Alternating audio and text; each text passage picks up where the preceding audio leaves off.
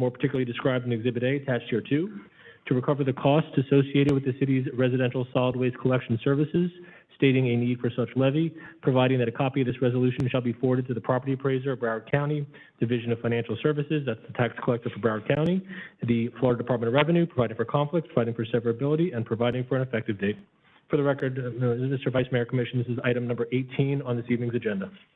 And Mr. Vice Mayor, if I could be recognized. Thank you, Mr. Attorney. Yes, Commissioner Schwartz, if you want to make a statement before we hear the public. Sure, thank you so much. Good evening, everyone. This item was first brought to the Commission in September of last year.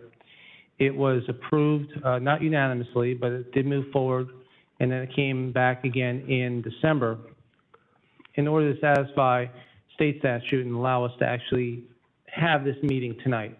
If it wasn't for the action taken in December, we wouldn't have this public hearing. In December, we went ahead and moved it forward. Again, it was not unanimous. The item was advertised for 4 consecutive weeks, and now here we are today to discuss what the future of billing may look like in Pembroke Pines with respect to trash collection. Please note that only 38,000 single-family homes are a part of this process. Who's not included? The condos, Century Village, Hollybrook, Colony Point, and Park Place. The reason why they're not included, along with other townhouse communities that are considered condominium associations, is because the city does not have a closed franchise. The majority of the commission decided when we went out to bid for waste services and the last go-around over last summer that the condos were going to remain free agents. As a result of that, you have different communities in the condo sector that actually are paying different prices for the same service. The 38,000 accounts that are a part of this public hearing tonight is not the last stop. As explained in September, as explained again in December, and again this evening, this is essentially a tool in the toolbox that the City Commission under state statute is considering. If this item were to pass this evening, this does not mean that there's going to be an assessment on your trim notice this year. In fact, there is additional work that has to be done by state statute. There has to be ordinances that would have to be passed. The item would have to be considered by the Commission in June to be placed on the trim notice, just like our fire assessment fee is done on an annual basis. Come September, during the budget hearing, that's when it becomes official on whether or not the Commission would place an item on your trim notice for collection. Now, for the purposes of tonight, there is an item number 18 on the agenda, which the Commission is going to decide whether or not we're going to move forward. Part of the presentation that needs to be made prior to the members of the public speaking is there's been some misinformation out on social media that really needs to be addressed. And the misinformation that went out, quite frankly, is very disappointing in ways, considering that some of it came from the dais. Now, I received a total, and I can't speak for the rest of my colleagues, but I received a total of 7 emails since the agenda was published last Wednesday. I've spoken with 4 out of the 7. I spoke to another individual who just called me directly. So that's a total of 8. None of those residents live on the east side of the city. They don't live in Vice Mayor Good's District 1. They don't live in my area of District 2. I want to step further, and I spoke to the executive assistant for the commission and the executive assistant for the mayor. No calls were made to either voice mailbox, and no emails came in outside of the 7 that I had mentioned.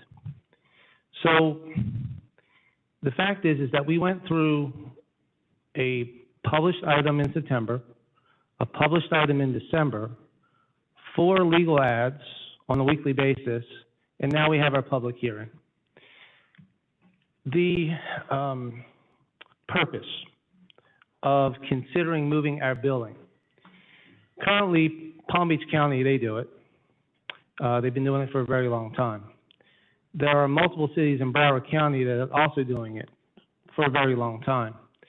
Currently, the vice mayor is sitting on a very important work group for the county. We have an inherent waste disposal problem here in Broward County. Inherent. We have a significant concern with respect to recycling, countywide. We also have a concern here locally about the level of service that you've been receiving. And part of the, I believe, some of the concern is why should we pay more given the service that we're receiving? So the commission, again, not by majority vote, it was by majority, not by unanimous vote, approved the Waste Pro contract. And a part of that contract was significantly different from the way that we were doing business since 2013. Holding the vendor accountable is included now in the contract. So if a service isn't picked up, they could be financially penalized for each individual house not collected upon. What we've seen since January 2nd with the transition is 2 things. Historically, the first pickup after Christmas is always a difficult one because people put out Christmas trees, they put out all the holiday stuff that you get. There's just more volume. I mean, it happens in my home, I'm sure it happens in yours. But since then, the service levels have been remarkably improved. I didn't say perfect, but remarkably improved. Some of the issues that this item is going to solve, and don't take my word for it, I'm going to ask our finance director to come down in a minute so I can ask a series of questions. It's to resolve some of the renter issues that we have. Those who skip town, the Airbnbs who don't pay, and property owners who just don't want to pay the bill. So we have a default rate that has to be collected. The city of Pembroke Pines is going to be in a better position of leverage to be able to collect those dollars. If we continue to go down the path that we're going in my opinion, we send it to a collection agency, we collect 10 cents on the dollar, and there's a lot of administrative costs that just, quite frankly, it doesn't make any sense. In order for us to get better, we have to change. So if I can have Director Chung come down, and Vice Mayor, I just have just a half dozen questions or so to ask her to clarify some of the questions I received via email, some of the concerns I received on the phone. And Director Chung has been our finance director now for 7 years, and she's doing one heck of a job. Good evening, Ms. Chung, how are you? Good evening, Commissioners. Mayor, Commissioners. Yes, please. Point of information, Commissioner Castillo. I'm simply inquiring. I know that there was an opening statement granted to the Commissioner, but are we getting into item 18? Should we call item 18, or are we going to have a public hearing and let the public speak, or how do you wish to proceed? I agree with you that we are probably getting close to getting into 18, but I do recognize that there's probably some public that want to speak, so I'd like for them to possibly hear some of this information first before they speak. And then we'll all have a chance to speak? Well, I would like them to just move to the public and then move to 18. So we won't be able to speak as well? No, sir. Okay. Thank you. Ms. Chung, good evening. Good evening, Lisa Chung, Finance Director. The city of Pembroke Pines, the 38,000 accounts collect roughly between $10 and $11 million annually, correct? Correct, about 12 million. Okay, and if this billing were to be collected all up front, it would be your intent to invest on a short-term interest rate, that money where the city would benefit some dollars. Is that correct? That's correct. And the Broward County property appraiser charges the city in order to place these items on the trim notice. Is that correct? Yes, sir. And there's a cost to that, is that correct? There's a cost to that, yes. So the interest that we would receive offsets what the property appraiser will cost, and we're actually a little bit ahead, is that correct? Yes, based on the estimates that we think are conservative, we would have enough interest just to cover those fees. Okay. And basically, the roughly $25 a month that the 38,000 residents are collecting, it's $300 a year, right? 25 times 12, roughly 300 bucks? Roughly. Yes, sir. So you get a 4% discount in November when you pay your taxes early, is that correct? That's correct. And you calculated what that cost would be to the city moving forward with that? I calculated I added it to the cost and factored it into the rates. Right, so with the rate going up, in order to offset the 4%, those who pay in November pay exactly the same $300, roughly? Yes, that's correct. There's no additional cost? Yes, sir. And there's no additional administrative cost then, if this has also been captured, correct? No, just a small work for me to make the calculation, but that's it. Okay. I'm wrapping this up. You're in charge of budget planning, is that correct? Yes, sir. And you start that budget planning right after we pass the last one, correct? Just about. We're just about right, the next starting day. now. Right. So there's no plans in place to place any billing right now for this upcoming year, is that correct? That's correct. And there hasn't been any discussions with this commission to direct the city manager to do such, is that correct? That is correct. So this tool in the toolbox is essentially more than a year away, is that correct? Yes, we'll start the process now, and you'll adopt, like you said, in June or July, the rate if we move forward, but it doesn't get finalized until September. Right, so we're in February, so it's greater than a year and a half from now before there would be any type of financial change to billing and how the residents pay, is that correct? That's correct. If we move forward, they'll see, they'll get the trim notice in November, and then they'll have that option to pay. Fantastic. Vice Mayor, that's all I have. Thank you, Ms. Chong. Thank you, Commissioner Schwartz. Thank you, Ms. Chong. So now I'd like to call up the public to speak on this item. Is there anybody in the public who would like to speak to this item, in this public hearing? Please come forward, state your name. Vice Mayor, if I may, I did receive some requests to speak on these items as well, on this item. Okay, very good. We'll take. Good evening. My name is George Corin. I live at 6751 Southwest 11th Street here in Pines Village. And my thoughts on this procedure, I feel that it's going to be an inconvenience on people that are on fixed incomes, that have been used to doing month-to-month type of billing. And there's, with the situation there like it is now, a lot of people are hurting for other reasons.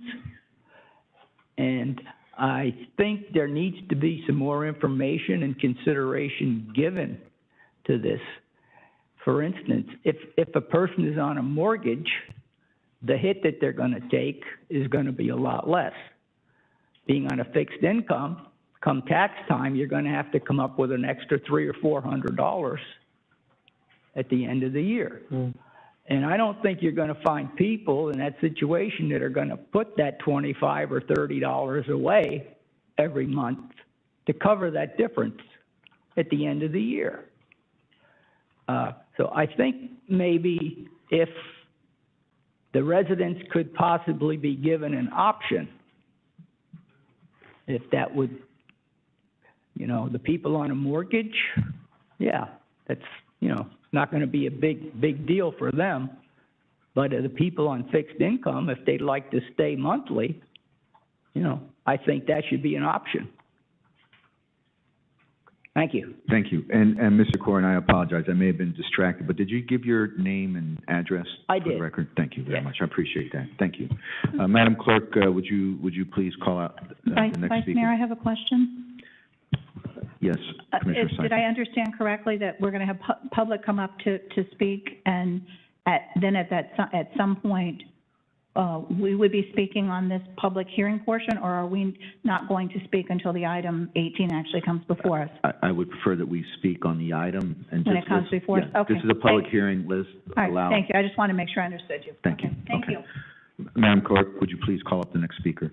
Thank you, Vice Mayor. Alberto Salvi requested to speak on the item.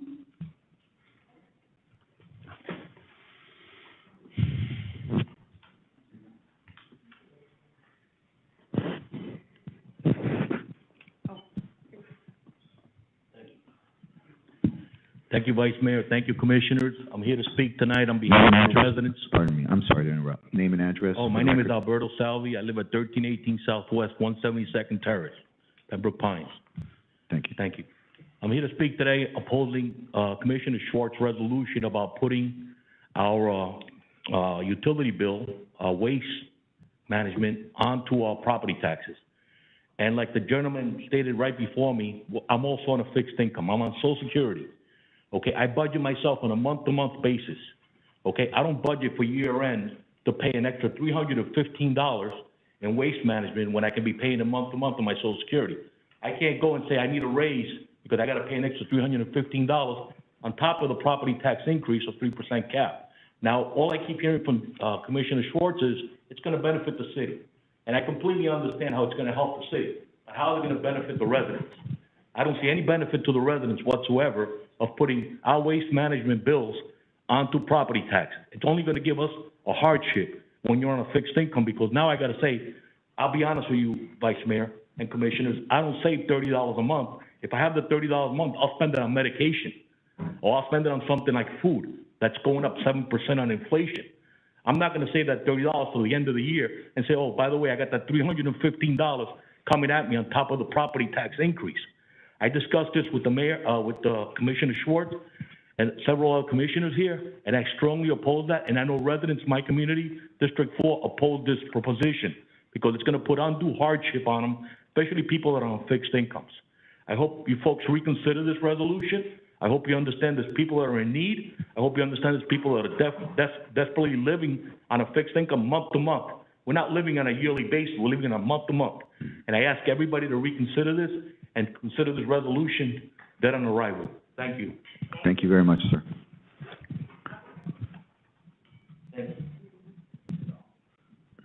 Madam Clerk, would you read the next speaker, please? Mr. Scott Barnett.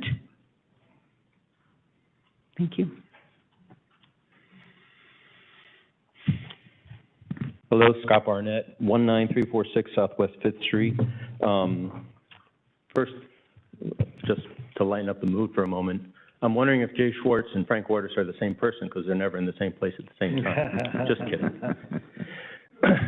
In regards to this resolution, you know, I have a couple points to make.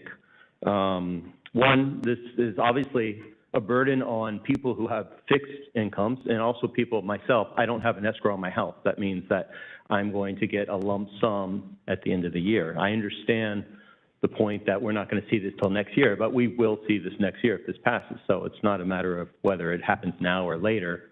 You know, people like the fact that they can, you know, have monthly billing.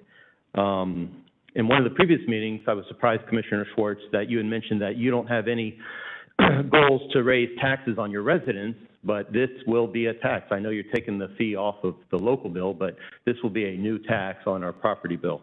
And it's my understanding it's not tax deductible as an ad valorem tax. I don't know if that's correct. Not ad valorem. So also I saw the details on the previous that a lot of this has to do with people defaulting on their bills, and I saw that the default rate, maybe I'm wrong, but said only about 2%. And I think you're going to have default no matter where the bill is, whether it's on the county or whether it's on the city. So I think you're going to deal with that. I wanted to address Commissioner Seifel. In one of the last meetings, you had addressed some of the concerns with issues of home rules that we're dealing with at the state level. I'm concerned about if we start putting services, billing services on the county rolls, you know, that starts putting control in the county's hands, okay? And, you know, that could, from my understanding, could lead to, if like Palm Beach County, if that leads to more of those bills on the county rolls, a district could be developed just for trash, which would be an even greater cost, and that's the last thing that we need right now. So why are we encouraging that? Plus, I'm on the Budget Oversight Committee with Pembroke Pines. I've met with the accounting team. They do an incredible job. From what I've seen, this city is a robust city, second largest city in Broward County. They do an incredible job. Why should we shirk those responsibilities? We're paying the city to take care of these issues for us. So why should we put those, you know, responsibilities with the county?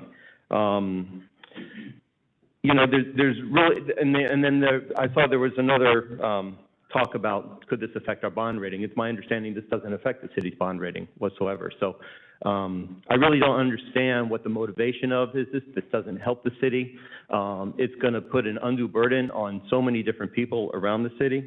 And there really doesn't seem a solid reason, motivation to do this. There seems to be no positive for this. So, and I hope also, I would appreciate if this item could be brought up after the public hearing. I know you move items up, if you can move it up so that we could hear the conclusion on it. Thank you. Thank you, Mr. Barnett. Very much appreciate your input. Madam Clerk, are there other speakers that signed up? No other speakers signed up, Mayor, Vice Mayor. So I will ask the public one more time, is there anybody else who would like to speak to this item? Okay, hearing none. Vice Mayor, however, I do have a request to read an email into the record. Very well. Madam Clerk, would you please read the written request into the record? This request comes from Susan Snyder. Dear Mayor Ortiz, Manager Dodge, and Commissioners, I'm Susan Snyder, and I live at 730 Southwest 191 Avenue, Pembroke Pines, Florida, 33029. We have a refuse problem. It is not new. You are old enough to know the fight that occurred in mid and late 20th century to get everyone to recycle refuse and generally care for the environment. The current return to non-recycling is a travesty. If people are not complying, you need an information campaign. You need not to negate the program. If the system is broken, fix it. If politics are in the way, find a way around them.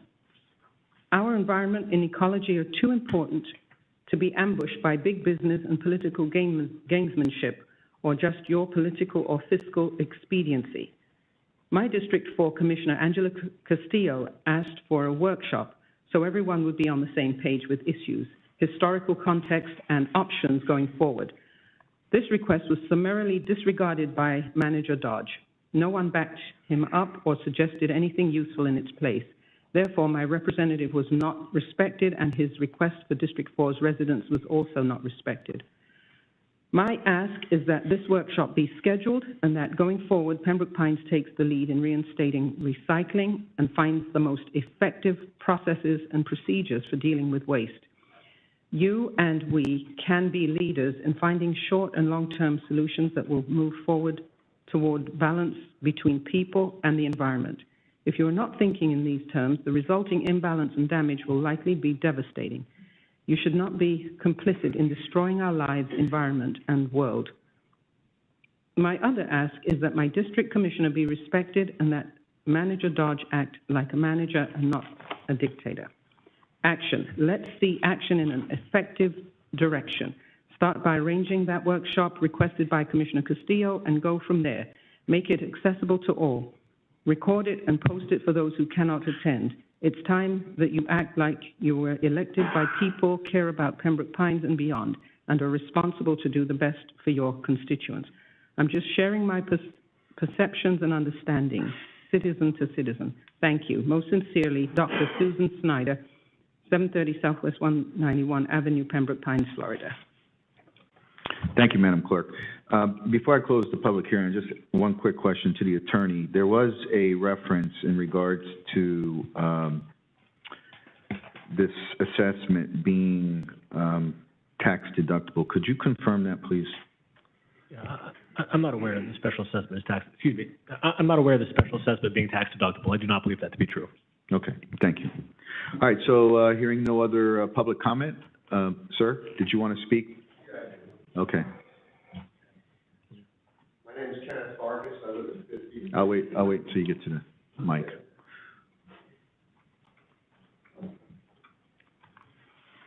My name is Kenneth Farkas. I live at 5331 Southwest 199th Avenue. I just became aware of this bill, or whatever you call it, in the last couple of days and came here to find out more about it. And being in real estate, it appears to me that what we're really doing here is passing along the ability to collect this from the city to the county, so therefore we're washing our hands, because property taxes allow you to foreclose on properties. Just so we understand that. What you're doing as a service, I don't think allows you to take those kind of actions. But the minute you put this in the hand of the property appraiser's office, you allow them to sell a tax bill for unpaid taxes. And the people that are your residents that are complaining about fixed incomes could literally lose their homes if they don't have the money to pay this. And I don't know if that's the intent of it. Now, I understand there's delinquency by hearing what you said today, so I only ask you to balance the number of people in your community about a percentage that are on fixed incomes against the number of people that are delinquent to see how many people you're going to hurt if you make this change. I mean, again, didn't know it until my neighbor brought it to my attention. It was kind of a shame because we're not getting information from, at least where I'm at, about these things, but that's really what you're doing. I mean, I don't know if you're saying it this much, but a property appraiser allows you to foreclose on somebody's house for the most minor for $300. These people will lose their houses. That's what you want to do. I mean, it does absolve you, because when they come to you and say, listen, I can't pay my bill, it's out of our hands. It's with the property appraiser's office. I'm sorry, go talk to Marty. I can't do anything for you. We'd love to help you, but we can't. Well, this is a chance you can. So I'd ask you, before you pass something that's going to affect everybody, at least use the statistics that you have available to you to find out how many of your residents are delinquent, which you know, which is available to you, versus how many of your residents are going to be impacted because they're on fixed incomes, and balance it. And see because you're just going to take people that are being hurt and hurt them more, if that's the indication. I don't think that's what you intend to do. So that's all. Thank you very much for your time, and have a good evening. Thank you for coming in tonight, Ms. Farkas. All right, so I close this public hearing. Mr. Vice Mayor? The gavel has dropped. Mr. Vice Mayor? Yes. I'd like to ask if we could, I know you have several presentations to do, but if we could move item 18 to before the consent agenda so that our residents can. Sure. So you know, yes, the item will be moved up much further. I'd just like to dispense some of the other items. Yes. And absolutely, we'll take. Thank you very much. Thank you. All right, public hearing is closed, so can we go ahead and call the regular meeting to order? Roll call, Madam Clerk. Commissioner Castillo? Here. Vice Mayor Good? Here. Commissioner Schwartz? Here. Commissioner Seipel? I'm here. Mayor Ordus? Here. City Manager Dodge? Here. Assistant City Attorney Horowitz? Here. We have a quorum. Thank you, Madam Clerk. If we can all do the Pledge of Allegiance, and our Madam Clerk will lead the pledge.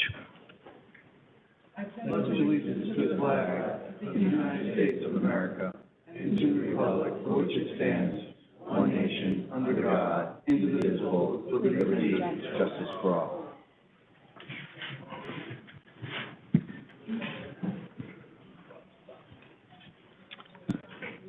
So I'd like to ask us to take a moment to bow our heads. We have lost a very important person this past week. Her name was Lenore Perry. She was very dear to someone we all know, who is Rosalie LeBate. Lenore was a very quiet but very forceful person within the Hollybrook community. She was a silent leader. She was very, very loved. You know, she was one of those people who was very smart, very witty, and in unexpected times of hard times, she would bring a smile to your face. And so I'd like for us to give a moment of silence for Miss Lenore Perry, please. Thank you.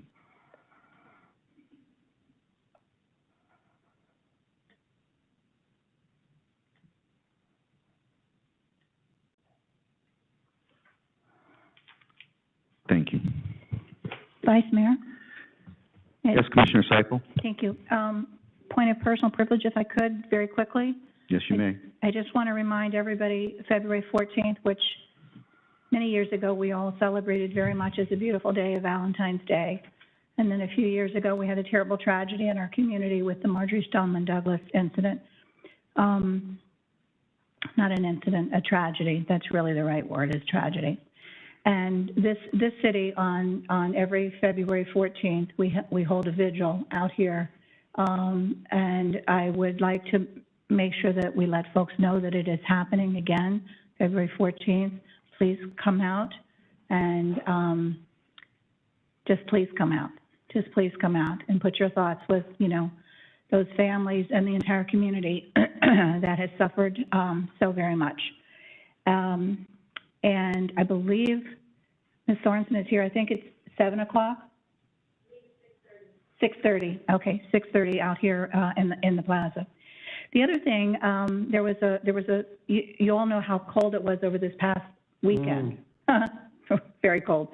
There was a softball tournament at Brian Piccolo, and it was the Nico softball tournament, and it has been going on for a number of years, and it is in honor of Nico Paris, who was one of our firefighters' very young son who passed away from a brain cancer.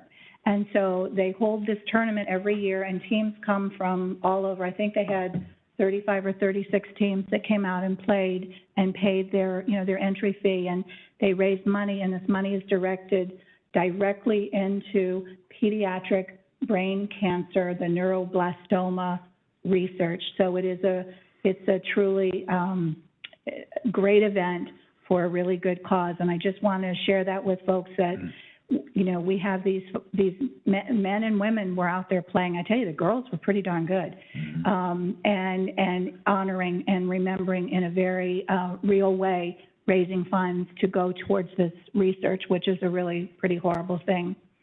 And then lastly, if I could, this coming Saturday, February 5th, again, right out here in our plaza, we're having our kindness initiative. Remember that we've had them in the past. We called them peace something before, and now it's this kindness initiative, and that's this coming Saturday, the 5th, right here at City Center at 11 a.m. And it's all about, you know, peace and love and kindness and respect and anti-bullying and all of those good things that we try to teach our kids, and we try to live as an example. So, Vice Mayor, thank you for giving me the opportunity. Thank you, Commissioner Seipel. So we can move on into presentation. So we're going to announce the winner of the 2022 Florida Prepaid Scholarship Raffle, sponsored by the Pembroke Pines Charter School Foundation.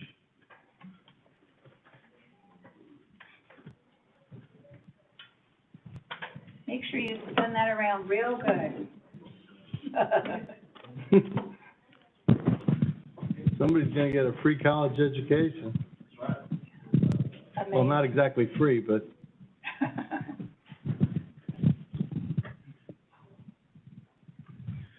All right. Can you hear me? Yes. All right, so here we go. Spin round and round. Wait. Oh, I can't lick my fingers.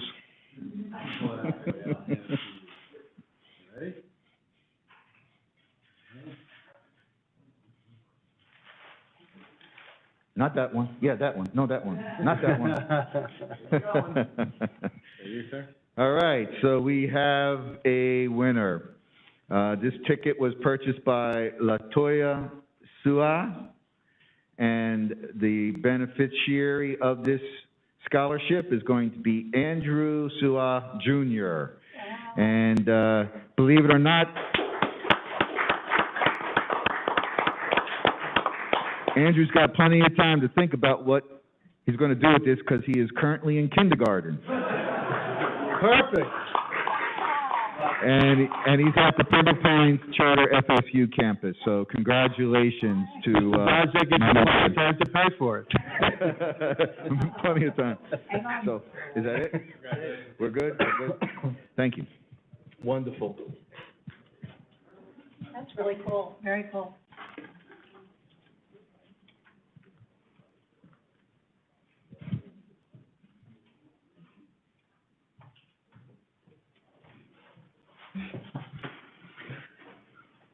All right, so next we have a presentation by the Florida Atlantic University regarding the redistricting options for the City Commission election districts. So, Mr. City Manager? We have our representative here from FSU. I'm sorry. Sorry about that. We might as well just say UF. Who will be making the presentation for you this evening. Thank you, Mr. Manager. Mike Sam, Director of Planning and Economic Development, Vice Mayor, City Commissioners, City Manager, City Attorney. Tonight we have with us Mr. James Gamet Clark from Florida Atlantic University. He will be presenting the redistricting map options for the Commission. As you all know, Mr. Gamet Clark was here back in October. He presented the options to you. We held a public workshop or public meeting where the Commission was in the audience back in December. And then tonight, he'll be doing the other presentation when we came before you before we asked for these series of presentations, so we had opportunity for the public. He'll give you the presentation, and then later on in tonight's agenda, we have possible first reading of the ordinance. So, Mr. Vice Mayor, I'm going to turn it over to Mr. Clark, who'll take care of the presentation. Thank you, Mr. Clark.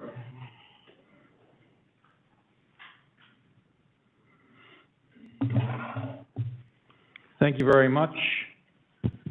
Thank you for having me back. It's a great honor and privilege to be here. Thank you, residents. My name is James Gamet Clark, and I'm from Florida Atlantic University. And this evening, I'm here to present the redistricting alternatives for the City of Pembroke Pines Commission districts. Very quickly, let's go through the agenda for this evening. We'll touch on the city charter as it pertains to redistricting. We'll talk about the data that we've used as part of this project. We'll then talk about the redistricting parameters that have gone into this effort. We'll talk briefly about the existing districts and where they stand in terms of their demographics. We'll then get into the meat of this evening's presentation where we discuss the map alternatives that we prepared for you. Then we'll finish up with a summary, touch on the timeline that Mr. Stam was just talking about, and then discuss the next steps. So again, my name is James Gamet Clark, and I'm with the Department of Geosciences with FAU, and I'm part of a team. Also members of that team are Dr. Barassa, who's the chair of the Urban and Regional Planning Department at FAU, and my mentor, Dr. Schultz, who's also with the Department of Geosciences. So if I may, I'd like to read to you that part of the city charter that pertains to redistricting. It reads, following the decennial census in 2010 and every 10 years thereafter, or sooner if it is determined by the Commission that districts shall have become unbalanced due to population shifts, the City Commission shall contract with an accredited four-year college or university located within the state of Florida for the purposes of identifying and designating the 4 election districts within the City of Pembroke Pines. The City Commission shall adopt the redistricting plan as designated, provided that the plan incorporates the principles of non-discrimination and fairness.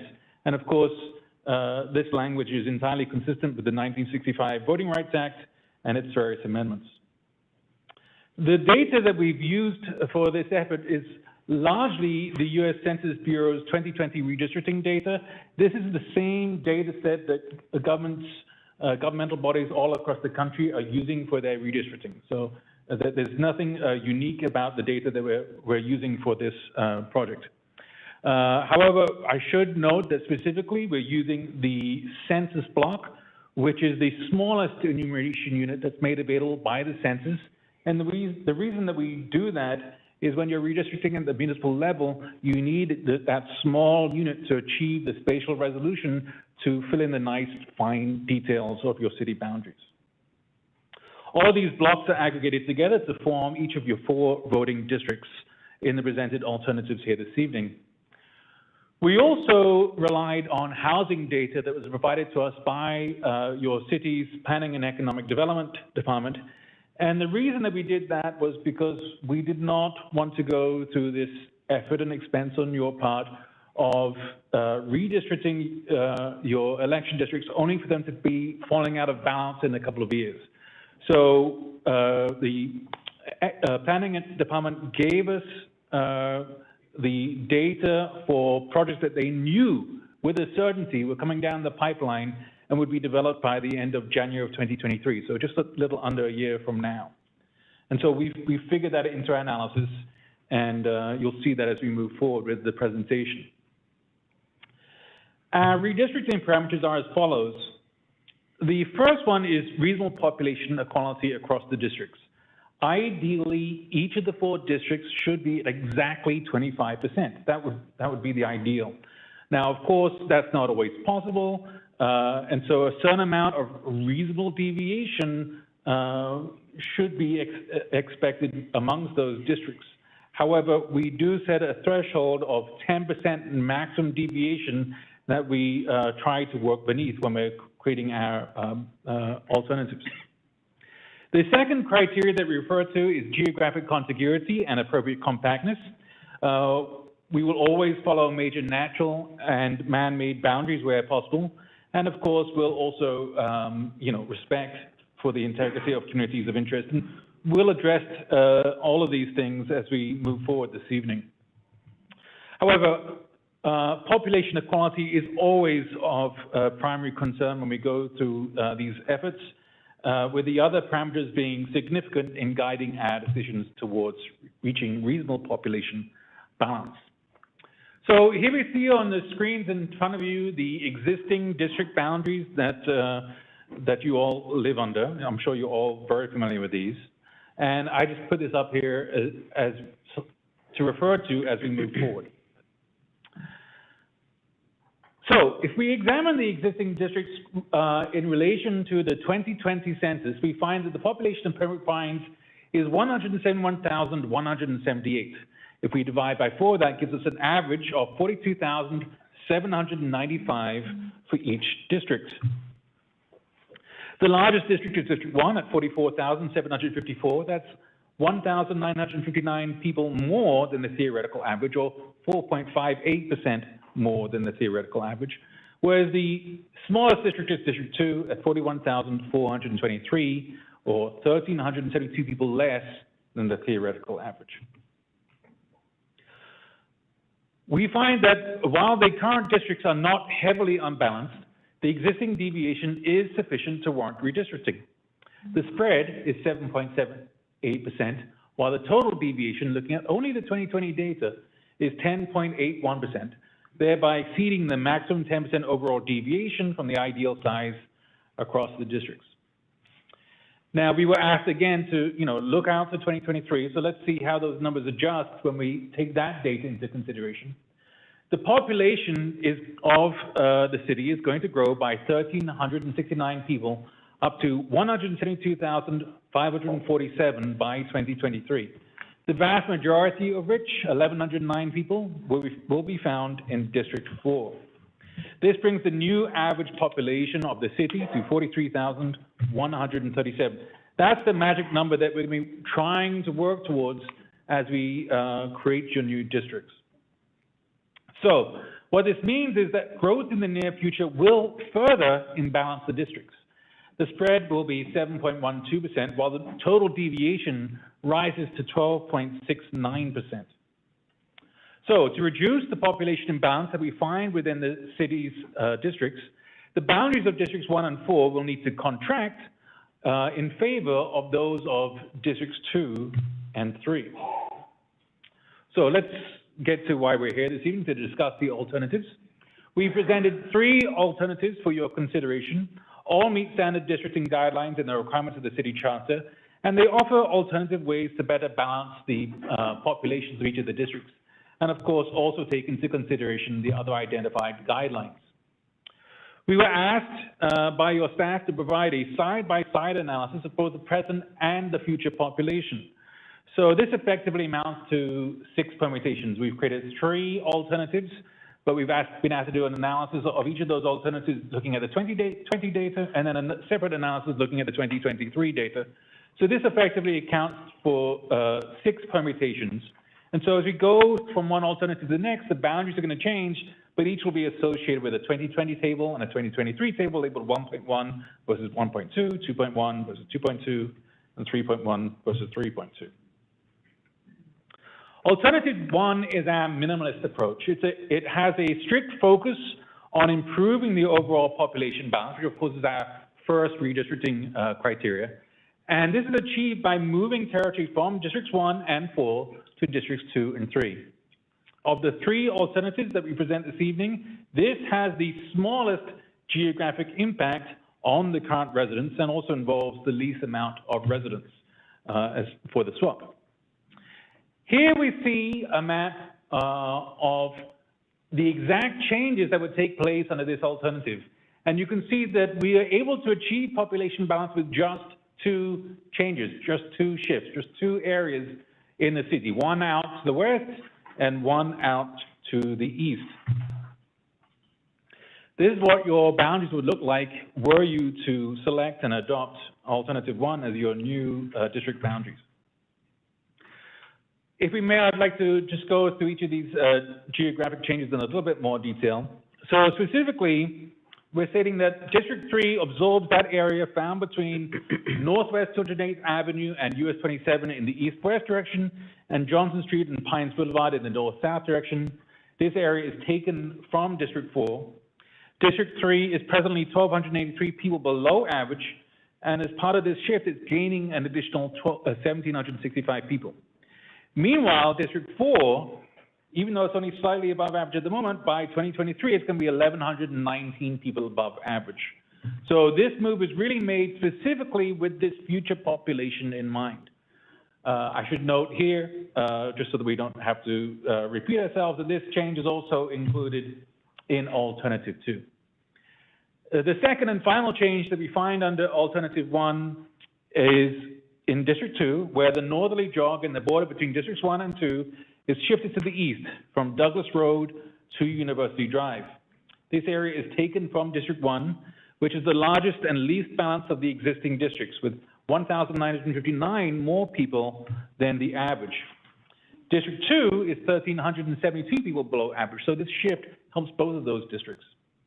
The swap granted an additional 1,758 people. It's central to all our efforts, and so this shift is included in all three alternatives. So if we look at the 2020 data, that is permutation 1.1, the alternative 1 with the 2020 data, the overall deviation is much improved under alternative 1. It falls from 10.81% to 6.6%. That's an average of 1.65%, and a spread of 5.23%. Now, the only reason that it's this high, even though that's actually a pretty good number, is because, again, District 4 has been drawn to account for this future growth. And so if we look at that last line on the table, for the District 4 line, you see that its deviation is negative 3.3%. That number is going to come up again and again and again, so pay attention. So jumping forward to 2023, District 4's deviation improves again from that negative 3.3 number down to negative 1.5. And of course, that helps with the total deviation. It's now just 3.65% with an average of 0.91 and a spread of 2.62. It's worth noting that of all the alternatives, this particular permutation represents the most balanced of all of them. Alternative 2, on the other hand, seeks improved geographic compactness in addition to improved population balance. So it builds off the changes that we just discussed in Alternative 1. In other words, both of those changes that we just went through are included in Alternative 2. But the goal here is to improve compactness by making the boundaries between District 2 and 3 as straight as possible.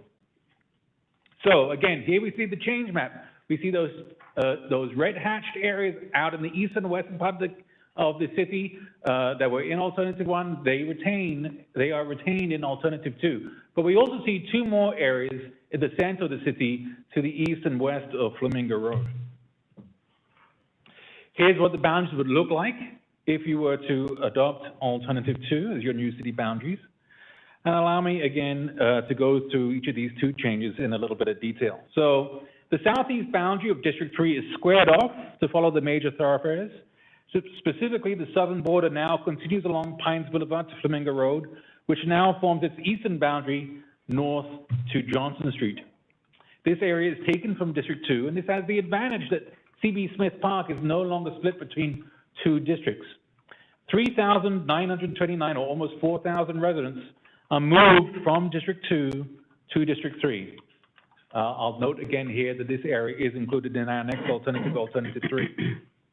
Now, again, we're trying to make the boundaries between District 2 and District 3 straight. We're trying to get to follow Flamingo Road ideally, and so we're trying to swap the true protrusions where District 3 is protruding east and District 2 is protruding west. So ideally, the eastern protrusion would be something close to this 4,000 number, the 3,929. What we find is that it's actually not. It's actually 6,335. So there are too many people in this area that protrudes to the east of Flamingo Road to make a straight swap. So what we have to do instead is only take those eastern neighbors, those neighbors that are already contiguous with District 2, we can only move those areas into District 2. So specifically, these neighborhoods are Pier Point East, Colony Point, Villa Lakes, Gardens at Pembroke Lakes, and Pembroke Lakes. The waterways is used as the border between these two districts, and this swap moves 3,230 people into District 2. So let's see how those numbers work out. The overall deviation is still improved over the existing districts when we look at the 2020 data. It falls from 10.81% to 8.06%, with an average of 2.02% and a spread of 6.86.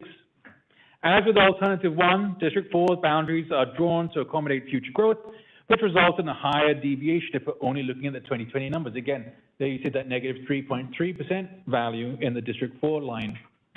So if we jump to the 2023 data, you would expect those numbers to come down, and they do. The total deviation falls to 5.48% with an average of 1.37 and a spread of 4.24. So Alternative 2 both improves the compactness of the city's commission districts and offers good population balance both now and into the near future. Finally, we move on to Alternative 3, and when we were talking about Alternative 2, it addressed both the compactness and population balance issues, but it moved the condominium community Colony Point out of District 3 and into District 2. Presently, each of the four districts includes one of the four major condominium communities. Hollybrook District 1, Park Place is in District 2, Colony Point is District 3, and Century Village is in District 4. And we were notified that in past redistricting efforts, this became an issue. So to maintain this status, Alternative 3 builds off Alternative 2 and returns Colony Point and its 899 residents to District 3. This creates imbalance. Addressing this requires that District 3 gives up population elsewhere, and we achieve this by restoring the boundaries of District 4 to their current form. So here we see the change map. Again, we look at those red hatching areas, and conspicuously absent is that red hatching from the western part of the city because District 4 is, again, restored to its current form. So we only have that eastern shift and the shift in the central part of the city. Here we see a map of what your boundaries would look like were you to adopt Alternative 3 as your new district boundaries. So let's wrap up by going through these geographic areas that are subject to Alternative 3. As in Alternative 2, the eastern neighborhoods north of Johnson Street and south of Taft Street are moved from District 3 to District 2. Specifically, again, Pier Point East, Villa Lakes, Gardens at Pembroke Lakes, and Pembroke Lakes. However, Colony Point under Alternative 3 is retained by District 3. Now, for the sake of compactness, the Pembroke Pines Mall is also moved to District 3 as part of this alternative. As a whole, this area accounts for 2,331 people being moved into District 2. And keep in mind, if you would, that again, this loss of Colony Point is offset by not moving that western area as we saw in Alternatives 1 and 2. So, looking at the 2020 data, overall deviation is certainly improved under Alternative 3, with a total deviation of 5.66%, an average of 1.42, and a spread of 4.37. District 4 is no longer drawn to accommodate that future growth, and so the overall deviation looks much better under the 2020 data than it does under the 2023 data. Here we see that District 4's overall deviation is 0.82%, but if we jump forward to 2023, it goes up to 2.59%, which is still very reasonable. So under the 2023 data, the total deviation is 6.65, with an average of 1.66 and a spread of 5.59. So population balance and compactness are achieved under this scenario, and we also see that the districts are able to maintain their relationship with their condominiums. So to summarize, all three alternatives serve to reestablish population balance among the four districts, both today and into the near future. Alternative 1 presents a minimalist option that focuses on improving overall population balance. Alternative 2 focuses on improving geographic compactness within the constraints of maintaining reasonable population balance. And Alternative 3 seeks to consider all the redistricting criteria: population balance, compactness, and maintaining the integrity of communities. We finish up here with a summary of all the deviations that we've just discussed. And you can see that we list not only the three alternatives, but also the existing districts. And you can see that regardless of whether you look at the 2020 data or the 2023 data, you can see that each of the three alternatives dramatically improve the population balance amongst your election districts. So again, for the public, if you weren't here previously, I completely understand if you weren't available at the time, but as Mr. Stam mentioned, on October 6th, we did have a meeting with you all where we presented these alternatives. And then on December 8th, we came back again and along with city staff held another public meeting regarding redistricting and with the goal of gathering public feedback. And of course, we're here this evening to present these map alternatives to you again. It's our hope that you'll be able to select one of the map options. And of course, we'll have first reading, and then we look forward to being back again in 2 weeks, hopefully for second reading and adoption. So the next steps, the commission will either select one of the three alternatives that we've prepared for you, or they'll vote to retain the current map. And as you know, the selected map must be adopted by 2 ordinances, first reading tonight, second reading in 2 weeks. And then, of course, ultimately, whichever map is selected will be transmitted to the Supervisor of Elections. And that's it. Thank you very much. I'll be happy to answer any questions you might have. Thank you, Mr. Clark. To my colleagues on the DS, if we could just kind of hold off our questions until the action item. Thank you very much. Thank you, sir. All right. City Clerk, are there any items to be pulled from the agenda? No items, Vice Mayor. Thank you. Are there any Commissioner Auditor reports, Mr. Manager? I am not aware of any. Very good, thank you. Any appeals of boards of adjustments? No appeals, Vice Mayor. Thank you. Items at the request of the public? No items at the request of the public, Vice Thank Mayor. you. Any announcement of board and committee appointments? No announcements. Thank you. Yes, I have 2. Sorry. Thank you, Mr. Vice Mayor. Commissioner Castillo. To the Citizens Budget Council, I'm very, very happy to appoint Mariella Valdez, who lives in District 2, and she is a senior program manager in finance. I had a wonderful conversation with her, and I think she'll do a great job on the committee. And her form is on file for anyone who wishes to see it. Also, Charles Rather, who lives in District 1, he is an attorney, a public interest attorney with a financial background, and likewise was very impressed with our discussion, and he's agreed to join the Citizens Budget Council, and I'm very thankful for his participation. Thank you, Vice Mayor. Thank you, Commissioner Castillo. All right, moving on to the consent items. Are there any pulls for the consent item? I have number 7, but I was wondering, Mr. Vice Mayor, if we could do number 18 out of order before we do consent. Commissioner Castillo, what I was going to do is just get the pulled items to the consent, and then I'll hold the pulled items and move 18 forward. Okay. So item number 7? Yes, for me. Okay.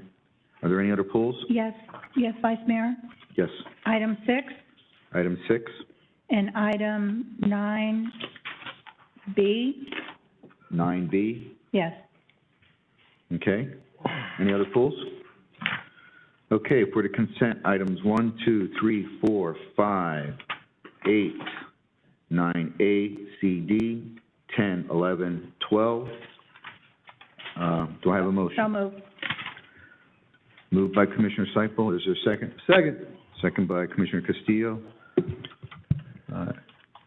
Any questions, discussions? No? All right, call the roll, please, Madam Clerk. Commissioner Seifel? Yes. Commissioner Castillo? Yes. Vice Mayor Good? Yes. Commissioner Schwartz? Yes. Mayor Ordus?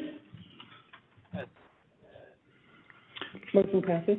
Okay, so we're going to take up item number 18, please. Mr.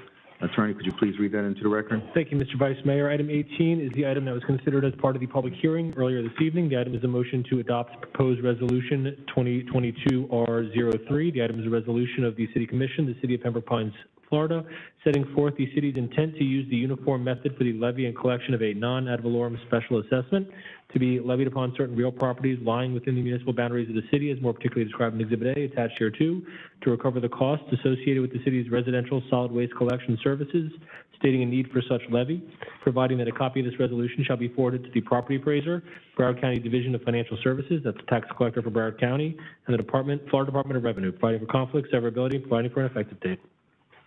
Thank you, Mr. Attorney. Is there a motion to approve? Move the item. Motion approved by, or moved by Commissioner Schwartz. Is there a second?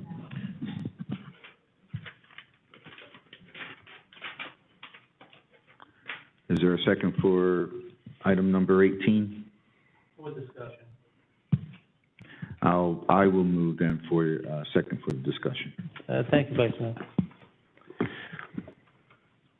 Yeah, Vice- I have a question. If I can, as the maker of the, moving the item, if I can have the floor. Commissioner Schwartz, and then Thank you. I got you next, Commissioner Castillo. Sure. Before I make my remarks, I was not at the last meeting for the purposes of protecting you all up here. I thought that there was exposure within my immediate circle, and I didn't feel it was appropriate to see city staff wearing masks and not having the dais doing the same out of respect. So I will take my mask off while I'm speaking, but then I'll put it back on. Now, with hope that we can do the same going forward. I want to thank the finance director and the city manager and our hauler, actually, for working for the last 9 months or so on this item. There has been, as I mentioned during the public hearing, 38,000 residents being impacted, and less than a dozen actually making their voices heard. That's got to change. That really does. We have an item later on this evening where your services are going to cost more than $12 a month if you choose to take it. I'd like to see that item be called out of order before everyone leaves, because I'd like to hear from the public who are here if they feel that they should be paying more for the same volume that they're currently producing. Certainly, the city manager and our hauler have been negotiating on this particular item in order to give residents actual rate relief. Despite what we heard in the public hearing, this is not a tax. If it was a tax, you can write it off. Can't write off the fire fee, that's an assessment. Certainly, I recognize that the timing of this may be a little off. However, Mayor Greg Ross of Cooper City called me because the Broward League of Cities is currently working on this proposal that I had mentioned that the Vice Mayor is a part of a work group. If this gets adopted, okay, the city is going to have a choice on whether or not we're joining the county or we're going to be free agents. So in my vision for this item, Vice Mayor, was frankly to get our residents engaged in what's about to come countywide. We certainly have to put our residents first. And if we can control our own billing, it's going to be one more layer more difficult for the county to get their hands on it. The cost to the resident is less. It's unfortunate that we don't have more people participating in this trash collection, because your bill would actually be lower, a lot lower, if we had 14,000 residents that I can think of in the southwest corner participating. If we had those who are on fixed incomes on the east side of the city not paying a different rate, paying a higher rate than the same income strap folks out west. If we are going to be a city, we have to be a city of one. The city manager in the bids last summer wanted to demonstrate to our condo associations that the city could actually negotiate a better deal for them. We didn't have the votes up here to let them do that. And not everything that we do up here is popular. I'm certainly not going to get an A+, an A, or maybe even a B on this one. But the effort to start the conversation is more important to me because now you're engaged. We need your support. We need your engagement. We need you to be here at the commission level. We need to hear your voices, irrespective if this passes or not. This tool is what the county is going to use when they resolve this recycling issue and where the garbage is going to go. It's going to hit our bills. And my concern is there's going to be some political action committee appointed by somebody not elected by the people making decisions on how much we are going to pay. Right now, the disposal rates that we're paying, the cities around us are extremely worried that they're not going to get the deal that Pembroke Pines received. The collection of $120 a ton is very likely. We just reduced $85 a ton. We had an 86% increase proposed that was going to hit your pocketbook this past September. And the majority of us, not unanimously, but the majority of us said no. We're going to renegotiate with our current vendor, despite the service levels I had mentioned before. But we put in place an opportunity to hold that vendor accountable. So what we have now is we have a situation where we have certain trucks by Waste Pro that are mandated to have certain age, making sure there's no hydraulic leaks. But there's free agents out there that are destroying our roads. That's allowing garbage to blow out, and our current vendors being blamed for that, but that's not the case. We have GPS on all of our trucks. We have a contract manager overseeing the process. The concern on social media, especially the misinformation on Nextdoor, is quite vile in some cases because it's just not true. So what we try to do, at least the majority of us up here, is to let you know that sometimes bad choices, we have to pick one of them. And it's just not one of those things that, quite frankly, is an easy thing to do. The worst vote I ever took on this dais was giving the county 911. Absolutely, the worst decision I ever made. We gave that up. So when it comes to this item, I'm finishing here, sir. So if I'm looking at the county potentially getting their claw on how we are going to live, I don't like that option. I want to keep that option in our house. And hence the reason why I started 8, 9 months ago on this item as a tool in the toolbox.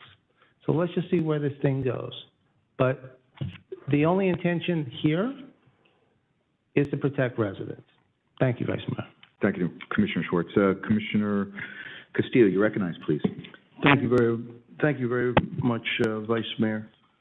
Whenever an item like this comes up, that we're looking to do something different, there has to be a standard and a test that is applied to it.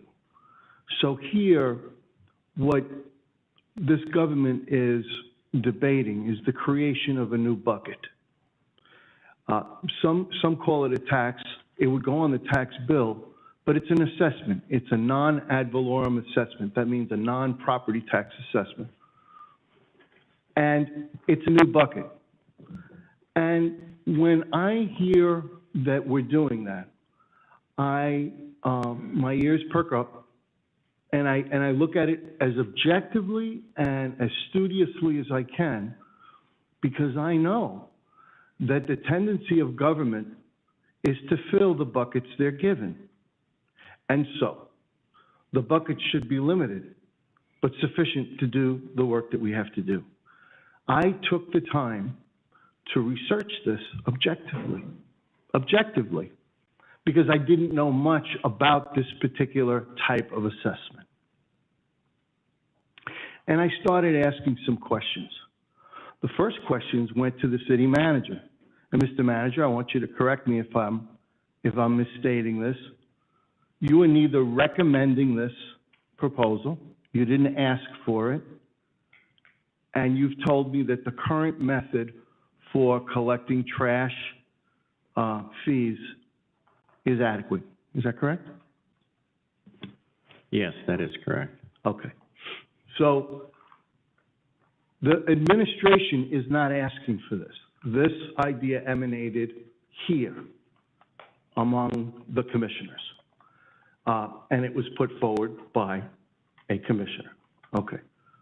Secondly, I have not heard any resident of Pembroke Pines ask for this. So the idea came strictly from this dais. So we start with that. The second question was, okay, let's say that we do this. And now I'm going to ask Ms. Chang, if you could draw near, please, because I found the questions that were asked of you, and I want to thank you for the responses that you gave, but I found the questions not complete. So I want to complete the thought in the fairness, in the fullness of the discussion. So, Mr. Chong, Finance Director. Thank you very much. Yes, sir. And thank you for everything that you and your staff do in the city. You do a great job. So if we were to put this onto the tax roll as an assessment, there would be additional fees. And you know what those fees are. Yes, we do. But tomorrow, those fees could change. They could go up. They could. But we don't charge any fees in the collection of our trash fee, because it goes along with the water bill, right? So. But there is a franchise and an admin fee that is in the rate, yes. But that's already in there. But that takes care of your staff. Correct. Yes. So you'd still need that money. Yes. And now we also pay for the county's admin. Yes, we do. Under the other. So there wouldn't be a savings on admin, there would be money added Correct. on admin. Okay. And those fees at the county can go up. They could. Conversely, we don't really make a lot of interest on liquid assets, right? This would have to be maintained liquid because we have to pay the bills, right? That's correct. What's your current interest earnings right now, more or less? Well, we're talking about fixed income. We're close to maybe 50 basis points to 75 basis points. Okay. 0.75%, basically. It's really not a lot of money. No, it's not. Okay. So it's not like this exchange or this arbitrage, as it were, between the two would add up to a heck of a lot. No, they wouldn't. But we did do a calculation, and I saw that we're calculation. close, very close in terms of the additional fees that they charge. At and present? interest. Yeah. Okay, so now let's talk about this 4% discount, because this was fascinating to me. So the county announces that, hey, you get a discount if you pay early, right? Yes. And it's about 4% less. Yes. But they have to build that in to their calculation, right? They know that about 85% or so of the people pay early. Well, I have to build that into my calculation. Well, I know you build it in. Yes. They're certainly pretty good at budgeting, so I'm pretty sure that they're building it in as well. Mhm. But if you pay after the early fee, you pay considerably more. You will pay more, yes, $12 more. Okay. So basically, the 15% are subsidizing the savings that the 85% get, right? Yes, there's a different way to probably word that. Right? Yes. So it's really, so even though it's billed, and I don't want to step on the toes of Broward County, but even though it's billed as a discount, it's really a late fee. It's a late fee that you have to consider, yes. Isn't it? Because you're expected to pay early in the abundance of common sense.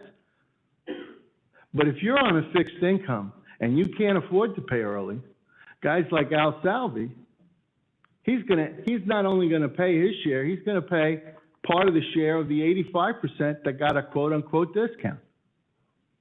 And in that sense, it's kind of regressive, right?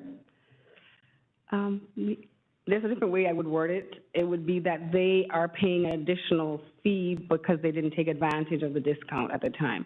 And that's why I respect you so much. Because you would say it that way, and I would say, he's paying the difference. But that's okay. I'm not going to debate that. You're doing very, very well. So the current fee that we're getting, the default rate is about 2% or so? Yes, 2.5%. Do you happen to know what the default rate is on property tax? I just know that we get at least 90% of our taxes by January. We do, I don't exactly know what the default rate is, but if they do go into default, there is the option that they will sell that property to foreclosure. So let's say somebody's having a financial hardship in Pembroke Pines, and they contact your office and they say, listen, I need a little bit more time to pay this trash bill or this water bill. Are we going to foreclose on their house? No, sir. Are we going to turn off their water? We will turn their water off if they don't pay their bills, yes. Right away? So I think there's time that they give them. Yeah, we give them some time. We work with them, right? If they say, I'm having a hardship, you're going to work with them a little bit? You're not going to make the house uninhabitable, are you? No. You're going to pick up the garbage? We'll pick up the garbage. You know why? Because that's the way a city should be. I don't want to foreclose on people because they're having a hardship. That's not the way I want to go. And the amount of money that's involved is just not there. Now, I could go on and on with this, but in order for us to create this new bucket, it has to pass the test, and it has to be a home run. You all should pay a lot less. We still need the same amount. Oh, that's the other thing, before I get to that. So, no matter what happens, the garbage company has to get paid, right? Yes, they do. So I actually called the garbage company up, and I asked them, hey, do you care how we collect the dollars that we pay you? And they say, nope, so long as you pay me on time. They don't really care. So they're not asking for it, and the residents aren't asking for it, and your office didn't ask for it, and the city manager's office didn't ask for it. Vice Mayor, you're on the Resource Recovery Board. What's it called now? The Solid Waste Working Group. The Solid Waste Working Group. Do you think that the timing is right, given the work of your group to create this assessment?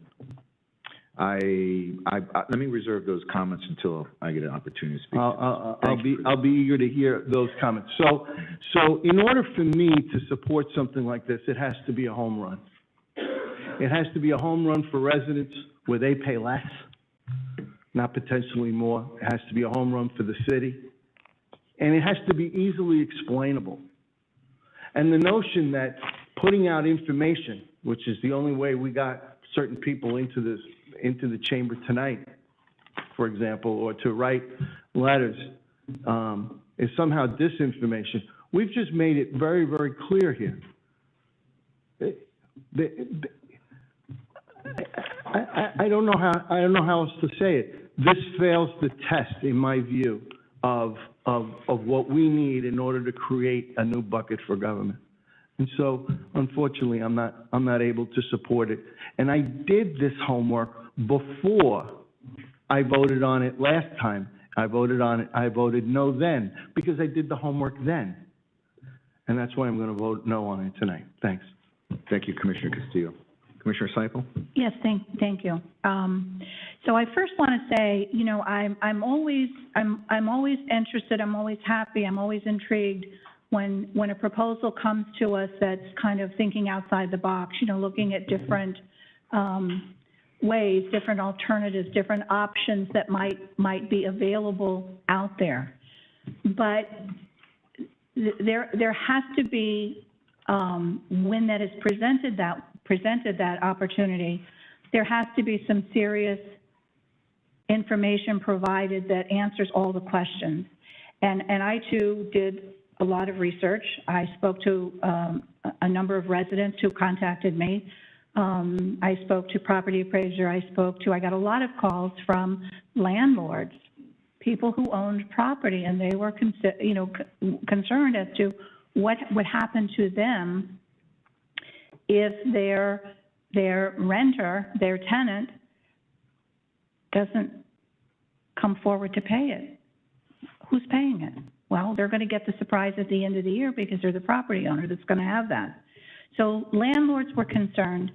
My question, City Attorney, is while this is a special assessment, if it's an unpaid special assessment, does it get handled the same way as like a tax lien? Does it get sold out there as like, you know, a lien on the courthouse steps? Mr. Attorney? Yeah, thank you, Mr. Vice Mayor. To the Commissioner, the answer is it would be treated like a tax. It could be collectible as an unpaid tax. You don't get to pick and choose which taxes you pay and which taxes you don't pay. So, I'm sorry, so the normal process that would happen for any tax lien that's placed out there is it goes through the process. Investors come in, and the old, you know, saying was on the courthouse steps. I witnessed many of those things happening, that these investors come in and they buy these tax liens up, and sometimes they get their funds back right away. Sometimes it's an investment. They wait a while before they do it. But the problem with that is now that property owner person is now in a bad situation with the possibility of the next step being foreclosure, and for a $350, $349 bill, they run the risk now of not having their home anymore, of losing their home. The other part that I thought was kind of interesting was it was mentioned several times. Well, if I have a mortgage, or if I don't have a mortgage, and we're talking escrow and all that, how much, Ms. Chong, how much work do you think is going to be involved if, in fact, this should go through, with banks and everybody else now dealing with accounts, escrow accounts, mortgages, and all that? And are the banks going to eat the cost of that, or do you think that's then going to? I know it's just your opinion, but are they going to push that on to the you know, the person who's got the mortgage? I would certainly think that the bank's not going to want to eat anything, and it's going to be an extra cost to residents if, in fact, they're able to even get them to negotiate, because a lot of places aren't even renegotiating. They're telling you, sorry, we're not making enough money, and we're not even looking at rewriting or adding papers, and all of that's going to cost money to now this homeowner who's in this situation. Am I stating that correctly? I think what you're saying is it would go on their escrow statement, and maybe for this year, for the first year, they may have to put in additional amounts going forward, but it would be they would pay their, just as any other escrow. But to do that, there's paperwork that has to happen, because I used to have this agreement. Now I have this agreement. there's going to be a cost and a time factor into that happening, which again is another sort of an obligation being put on the homeowner through their bank, through their mortgage company, what have you, because that language is different now. Is that not correct, City Attorney? Mr. Attorney? Thank you, Vice Mayor, again, to the Commissioner. The answer is that is correct, and lenders from time to time will contact their borrowers to advise them that there's an escrow shortage and there's a need to adjust their monthly payment to make up for any offset or shortage in order to cover an increase in the annual escrow amount. Right, and so that's just if something wasn't calculated correctly, but now this is adding something different, which is a little bit different than just not being calculated correctly. This is a whole other agreement between the homeowner and their mortgage company or their bank, correct? Maybe necessary, yes. Okay. Again, I say, you know, I always appreciate thinking outside the box and trying to bring issues forward, but when they just don't have the backbone and don't really provide something that is of benefit, not to the city, although we do want to give benefit to the city when we can, but first and foremost, it has to be what are we giving benefit to our residents on, has to be our first foremost, what are we looking at? And I'm sorry, but I'm just not seeing anything that's good about this as it's being presented to us. So I don't think it's anything that I can support for the various reasons that I've mentioned tonight. Thank you. Thank you, Commissioner Seipel. So I want to say that I too appreciate the, you know, thinking of new ideas of how to manage the city, and I'll be honest with you, I'm not totally opposed to, you know, what's being presented.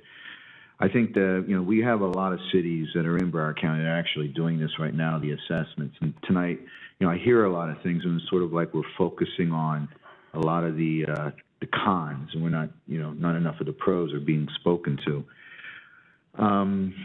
You know, we hear about hardships and things like that. That's a real issue. You know, I certainly am not interested in putting anybody into a hardship. But what are these other cities that are doing this assessment?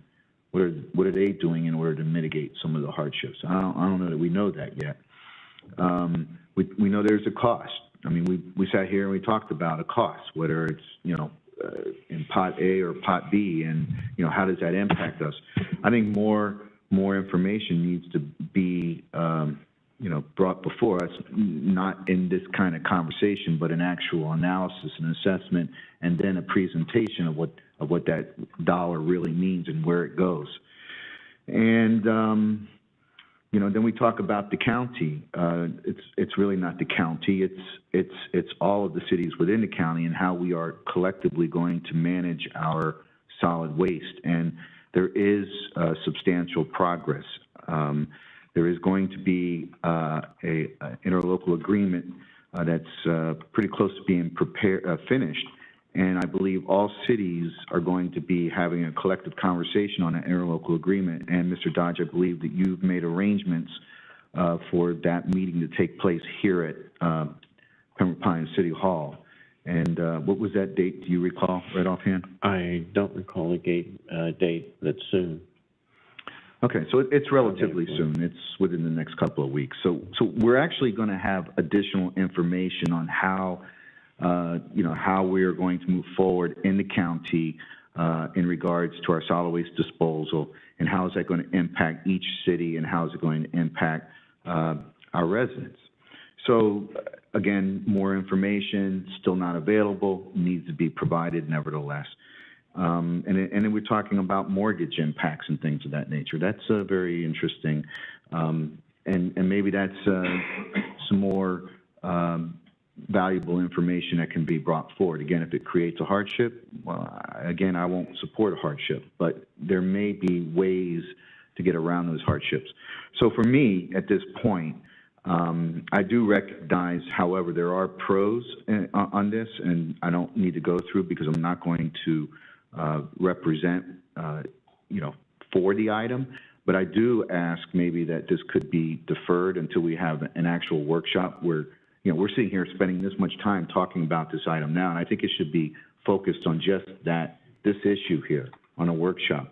So we're talking about a item that we already heard that it may take a year and a half before it has to be even anything being done. So why can't we just do a workshop, you know, after a couple of months, after some of this information is made available, after it's gathered, collected, and we can then re-represent it and talk about it, you know, with information, with good information and knowledge. But definitely tonight, though, I think is not the right time to do this. The city attorney, on deferral, this is something that you and I had discussed like months ago, about timing and the whole work group.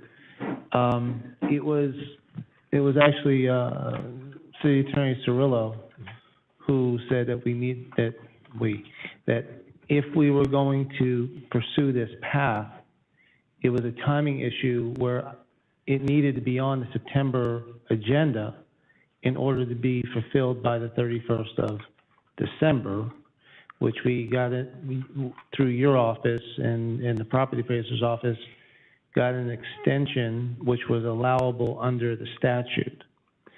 So with the vice mayor considering a deferral, I would rather vote it down tonight and start over again so that there wouldn't be any statutory challenges with respect to the timing of it. I think having a do-over, Vice Mayor, is not a bad thing to do, but it was pretty much the box that we were put in.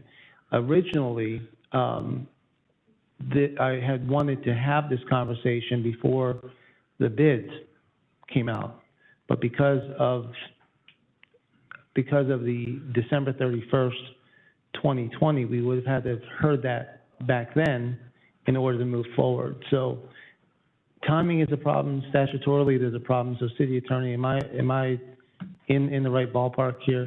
Yeah. Mr. Attorney? It should just be voted down tonight? Yeah, to Commissioner Schwartz, you're absolutely correct, and we did have this conversation. Under the statute, in order to adopt what's called an intent resolution, which is the item before you at the moment, would have needed to be adopted by December 31st of last year in order to take effect for this current year, for 2022. The statute does allow a mechanism for an extension, which your finance director coordinated with the property appraiser's office and the tax collector to get that extension. The deadline is March 1st. If this commission has an interest in imposing a solid waste assessment for the upcoming fiscal year, this item would need to be adopted prior to March 1st. You do have one additional meeting before that time if there was an intent to defer, again, for the next 2 weeks. Absent submitting an item to the property appraiser's office by the 1st of March, this item would not be eligible for consideration for the upcoming fiscal year. Thank you, Mr. Attorney. Mr. Mayor, are you still on the line, sir?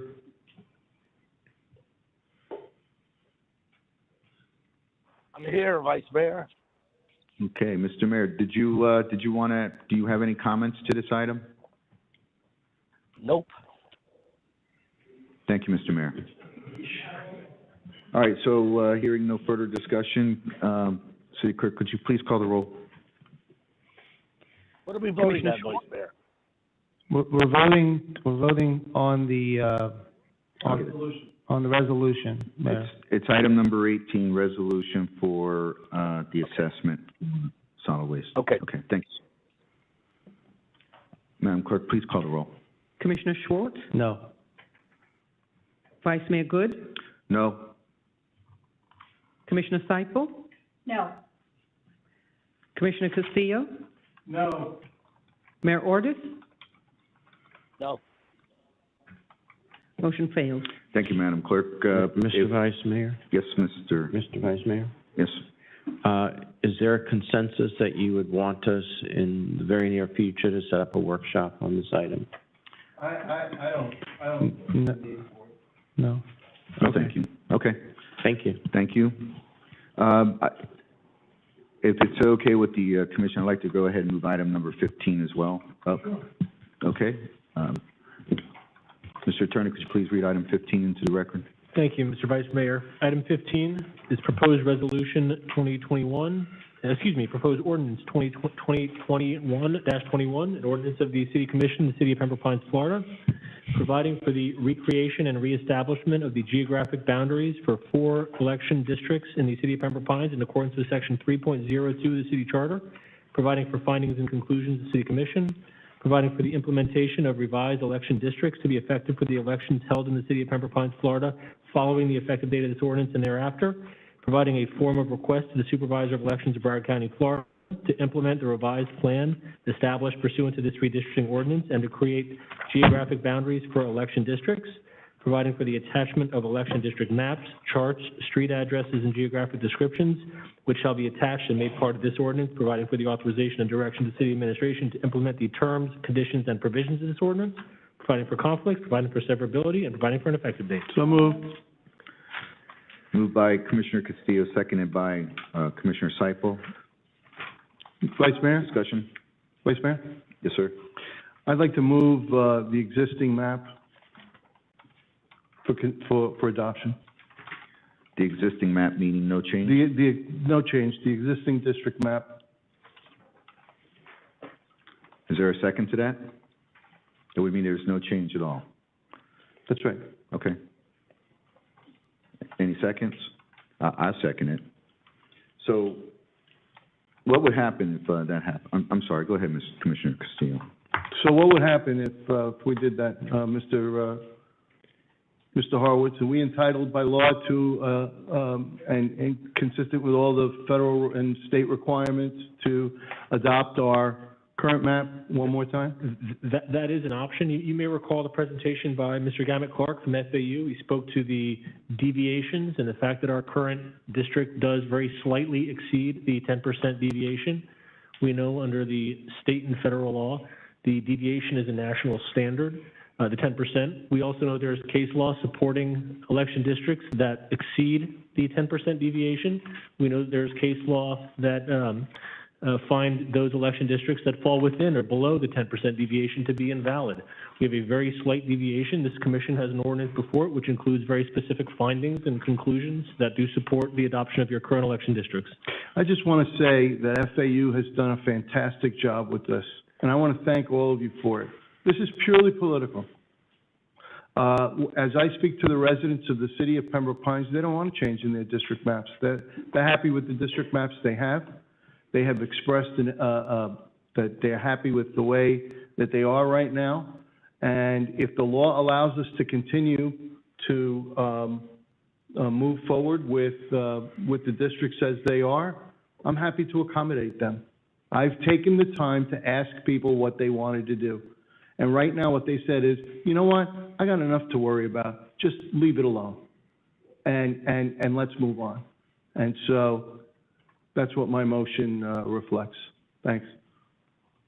Thank you, Commissioner Castillo. Commissioner Seifel, your light was on. Did you want to talk? I think Okay.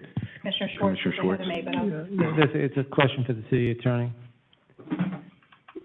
City attorney, you provided us a memo as far as the timing of having to make a decision. Whatever decision is made, it will impact the Supervisor of Elections, sending out voter registration cards for the August election. Is that correct? I believe that's correct. So is there a deadline provided by the supervisor on that? I don't believe the supervisor provided us with a hard, fast deadline, although I defer to Mr. Stam. He may have some additional information there. Mike Stam, Director of Planning and Economic Development. The Supervisor of Elections has provided documentation saying that all map changes or adoptions of maps should be in by March. When in March, Mr. Stam? I've seen two different dates with two different cities, so we have gone with the earlier of the two dates, which is March 1st. One city that I was working on with another project had March 31st, but everybody else has done early March. As you know, many cities are going through the redistricting efforts right now, hence why we advertised for first reading and second reading the way we did, to make sure that we had plenty of time to get our map changes into the supervisor's office. Mr. Vice Whatever Mayor, changes were discussed. If I may ask Mr. Stam a question. Sure.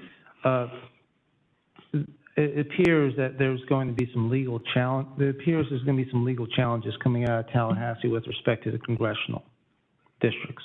You aware of that? I have read some stories pertaining and we're to pretty that. much looking. They need to have it done before the qualifying in June, right? So unless unless we believe that there's not going to be any litigation filed, I think that the March 1st deadline that the supervisor is putting on us is a little off. Everything I've seen, they're already filing the lawsuits. I would actually like to defer this item until after our municipal election, which is in less than a little over 30 days. I think that if there's anything political, it's making this decision before an election. So I would defer. Point of order. I would defer Mr. Vice the Point of order, item Mr. until Castillo. the I just second meeting of March. want to say, thank you, Mr. Vice Mayor. I just want to say for the record, because an allegation has been made. I want to say for the record that we are in receipt, as Commissioner well knows, we should have read it, a letter from the Supervisor of Elections saying that these maps have absolutely no bearing on the March election. So for the suggestion to be Thank you, Mr. Castillo. introduced is inappropriate. Thank you, Mr. Castillo. Thank you. Thank you, Commissioner Castillo. Commissioners, I was Commissioner going to Schwartz, say, you still got the... I was going to say if nothing short of a deferral until the second meeting of March, I think would be appropriate for this item to come back. I haven't received my response to a question with respect to how this delta was derived from historically in the city. I know, Vice Mayor, you had piqued my interest, and I'd asked the question. There's two different methods how you get to 10%. So historically, what has the city done, and is there a deviation from the last time to the last time to the last time? That if we can defer that to find out where we're at historically. If I may, Vice Mayor, we brought that up during the workshop. We have used the spread methodology, and we asked the consultant to include all three methodologies in the report. That's why the information was presented. The overall deviation exceeded the 10%. The spread deviation, as was described in the report, was below the 10%. This is part of the reason why, in discussions with the city attorney and discussions with the consultant, the option to retain the existing map is available to the commission at this moment in time. I do state, as I stated during our workshop and also during our previous hearing, that we drew a line in the sand for 2023 in terms of projects. Those are the projects that were in permitting that we think will be completed. We know that our city is not operating in a vacuum. We know that there's still more development going on in the city, and should the commission choose not to redistrict, there could become a time in the very near future, and when I say the very near future, in the next 2 years, that based on projects that are going to be proposed and or adopted by the commission, that our numbers could exceed that 10% deviation on both the spread number in addition to the existing deviation on the overall deviation. During the workshop, we talked about all three numbers, but specifically the spread, and that's why it was presented in the way it was during the workshop and also tonight. I just want to make sure that's clear because we did provide all three sets of numbers, and I asked them to do that as part of that. That's why that summary table was included at the end. You read the charter. So I just wanted that clarity. Thank you, Mr. Stamp. Commissioner Schwartz. Yeah, I'd like to offer a substitute motion to defer until, I guess that would be March 16th. So you want to defer the item? Until March 16th, Is there a which I second? believe, check count, I believe that is our second meeting in March. As of today, that is our second meeting in March. Staff's only concern, again, I won't speak for the city clerk and the supervisor of elections, but we would not be able to have two readings before the end of March. On March 16th, we would go beyond the supervisor's drop deadline. City attorney, we know that the reason why we're put in this spot is because they couldn't get the job done to begin with. The only reason why this is even being discussed tonight is because the supervisor of elections said that they're incapable of getting this ready for this coming election. And I'm not asking Mr. Stam to defend the supervisor of election, but I mean, if we're gonna have, you know, full disclosure of what's happening here, this item should have been off of our desk a while back, but the supervisor says they can't get it done. So I'm not really, Point of order, I don't want the supervisor of election dictating Point of order, how Mr. this Castillo. commission is going to conduct Supervisor of itself. Elections has absolutely nothing to do with the time frame of Pembroke Pines. The Thank you, report was submitted timely to us, and the delay was within this building. That is not true. And- City Attorney, please. Mr. We had Castillo. every opportunity Please correct to the pass record. it. Mr. Castillo, thank you. And the Commissioner supervisor Castillo. has given us a deadline. We should cooperate Commissioner with their Castillo. request. Thank you. Thank you. Commissioner Schwartz. Yes, City Attorney, Mr. Attorney. please clarify the record. The supervisor of election could not get the job done, is that correct? The Supervisor of Elections provided the city with a letter indicating they would not be able to incorporate the new election districts in time for the March elections. Thank you. And when was that letter sent? It was sometime late last year. I don't recall the exact time frame. Exactly. Thank you for the clarification. Commissioner Seipel. Thank you. Thank you. So wait, I thought we had a motion on the floor, which was to accept one. Then we had and that was seconded, but then we had a substitute motion. Not one. No, substitute motion was I'm not. sorry, not one, what was to remain, no change. No substitute motion was made at this time. I thought there was a substitute motion No motion was made. made, and There was a substitute discussion motion made about, to defer, correct? No, it was asked, it was being in conversation, but it was no second. And I don't believe it was made, and I don't believe there was a second. I thought I made it. Okay. Vice Mayor, I apologize. Mhm. I'd like to offer a substitute motion to defer this item until March 16th, 2022. Thank you. So there's a motion to defer. Is there a second? Vice Mayor, before I would say yay or nay on either of those, can I ask a question, because I'm still a little bit unclear? City Attorney, a legal Sure. question. To the attorney. Yes, Yes, Mr. Attorney. Commissioner Seipel has a question for you. City Attorney. It was my understanding that yes, Supervisor of Elections stated that they could not make these changes prior to our upcoming March election. But that has nothing to do with going beyond that time frame. Nothing. So what is the drop dead date going forward? Forget March election, we already know that's not in the game here. Going forward, what is the drop dead date that we must provide our decision to the Supervisor of Elections so that we're not behind the eight ball on anything? I'm not sure that I can give you a specific date this evening that the supervisor would mandate in order to accommodate the August primary. We know that the supervisor has told us that they would not be able to accommodate the March election. Unless Mr. Stam is aware of a specific deadline, I'm not aware of something from the supervisor. I have not seen a specific date. I have been told through the letters that they need to be in by March. Cities in Broward County have already adopted their maps with that March deadline in tow. Do you have a date in March? Again, 31 different days. cities have gone, it's my understanding, again, I haven't seen the letters, but different cities have seen the beginning of March and the end of March. So Okay, well, let me just clarify that then. They've gotten letters beginning of March, end of March, but what are those letters saying? Like supervisor saying, yes, you're good to go with what you've given us? know that map changes should be submitted to the supervisor's office by March to be incorporated in for the August primary and the November election.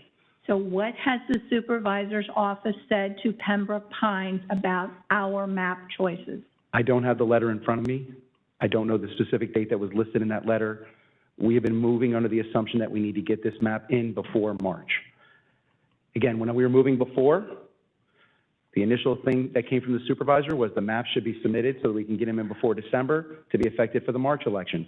They made a change and they said they couldn't do it, and they revised the language. I get all that, but Mr. Sam, this is kind of important. So if we have until sometime in March, could be the end of March, that does then give us ample time to have had two readings. It would give us ample time to have two readings, correct? That is exactly why we were shooting for, that's why we pre-advertised for February 16th for the second reading. We were trying to get in before March, just based on our current calendar. Commissioner, if it's okay with everybody, I will open up my laptop and I will try to go back in and look to see if I can find the specific letter that was written. I apologize, I didn't have it in front of me. We've been working under the schedule. Mr. Vice Mayor? I think If I that's may? important because I think that's how we have to make our decisions on, and not putting you on the spot or anything, but it's an important, you know, and you Okay, wouldn't so why don't- necessarily know it was coming up. So, Commissioner Seipel, what we can do is maybe we can just table this for now Yes. and Mr. take Vice it up Mayor? during Yes, the please. course of the meeting. If I can offer a Before I do counter- that, though, hold on a second. Mr. Attorney, did you have something to I add? do. Thank you, Mr. Vice Mayor. The letter from the Supervisor of Elections was received by the city on October 11th. The letter was specific to the March elections. The Supervisor's office indicated that because qualifying commenced on January 3rd, they would not have time prior to qualifying in order to embrace new election districts for March. The letter does not include a deadline for the future elections. It only indicates that I wish we could accommodate the city's request to redistrict for March 22, but, quote, it simply is not feasible at this time. Specific to the March elections, does not contemplate Right, any. no, I don't think that's in question about the March election. I think Jacob, I it's believe going there was forward. a second letter that was issued, and I'll do my best to go pull it. in the Vice Mayor, interim. could we Let's table do then till we Yes, get that? so, As an aside, like I can we said, just go ahead and just table this so Yes, that way please. the information can be, and when we bring it back to Yes, Commissioner please. Seipel? Just- Vice Mayor, if it helps Commissioner Seipel, there's 5 Wednesdays in March. The 16th is the third Wednesday. Staff had already indicated that they were looking at having a first reading and then a second reading, which would put us on March the 30th, still within the month of March. Okay, so go ahead, If look that's up the what the information. We're gonna supervisor's bring letter you says, then back we're okay at the end and of we'll March. pick you up with Commissioner Seipel so she can have her. And remember that, we have a motion that has not been seconded. We're only looking for information so Commissioner Seipel can make a determination correct. whether she's gonna second or not. That's Thank correct. you. Okay. All right, very good. So, because we still have the mayor online and we are going a little bit late, can we also take item number 19 out of order, please? Okay. Mr. Mayor, you are still with us, is that correct? I'm just happy. Thank Hi, Mayor. thank you, Mr. Mayor. Very So, cold up here. Mr. Vice Mayor? Yes, I'm certain that it is. We don't hear your teeth chattering, though. So, Mr. Attorney, could you Thank you, please Mr. read Vice item Mayor. 19? Item 19 or item 18?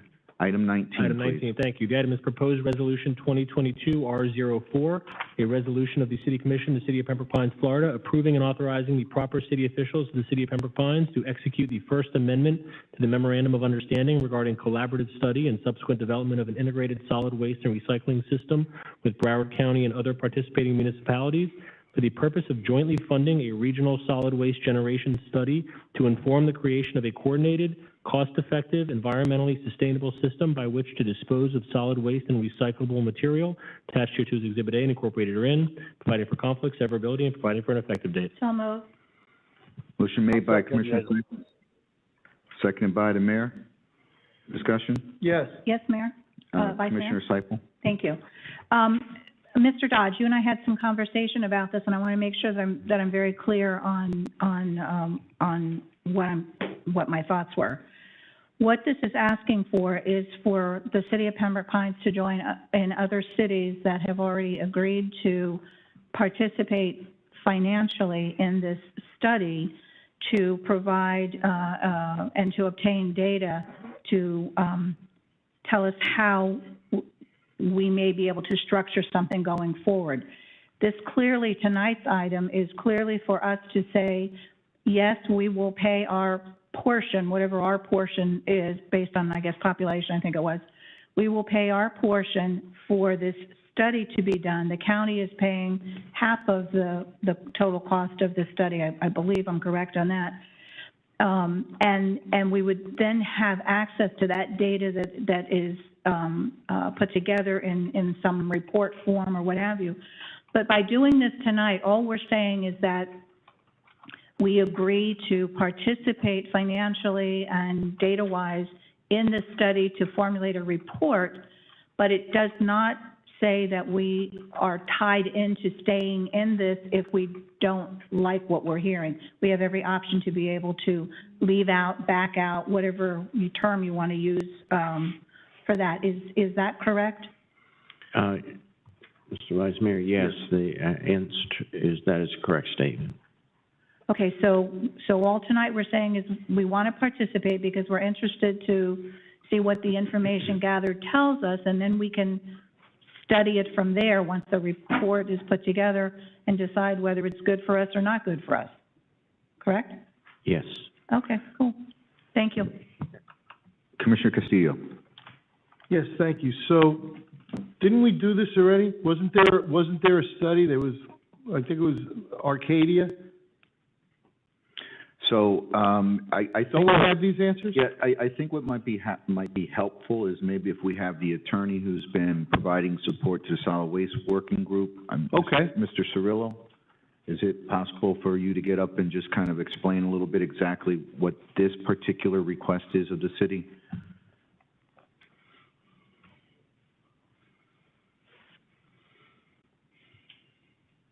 And if you could also, if you're capable,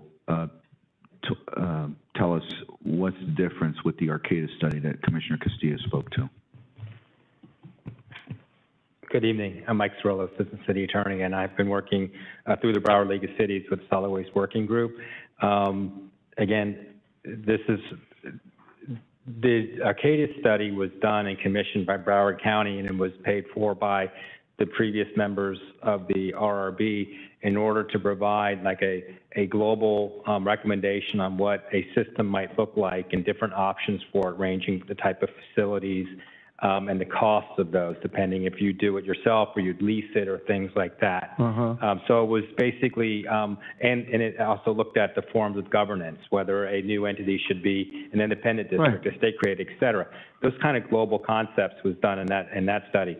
My understanding of this study is it gets down into the weeds and it starts to analyze the types of waste that are in the system, the volume of waste that are in the system, and the needs for the specific types of facilities to process that waste. So it builds on the earlier one, because the earlier one is what's led to the Solid Waste Working Group's current efforts to propose to the collective cities in Broward County what the governance might be and what the system might look like. And this is the study, what goes into the system. And they've already started working with cities that have signed up on this to get information from their haulers. They're going to do ride-alongs to get information directly from the source about what goes into these vehicles. And that's how specific this is going to be in order to understand what is going into the system. We don't have those answers already? We don't know what type of waste and how much and where it's going and what's going on? We have that information. I don't have that information. I think here's what's going on. The Solid Waste Working Group and the Broward County, as part of it, believe that this information needs to be gathered in order for them to more effectively produce the proposals for the regionalization of this information. If I may, Mr. Cirillo, yes. just so we can break it down into a layman's perspective here. Yes, thank you. This is a waste generation study, and what it is saying, what do we as a community create as trash? And there's different streams. You have yard waste, which is bulk type stuff. You have regular garbage. You also have hazardous waste. You have recycling, and the different types of recycling. So this study is typically done by any agency that performs a solid waste service, because you have to know what's in your garbage so you know what you're going to do with that garbage and knowing if it's in the right place. So and we don't know that already? No. We don't know it by percentages. We don't really, right now we're all talking about contamination of recycling. How do we know how much contamination is really going into recycling? This kind of sorts that stuff out. This really kind of puts us ahead. So this sharpens the knife a little further. Exactly. This is the type of study a city would do, only the city would have to pay much more than being able to get an economy of scales to do it, because whatever comes out of that report, we know what Pembroke Pines creates in terms of trash. You had me at sharpen. Okay. How long is this going to take, this study? My understanding is it's going to take, 6 months, I think? I think that's what we heard at the Solid Waste Working Group. Another 6 months. No, I think it's quite shorter than that. There has been And that's one of the reasons why this thing is moving forward pretty quickly. They needed to start now. Is there a in time order to frame in finish it here? by the fall. Right. Is there a time frame in here? I don't have the proposal. People are very eager to go back to recycling. Yes, they are. All right, so what's the time frame? It could be approximately 120 days, I believe. I think, yeah, 'cause again. Mayor, Vice Mayor. Yes, Vice Mr. Mayor. Yes, Mr. Excuse Mayor. me, could we have one conversation, please, instead of interruptions? It's very difficult to hear one person when other people are interrupting, if you don't mind. Thank you, Mr. Mayor, for your tutoring. Appreciate that. Castillo. When? 120 days, you said? My understanding is 120 days. Is there any problem including here that we expect it to be done in 120 days? Including in the resolution? as a condition of paying the money? No, Or of no, approval? we'll pay I the mean, money, but that we we can- expect the report will be done in 120 days. Is there any objection to that? No. Does anybody have any objection to that? I'm not quite sure what you're asking. I'm asking if we include in the resolution that our understanding is that this report will be done in 120 days. Do we have, Information gathered, put into a report and provided. that's what we're hearing. I'm sorry, Go Commissioner ahead. Castillo, you know, as we all know, we do projects, and sometimes we run into unexpected delays. I don't know that that would be a fair thing to do. But I can say, though, that this is being streamlined. This process, this is very important to a lot of cities, and it's being streamlined. I'm just telling you that. You know what? This is gonna be an act of faith, Vice Mayor. Okay. I'm good with This is that. gonna be an act of faith in your leadership. I'm gonna vote in favor of it. But I'm gonna be disappointed if this is gonna drag on. Okay. I'm gonna be very disappointed. I'll bring it back. Vice Mayor, do we know how many cities have signed on to this? Mr. Attorney Cirillo? I know that about, I think, I'd say 15 cities have reviewed it and There were approved about, it. excuse me. You there have were the about updated chart? 6 Mr. Attorney? cities yesterday that had it on the agenda. So we don't have that tally yet, but there had been at least 15 or 16 cities already passed it. There were about another, I thought from the list, maybe 6, 7. Their meeting was last night, and there's others that, multiple cities that have it tonight. So probably by the end of the week, we'd have a pretty So, good understanding. Mr. Dodge, Thank you, Mr. Manager. Mr. Dodge. Mr. Commissioner Schwartz, thank you. Thank you, Vice Mayor. Mr. Dodge, you have confidence that the cities who are going to participate should pretty much have this approved and ready to go by the end of this month? Is that a fair assessment? I'm sorry, I didn't. Do you believe that the cities who will be participating should have this approved by the end of the month? We're here 120 days. It's 120 days from what? 120 days from the time that all the cities who wish to participate are participating, right? So I would think that if we exclude the entire month of February, now we're looking at the 1st of March, 3 months, but now we're also hearing that there's going to be some kind of other workshop with the county in 2 weeks. How in the world can we do that if we don't have the information? No, I believe from the list I saw that all of the dates for the finalization of those cities was Right, but the February. actual study itself, I mean, is going to be like 4 months from now. So why would we get together with the county to discuss anything until we have the data in front of us? Mr. Cirillo? I think there's parallel paths going on here. We have the study that's working in the background to get all the information. And there's a deadline for the county to sign off on the contractor. I think it's February 11th, where they would need to have the engagement or the approval of 90% of the cities that represent 90% of the population of the cities to sign off by then. And that's why they're all putting it in the last 2 meetings. The meeting that's scheduled, I believe, is for the first week in April, is for the solid waste working group to share with the elected representatives into this, under the MOU, in which the vice mayor is the city's representative, where they are with the proposed interlocal agreement and what the proposal is for a type of regional replacement to the current system. So that's where they're going to start presenting the information to the elected about what they've been working on as a working group for the past several weeks and months, in order to start getting the feedback from the cities and their city representatives on whether that future is akin with what everybody would like to see. Thank you, Mr. Cirillo. And I just want to add one other thing, and to Mr. Castillo, why there's confidence about the timing of completeness of this, because the reason why Mr. Cirillo just told you it's a February 11 date that we're looking as a group to give this the company to go is because they're trying to get this done before our seasonal visitors leave, because it'd be not as useful to try to do this when we don't have our seasonal visitors. So, Makes sense. thank you, Mr. Cirillo. All right, any more discussion? Mr. Mayor, did you have anything to say? Call the question, Vice Mayor.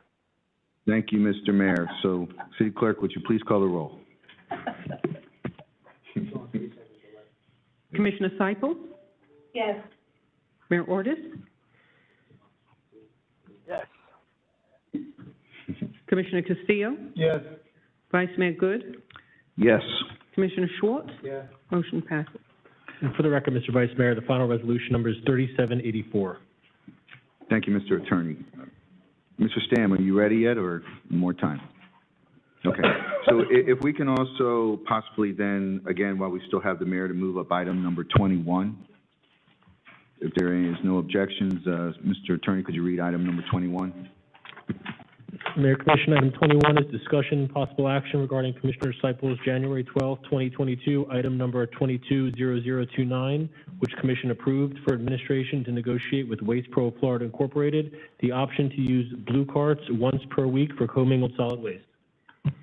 Is there a motion to move? Approve. Motion. Motion by Commissioner Seipel. Is there a second? I'll second that item. Second by Commissioner Castillo. Vice Mayor? Thank you, Commissioner Seipel. Thank you so much.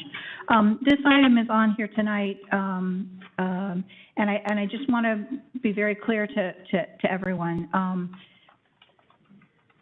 We want to be able to get back to recycling, true recycling, separated, true recycling, as soon as possible.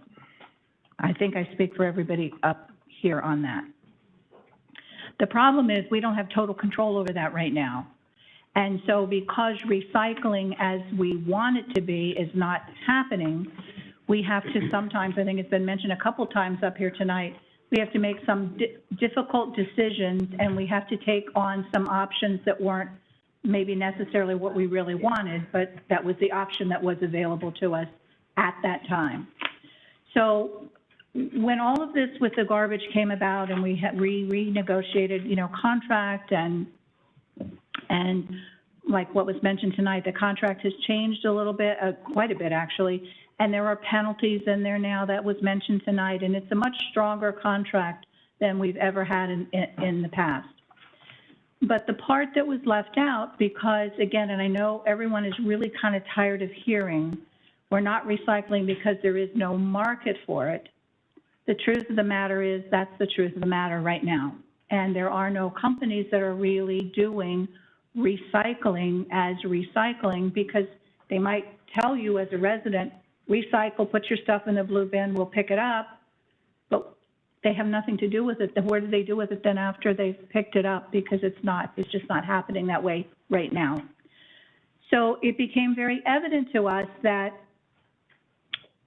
residents were used to having, and I use the example of Monday, Thursday, green can pickup, and also maybe Monday, Thursday, a blue can pickup at the, different truck, but on that same day you would have that pickup. When we went to not having a market for recycling and our contract was there, we renegotiated, and no one took into consideration the fact that you're not going to have this blue can now, but your volume in your home hasn't changed. So for some folks, not having the blue can was not really a problem because they didn't create much garbage in their house. Like my husband and I, although he was a fabulous recycler, I mean, he cleaned everything, he washed it out, he made sure everything was dry, the cardboard was dry, you know, all that. He was a really good recycler. But just the two of us, we don't create that much. So there's not the need then for those folks to, for volume purposes, to have a blue bin. But there are families out there that not only fill one green can, they fill 2 green cans. Mr. Dodge, I believe you said to me when I was talking to you about this some time ago that, in fact, there are families that have 3 and 4 maybe green cans. Is that correct? Mr. City Manager.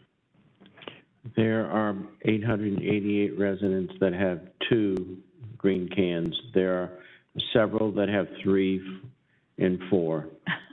So it became very, thank you for that. So it became very obvious that while this blue can wasn't to be used now because we weren't really recycling, nothing changed in that home. The same amount of garbage came in and it had to go out.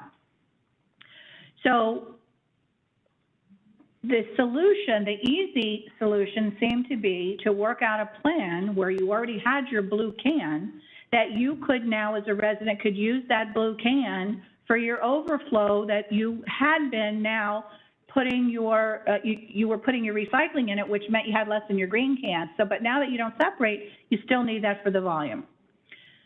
So after having some discussion with city manager, quite a bit of discussion with city manager, I asked him, and it was here on the dais, and was you know, gained some approval to ask him to go and speak to the garbage, our garbage hauler, to see if in fact there was in some way that we could get back residents' use of their blue cans for not recycling, but for just commingled and volume.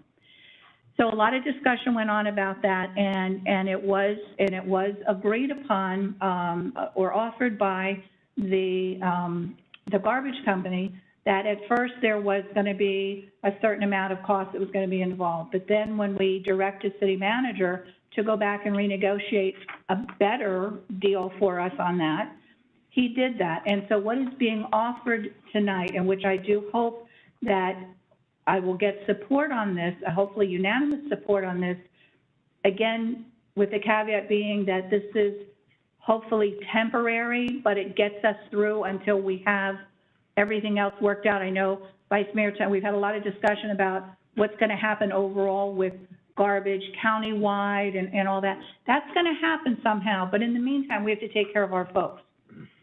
So what I am proposing is that the folks that have blue cans that do not need them, don't want them, and don't want to store them, don't want anything, that they will have the opportunity to ask the city, to request from the city that their cans get picked up, and the city will pick them up and store them for a later maybe redistribution if we get back, or when we get back to a recycled program, and we don't have to purchase more cans because we would already have them. Cost savings, again, for residents on that.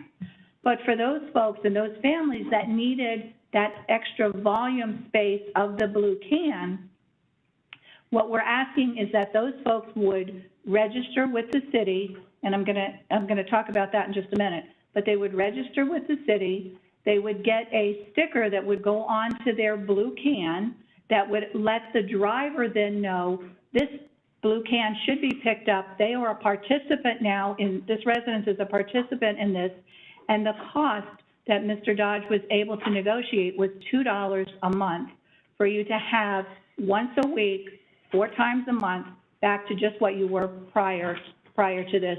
The only thing is it's not recycling, it's commingled. Okay, so that's the deal. So that was what my proposal was, and part of that proposal was also to give direction to city manager to have staff set up the process as to how, and to let residents know how would they contact the city to either pick up their blue can, or how would they contact the city to register and get the sticker so that the driver knows that they are a participating family, a participating household, and they should be picking up their blue can garbage on that routine, you know, that regular schedule routine. So that is, I believe that is my item. I think that it is a good, solid item. I think it answers a lot of questions for folks and certainly offers assistance for those that need it. So, Vice Mayor, I'm, again, hoping that we get support. I've heard from many, many residents that they are very happy with having this opportunity, understanding that really our heart is still getting back to good, solid recycling. But in the interim, we have to take care of our residents, and we have to provide a way for them to get garbage out of their house and picked up for them. So the other good thing about this is if what I'm proposing is that you have the Monday, Thursday, you get a green pickup, say on Monday. If Thursday's your day, you get green and blue pickup. It's in the same truck, which eliminates an extra truck being on your street also. And I think that's a big plus as well. So, Vice Mayor, thank you. Thank you, Commissioner Seibel. Commissioner Castillo, did you have? Yes. Okay. So this should have been part of the contract in the first place. And while my colleagues disagreed with my view on this, it is it's probably reason number 29 on a list of about 100 about why we should have gone out to bid competitively for trash. This should have been taken care of. The notion that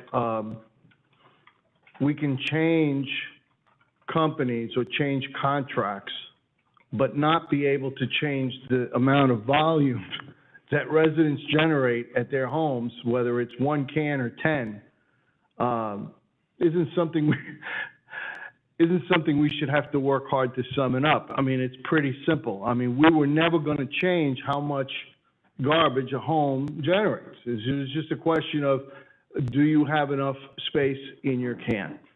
And initially there was discussion about, well, let's just charge everyone another $2 or $3. And I said no to that because most folks, overwhelmingly, can actually manage with the 1 can, both recycling and bulk. And on that rare occasion, they can make do, either with the neighbor's can or in some other way, without having to pay more money. But there is an ongoing feeling out there that that residents have, that they're getting less service because there isn't a recycling pickup and they're paying more, that they're paying more money for less service. So here comes this thing, and I don't know if it's going to be a blue star or a red dot or whatever it is that they're going to put on the can that says, the blue can that says you're a participant. And if you're one of those people, you have to register in order to get this sticker, and you alone are going to be paying this additional fee, correct, Commissioner Seibel? Okay. Okay, the user, but only those users that get the sticker. So if you don't get... That would be the only can that would be picked up. As I said, right, that sticker would have to let the driver know this is a participant. right. So if your blue can is out there without a sticker, they're not going to pick it up. And for those people who don't want to participate, their choice is, well, you can continue to store your blue can for free for future use. You can hand it in at no charge to you, and that's a decision that you can make. Frankly, I don't like that that we're charging anybody any more money for this. But I don't know that there's any other way to resolve this. And right now, what we have is too many issues with trash. So even though I feel that the city's waste management strategy is fractured and not very well thought through, on this one, I'm going to give people the benefit of the choice. They either want their blue bin to still be in operation and they buy this sticker at a cost of $2 a month, or they don't. So I'm gonna support the item, but I am not satisfied with the way we're going with any of the trash, strategies. Vice Mayor, may I Thank you. clarify Thank something? you, Commissioner Castillo. I've got Commissioner Schwartz on. Okay, but I And then want a I'll- chance to clarify something. Do you have a point of clarification? I think I do, yes. Okay. Point of clarification, Commissioner. Yes. I just want, to sort of respond to Commissioner Castillo and agree that none of us want to ask our residents for more money for anything. But as I said, when we were negotiating the contract, no one, us, anybody that was there, contemplated the fact that now you only have 2 cans and you still have the same amount of garbage. It was a mistake. It was an error on everybody's part. We did not contemplate that. Had that been contemplated that you still wanted to have 3 cans, I guarantee you that the small increase in your garbage pickup, which was $2.70, not the $48 to $50 increase that was originally spoken about, I guarantee you had it been contemplated at the beginning, they would have added an extra couple of bucks on, and so your increase would not have just been that $2.70. It might have been $4.70. It's just no one contemplated that at the time, that folks were still going to need for volume that. So I don't want it to seem like we're just adding money on and adding money on. Had it have been contemplated initially at negotiating, we would have already been there and you wouldn't be having this, but it was not. It was not. So this is a way for us to move forward and help our residents. And the item, and I wanted to talk, I just wanted, again, clarification on the burning and the agreement. The interlocal agreement that was signed and was approved on, let me see, I don't know if I have the date on here, was for us to, because of the recycling issue, was to send our garbage to Wheelabrator for that form of recycling. And actually, Commissioner Castillo, you made the motion, I seconded it. It was a 5-0 vote for us to go to Wheelabrator for the burn, because that was the only option that was available for us at the time, unless you were able to maybe find a company somewhere, and I don't know of anybody that has found one, that could take garbage recycled and do something with it, because it's not happening. What they're doing, they may tell you that, they're taking it to a landfill somewhere in the middle of the state, and it's rotting and coming back into our water. Point of information. Well, thank you. If I could just move on to Commissioner Schwartz, please. Thank you. Commissioner Schwartz, please. Thank you, Vice Mayor. Man, this is an interesting night. Okay, so I have great respect for you, Commissioner Seipel, but in the early beginnings of this transition, Mr. Mackey was here, and I had alluded to volume, and this came out of a discussion that I had with him prior to the meeting. So when trash vendors and the Vice Mayor knows, because with this history in Miramar, you don't produce the same amount of bags in your can on the second pickup of the month of the week, and the haulers know that, and it's really 78%. Only 78% of the residents, and again, we're going back to the 38,000 homes now, not the ones who aren't participating, only 38,000. So 78% of the second pickup actually goes out on the curb, which means that 22% of the people don't even put their can out. So we did discuss volume, and we were assured that through spreading things out, the second pickup of the month, or the week rather, would now be close to 100% instead of 78, and that there would be a little bit more volume in that can as a result of the displacement of the blue one. What we didn't tell people is that China stopped this in 2017 when they notified the World Trade Organization that they weren't taking plastics. But we didn't tell our residents since 2017. It's been going to the dump. So, I mean, let's have the conversation. How many folks saw the same truck pick up the blue can and call City Hall and go, hey, it's the same truck? Yeah, it's going to the same place. And it's $85 a ton. The city was paying $85 a ton, whether it was muck or glass. And our current vendor testified multiple times during this period from 2013, 2017, and 18, because of our contractual obligation to Reuter, they were getting crushed. So we made some modifications on the commercial side because commercial trash subsidizes the 38,000 homes. We're not paying the full boat. Not even close. The businesses are. There are very large communities in our city that have never recycled. They don't even have a blue can. So to feel good that we're recycling, but when you only have 38,000 out of how many thousands or more aren't doing it, it's not really resolving the issue.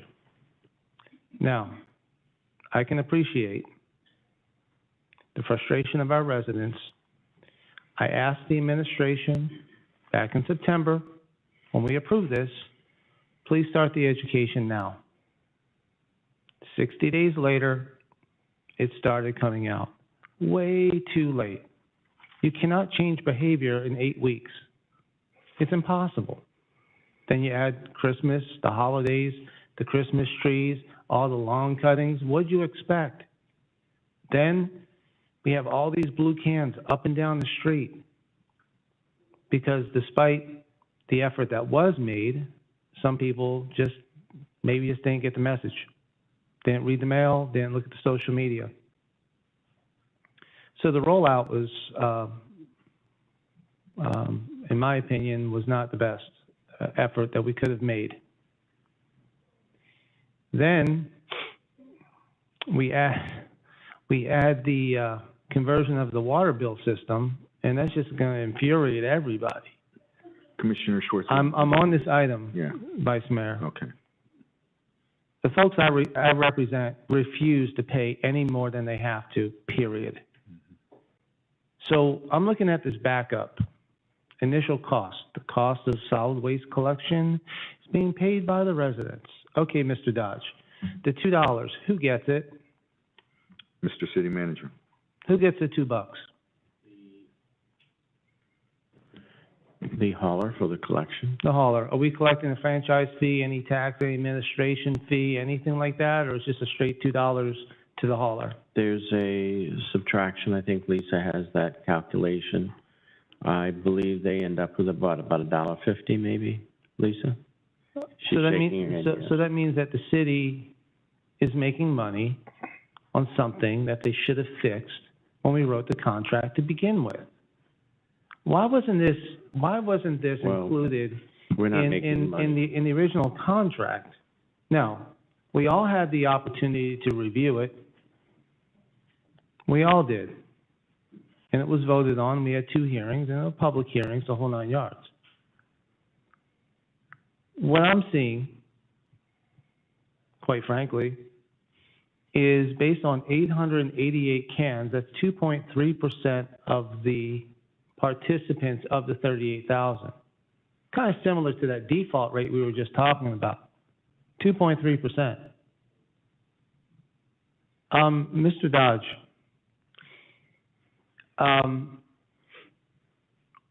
what kind of financial hit does the city take if we just absorb this cost to our residents? Yeah, if I may, and I did explain this to you, solid waste is similar to an enterprise fund. It needs to be self-sufficient. We have to file with the state a report as to what the cost of solid waste collection is, and we also have to show what the expense is. It's not something where the city can make money. And the issue with our current contract, the reason we were able to move from between $50 a month that two of the bidders who competitively bid on the contract, they were both around $50 a month. We broke it down in the fact that we are only reimbursing the haulers for the collection, and the disposal, we're taking on that responsibility. So at the end of the year, we'll do a true-up to see how much solid waste is really being collected, and we're paying for that fee. So we're still paying for the same amount of the waste stream, and we actually deleted the total cost of the recycling, which was almost $10 a month. So it's a minimal amount when you say it's a little over $1, which wasn't considered at the time the commission awarded the contract for solid waste. But you're getting, the residents are getting a lot of savings by the way the city awarded this contract. Yeah, without question. And it was a significant amount. So, and again, it's an option to the resident that if they have that waste stream and they feel they need it, for 50 cents a week is not a lot of money compared to what we would have if we had awarded the contract in the traditional manner where the waste collection company bid it to pick it up and pay for the disposal. Well, Mr. Dodge, I want to thank you for the way that you negotiated, because we were going to get an 86% increase. That's what was going to happen. But I also know that it's not government's job to tell people how to spend their money. We don't do that. That's not our role, whether it's 50 cents or $2 a month. That's not what we do.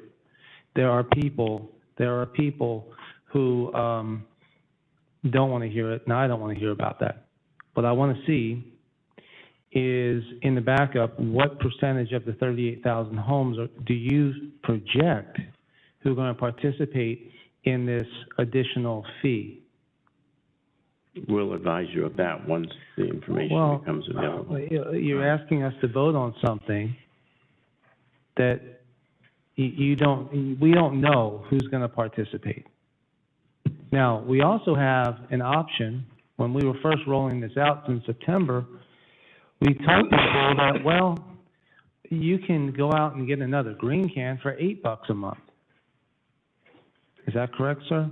That's always been in the contract. It's always been there for $8 a month. So we're going to go with a sticker program, and because clearly you can see the sticker when you're like 50 yards away from the house. No, you can see a blue can not knowing if there's a sticker. It's going to be a logistical nightmare. When you ask residents, oh, verify a sticker, that's for the driver. But if you're just driving down the street, you're only going to see blue cans. Now, all these blue cans come back out again. You know what's going to happen? We're going to have stench in our streets. Okay. Let's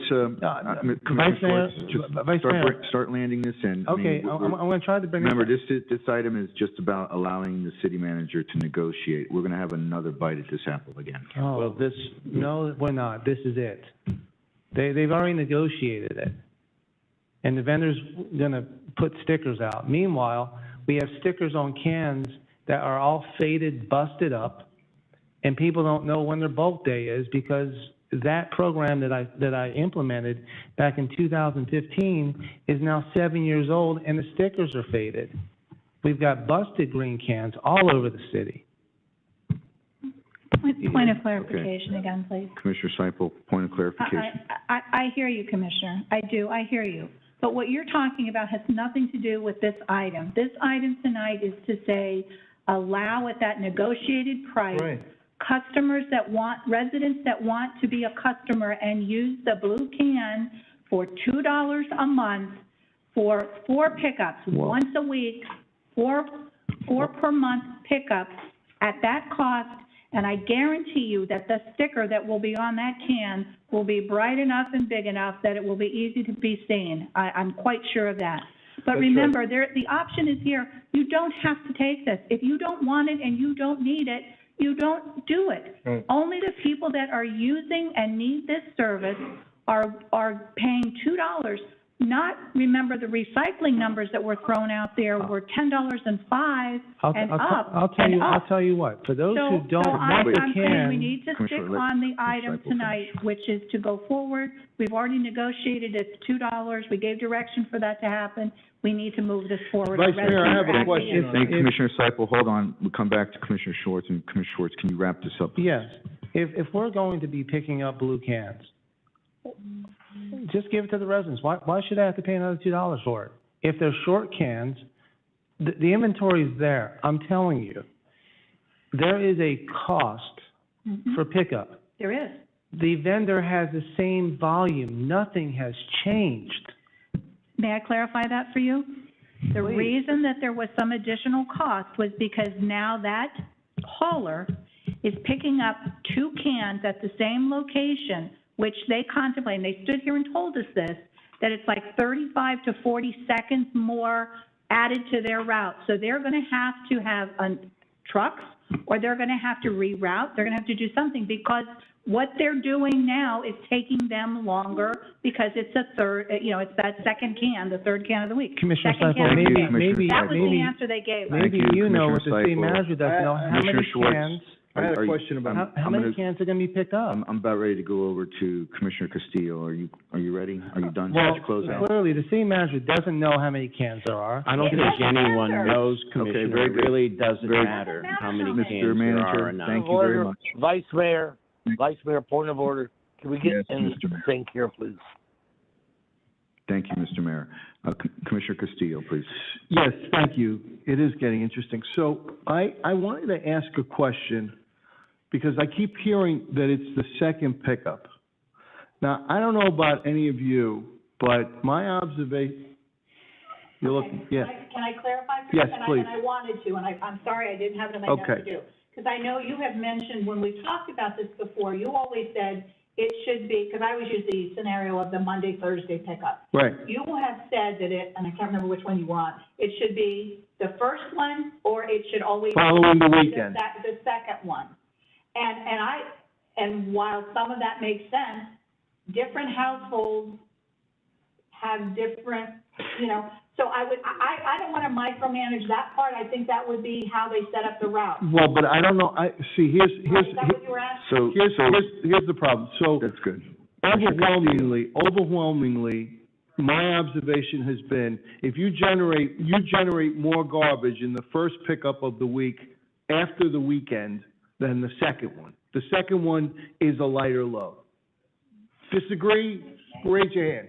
So, Okay, so just about everywhere I look, it's the first pickup after the weekend that's the heaviest. That's when they'll need this blue bin. They won't need it the second one. So when we offer this to people is really very important. so why don't we, Commissioner Castillo, direct the city manager to figure that out, whether it's the first pickup, second tier. Exactly. Let And him- the only reason I brought it up is because I keep hearing the second pickup of the week. All right. It really, I think, wants to be the first pickup of the week. And again, I Okay, think when we we're good. said second, it Okay. just meant that it was the second. All right, one. all All right, we're good. We're good. It should be the heaviest day. Thank you. Right. of the week. Mr. Mayor, did you have anything to add to this conversation, sir?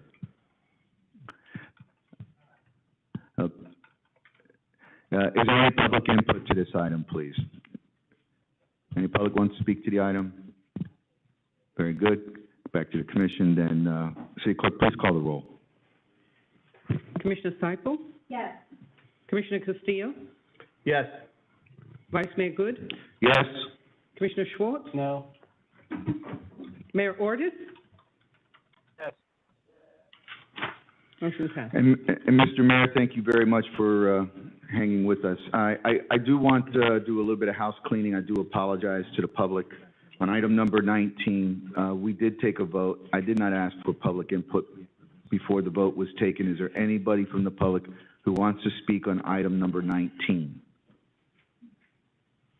Seeing none, thank you very much. I appreciate that. And one more item before we let the mayor go would be item number 24. Can we take item 24 out of order as well? Is that correct? Yeah, but you have 18. Did you finish up 18? Oh, I'm sorry. Mr. Stam, are you ready for 18? Thank you, sir. And just to remind everybody, Commissioner Schwartz, motion to defer, and you're providing input to Commissioner Seipel so that she can make a determination to second or not. Mike Stam, Director of Planning and Economic Development, and I apologize for If I may. the impression that I gave. There was a wishy-washy answer. I'm going to read something really quick, and hopefully this will provide some clarity for the commission. Excuse me, I'm sorry, Mr. Stam. Mr. Attorney? Thank you, Mr. Vice Mayor. Just for the record, it's item 15. Oh, 15. Sorry, I'm sorry. it is item 15. Thank First you very reading, much. correct. Thank you. You're right. So, as part of the letter that was supplied to the city, the second paragraph specifically states as follows. Updating the county precincts in the statewide redistricting is a complicated process that happens once a decade.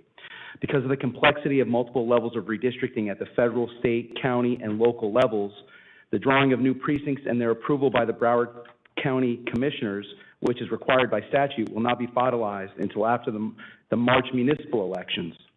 By mid-March, we expect to have all district maps we need, including congressional, state, Senate, House districts, county commission districts, school board districts.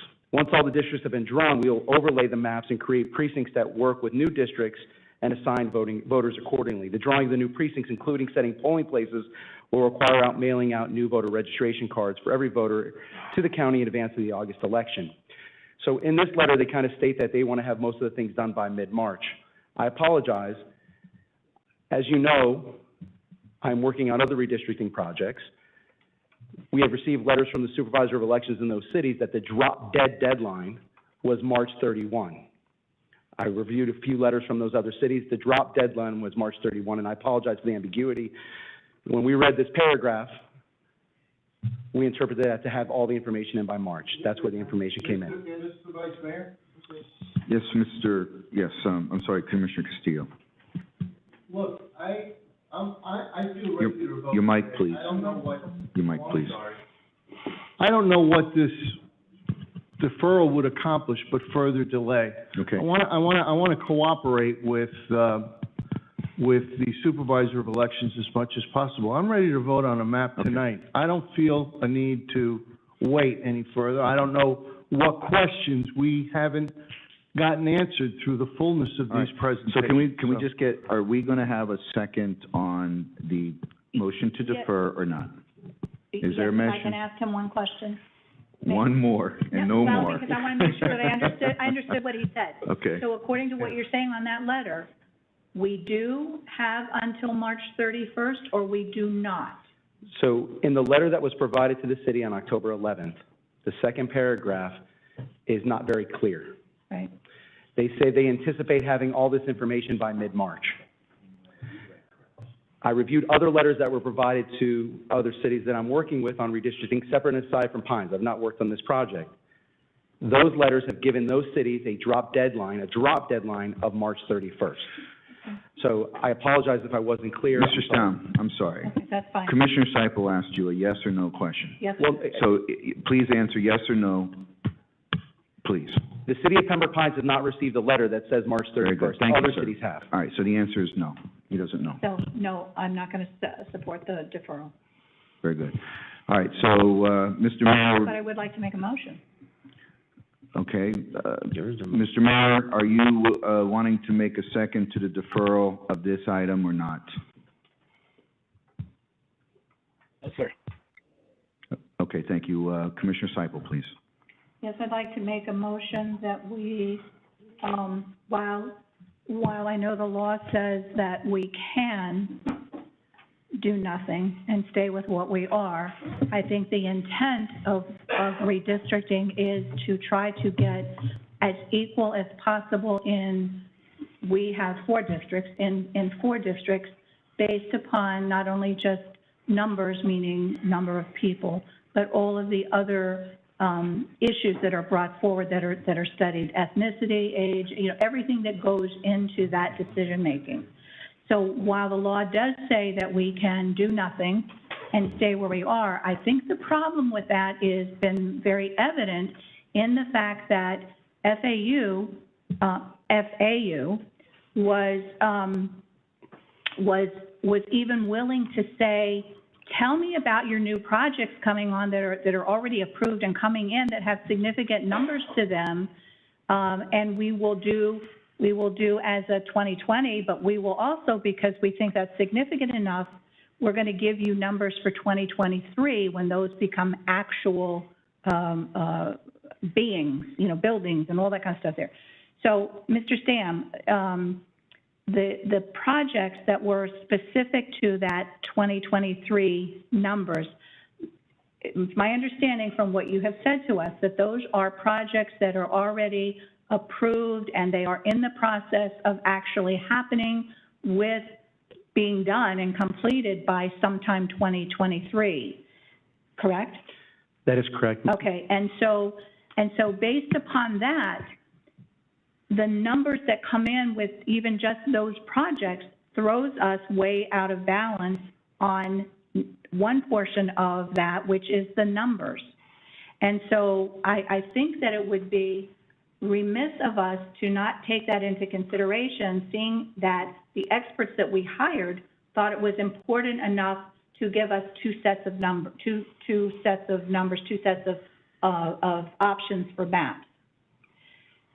Having said that, we know that going forward, as you and I've had conversations, there are also a number of other projects that are in the wind, if you will, that are being discussed and being, how all that starts out, but that in the next few years will, you can probably bet on it, become some kind of reality and actually be, be counted in our numbers.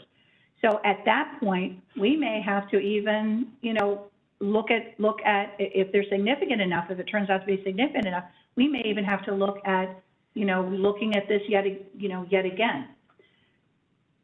My biggest point being the fact that the experts we hired thought it was important enough to give us 2023 with already approved projects going on.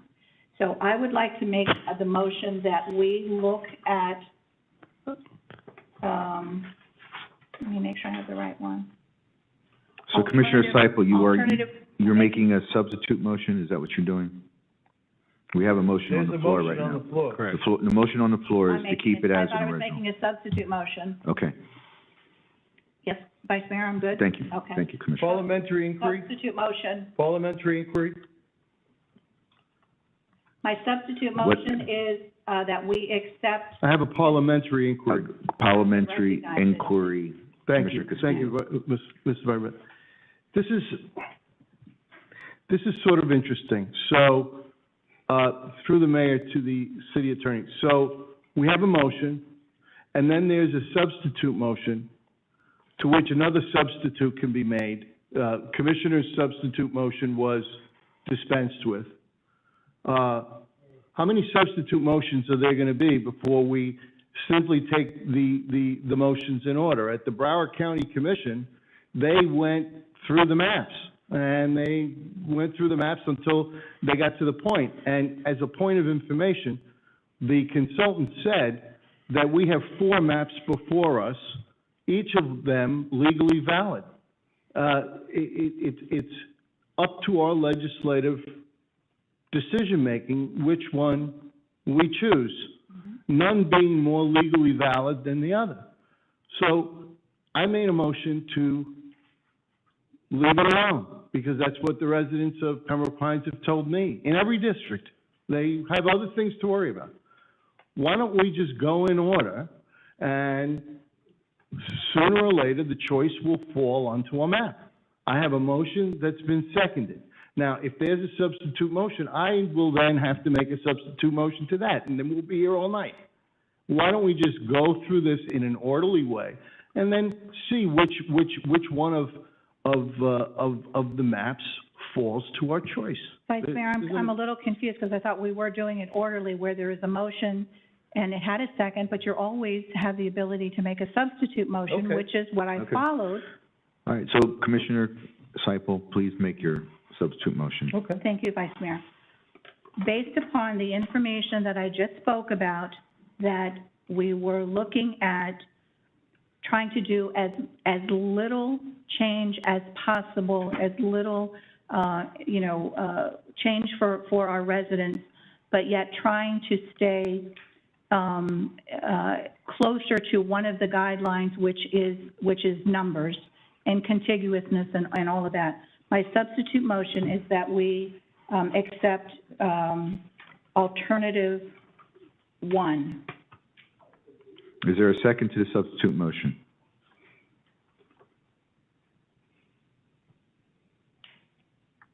Is there a second to the substitute motion?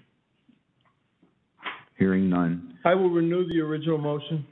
There is no. I'll second the substitute motion. I'm sorry. I'd like to Thank make you, a Mr. Mayor. substitute motion.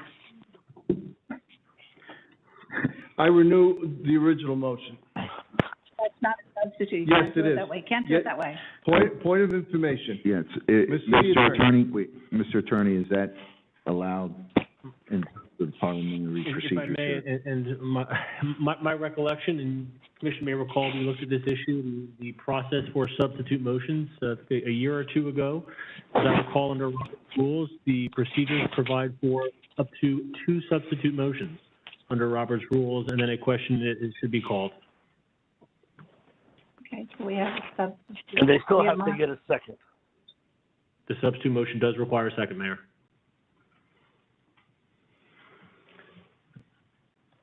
So am I able to, can we accept Commissioner Castillo's substitute motion? If that would be the, That would be the second. The first was a motion, was a deferral. If it gets a second. Okay. Commissioner Castillo, are you making a substitute motion? I'm making a substitute motion to not change the maps. Okay, is there a second? I second it. Okay, I'd like to make a substitute motion. You Yes, I can't. can. Yes, I can. They said, yes, I can. That's the third motion. Did you say up to? My recollection is that Robert's rules permits 2 substitute motions. Okay. All right, very well. So, is there any public input to this item? Seeing no public input, can we call a question then? And ask the clerk to restate the motion. What are we calling the question on, please, Vice Mayor? So the motion is to leave the districts as they are. So, City Clerk, could you please call the roll?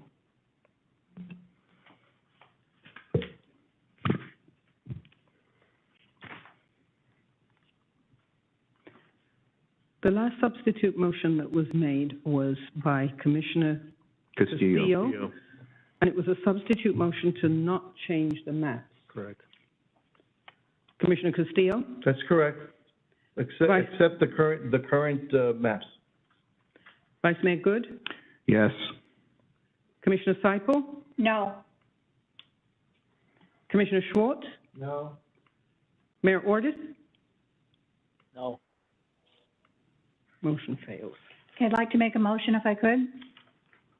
Well, yes, go ahead, Commissioner. Vice Mayor, thank you. Mhm. I'd like to make a motion that we accept alternative 1 map.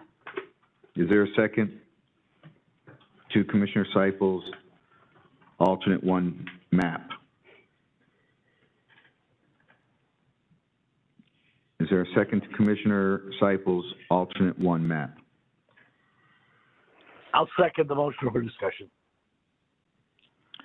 Thank you, Mr. Mayor. So, further discussion. So I do want to speak momentarily on this as well, too, because I didn't get a chance. And the reason why I've been from the very beginning not in favor of changing the maps. I have the same comments that are made to me as were made to Commissioner Castillo.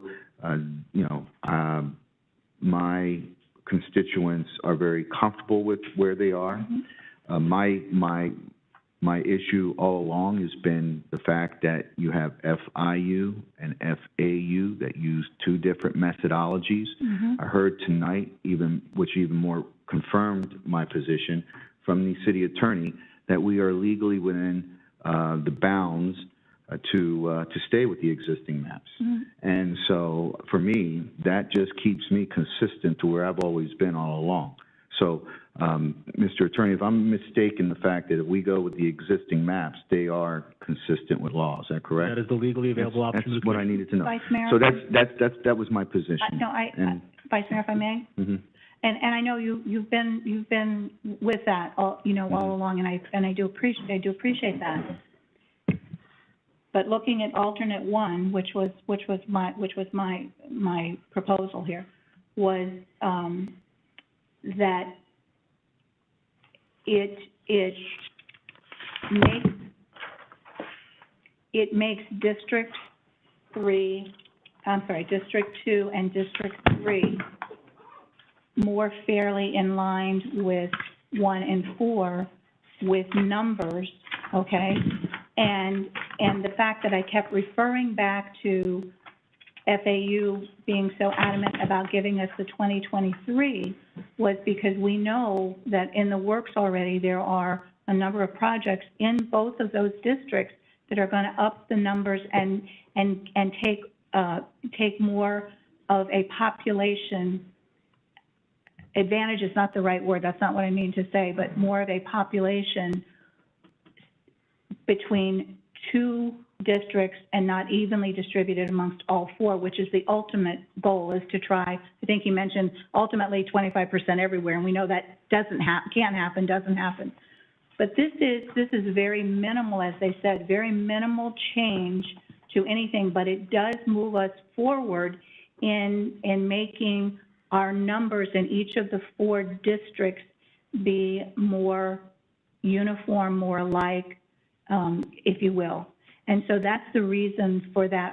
I'm not advocating either doing all kinds of, crazy, you used to be mine, no, you're not mine. I don't think residents like that, and I wouldn't like that, either.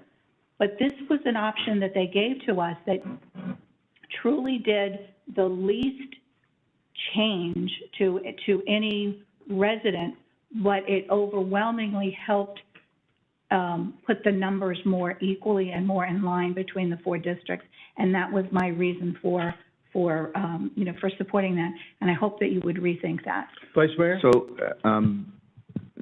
Mr. Castillo, I give you the floor in just a second. I just want to respond to that, and my response is, I have actually, and when you look at the maps, when you look at District 1.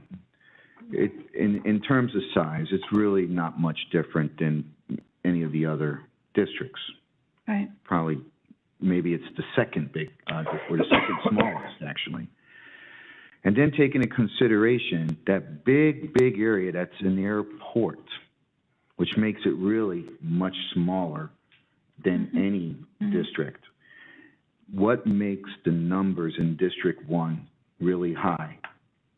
Density. Density. It's called rentals, which is a little bit different than single-family homes. And I think that the population of rentals within that district kind of gives a different look at when you say balance out. I think we all have some rentals, though. Yeah, but I don't know. I did take a look, and there is a really very high number of rental. That's what really created this district to blow up. I mean, look at right here around us now. So I gave thought.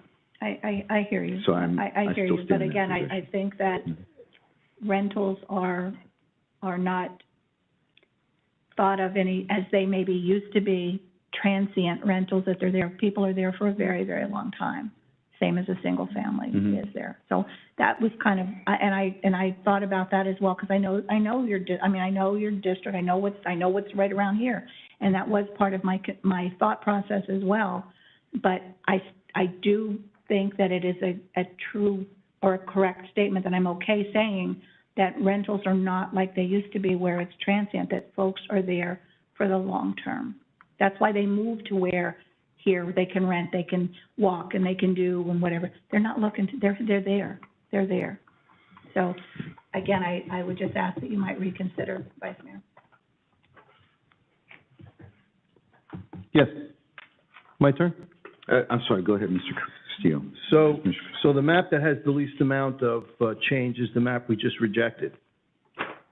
And this map has the second least amount of change, but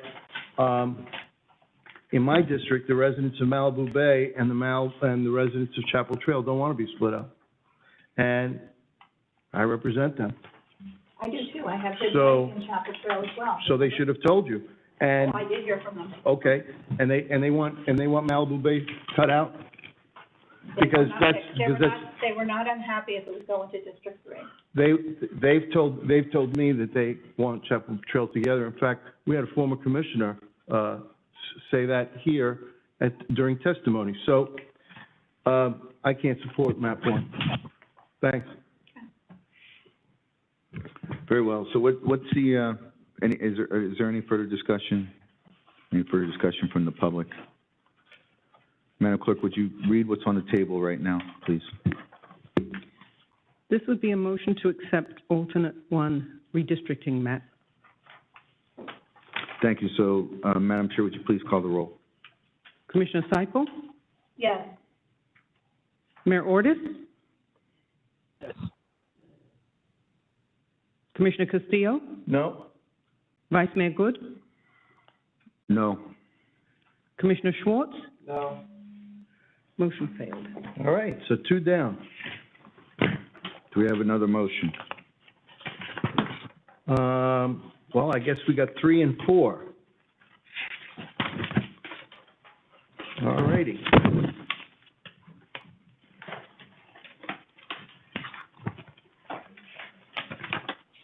City Attorney, the Mayor. Mr. Good, Yes, Mr. Mayor.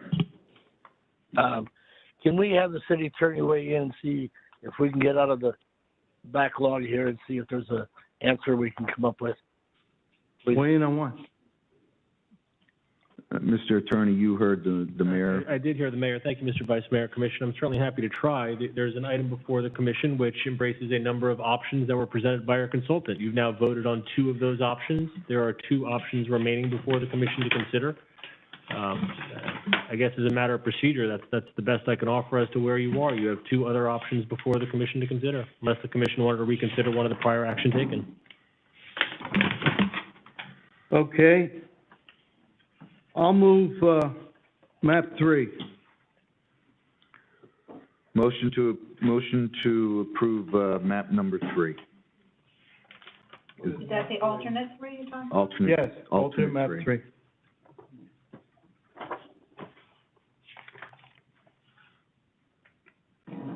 Mr. Sam, could you, I'm sorry, Vice Mayor. Sure, Ms. I just jumped in. I apologize. No worries. Could I ask Mr. Yes. Sam to explain what exactly happens in alternate 3, please? Yes. Thank you. Mr. Stam.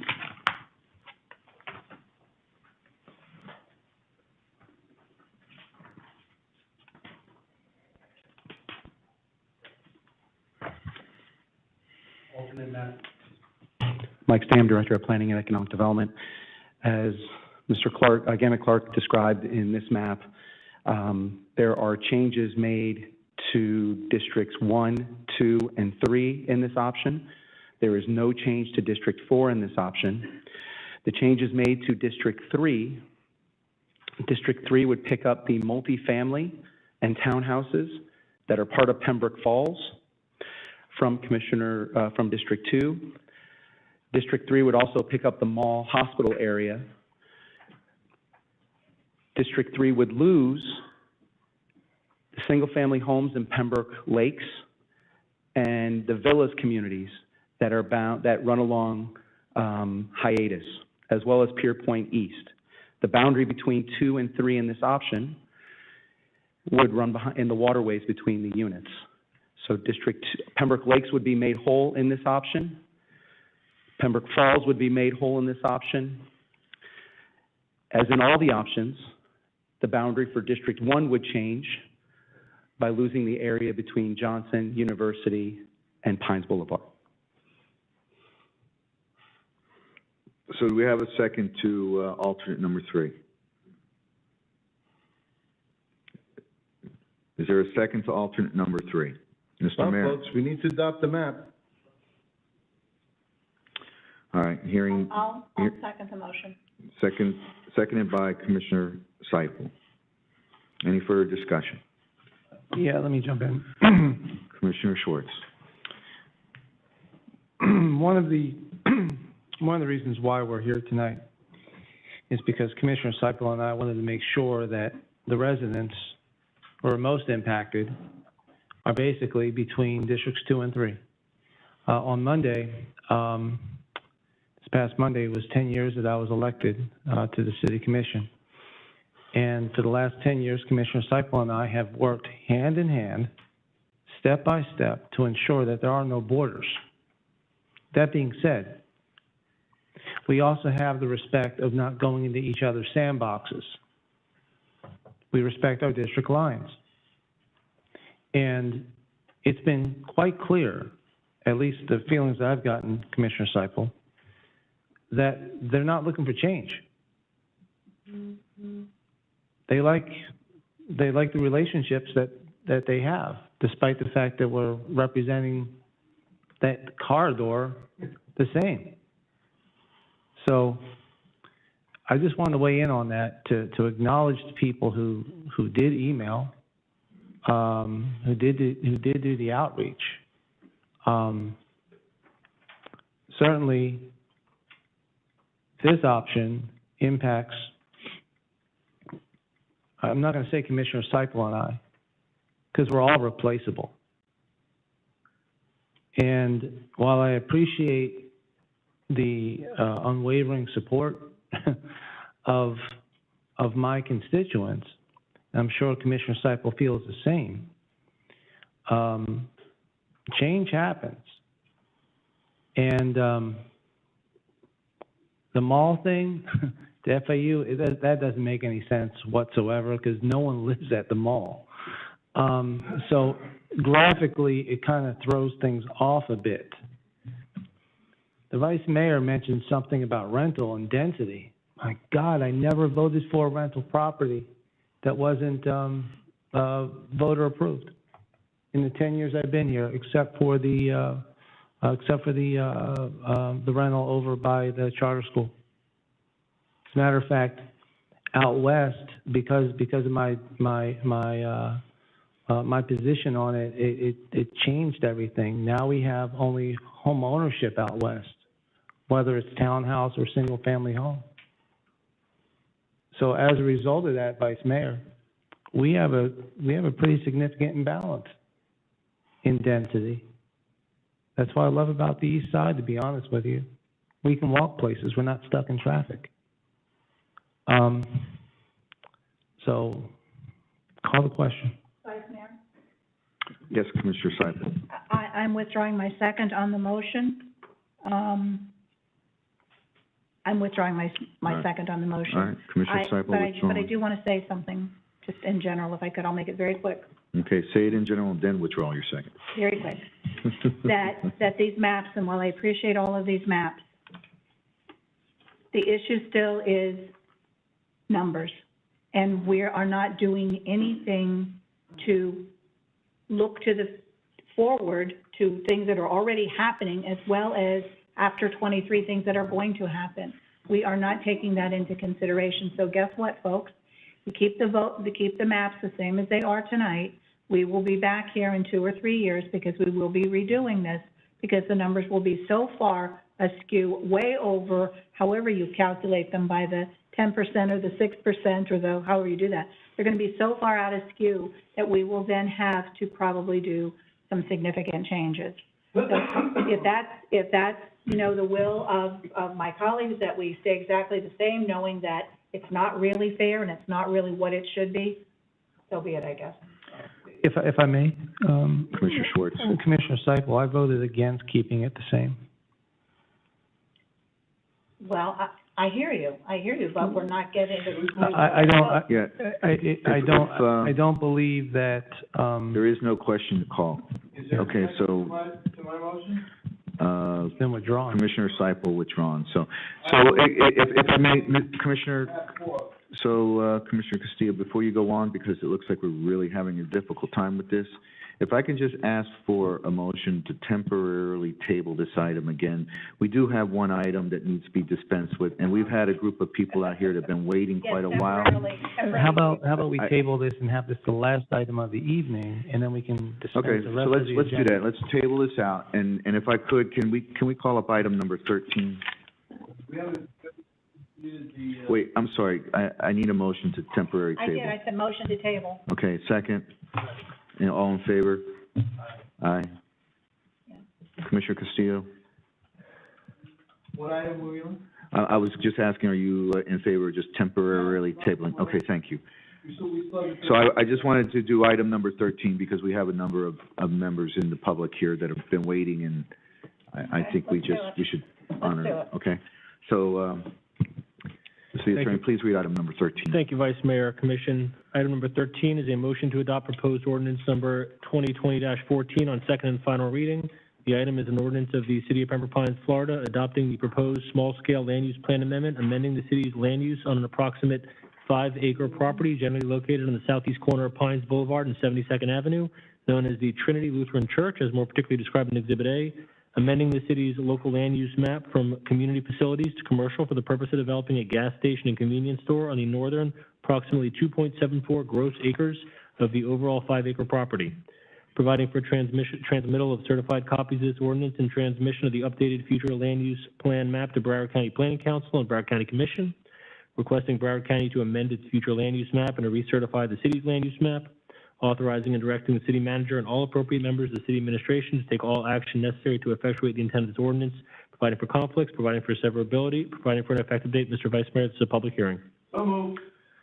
There's a motion to move by Commissioner Castillo, second by Commissioner Seipel. Second. Thank you, Mr. Mayor. Is there any comments from staff on this item?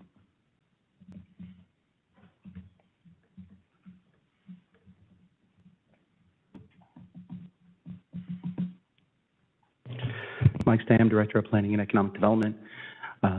Vice Mayor, tonight along with, and Commission, tonight along with the Land Use Plan Amendment, we have second reading of the rezoning ordinance. While this is the first steps, as you know, we still will have a site plan as well as a plat note amendment and a municipal dedication agreement that will still come before the Commission in the future. I don't know that the site plan will still come before Commission, mostly because I don't believe it meets the threshold, but the plat note and everything else will come back here. I haven't seen the site plan yet. They're in the process of developing it, although I conceptually can see how it'll work. This is a land use plan amendment for a Wawa gas station on the commercial corner of 72nd and Pines Boulevard. The church, as part of this proposal, is to be relocated from the corner to the rear of the property. As you know, Vice Mayor and as a commission, you've been here before on this item. The church is in well support of this item. And that's pretty much all I have to say. Mr. Dickerson is here. He has a presentation if the commission would like to hear it, although I believe you've seen many of these items before. Great. So thank you, Mr. Stem. Is there any comment from this commission? Hearing none. Is there anybody from the public who would like to speak to this item? Please come to the podium and state your name.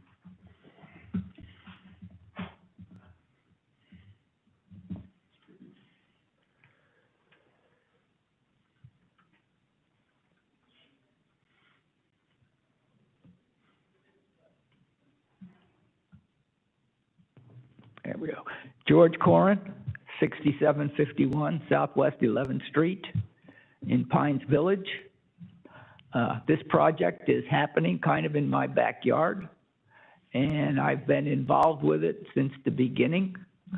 And it's, from what I hear from my residents, my friends and everything, it's a very well thought out plan and should be a win-win for the city, for the church, and there are some issues that will be worked out in the future, but I would ask the commission to go ahead forward with this plan. It's been laid out before, the benefits to the community, employment, and things like that for possible residents. And I really think it needs to be played out, and I think in the end, the proof will be in the pudding. It'll be a good thing for the community and overall for the city. Thank you. Thank you, Mr. Corrin.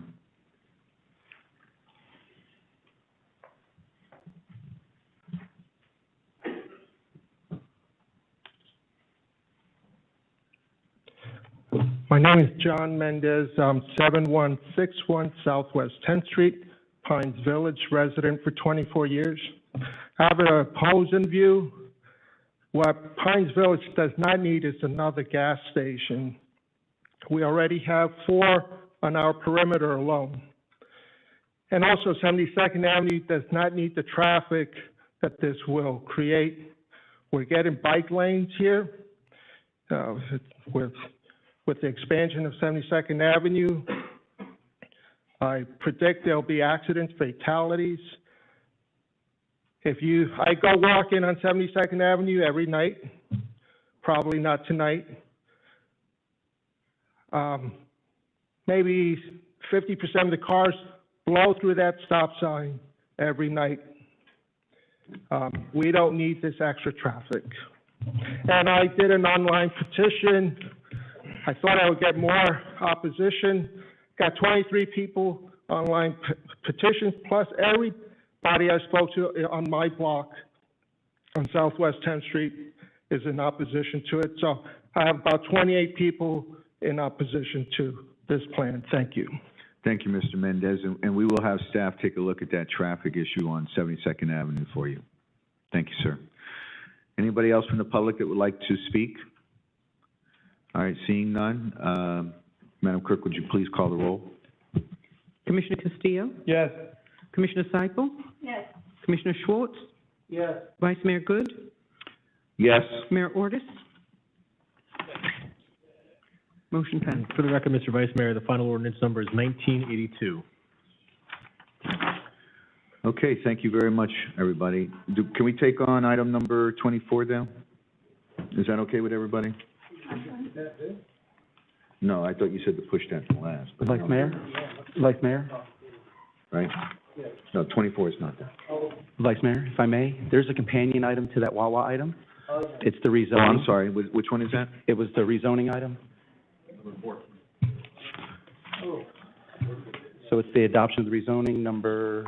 Okay, please read item number 14, please. Thank you. Sorry about that, sir. Mr. Vice Mayor, Commission, item 14, a motion to adopt proposed ordinance 2021-30 on second and final reading. The item is an ordinance of the City of Pembroke Pines, Florida, amending Chapter 155, the Land Development Code of the City of Pembroke Pines by amending Section 155.401 entitled Zoning Map to amend the city's zoning district map to rezone an approximately 2-acre parcel of land generally located on the southeast corner of Pines Boulevard, 72nd Avenue, as more particularly described in Exhibit A. Rezoning from the current zoning of A, agriculture, to B3, that's general business, providing for codification, providing for conflicts, providing for severability, providing for an effective date. And again, this is a public hearing, Mr. Vice Mayor. So moved. Moved by Commissioner Castillo, seconded by Commissioner Seipel. Is there any discussion from this commission? Is there any public input on this item? All right, seeing none, Madam Clerk, please call the roll. Commissioner Castillo? Yes. Commissioner Seipel? Yes. Vice Mayor Good? Yes. Commissioner Schwartz? Yes. Mayor Ordus? Yes. Motion passes. Okay, so if we can now read item number 24 in the record, please, Mr. Attorney.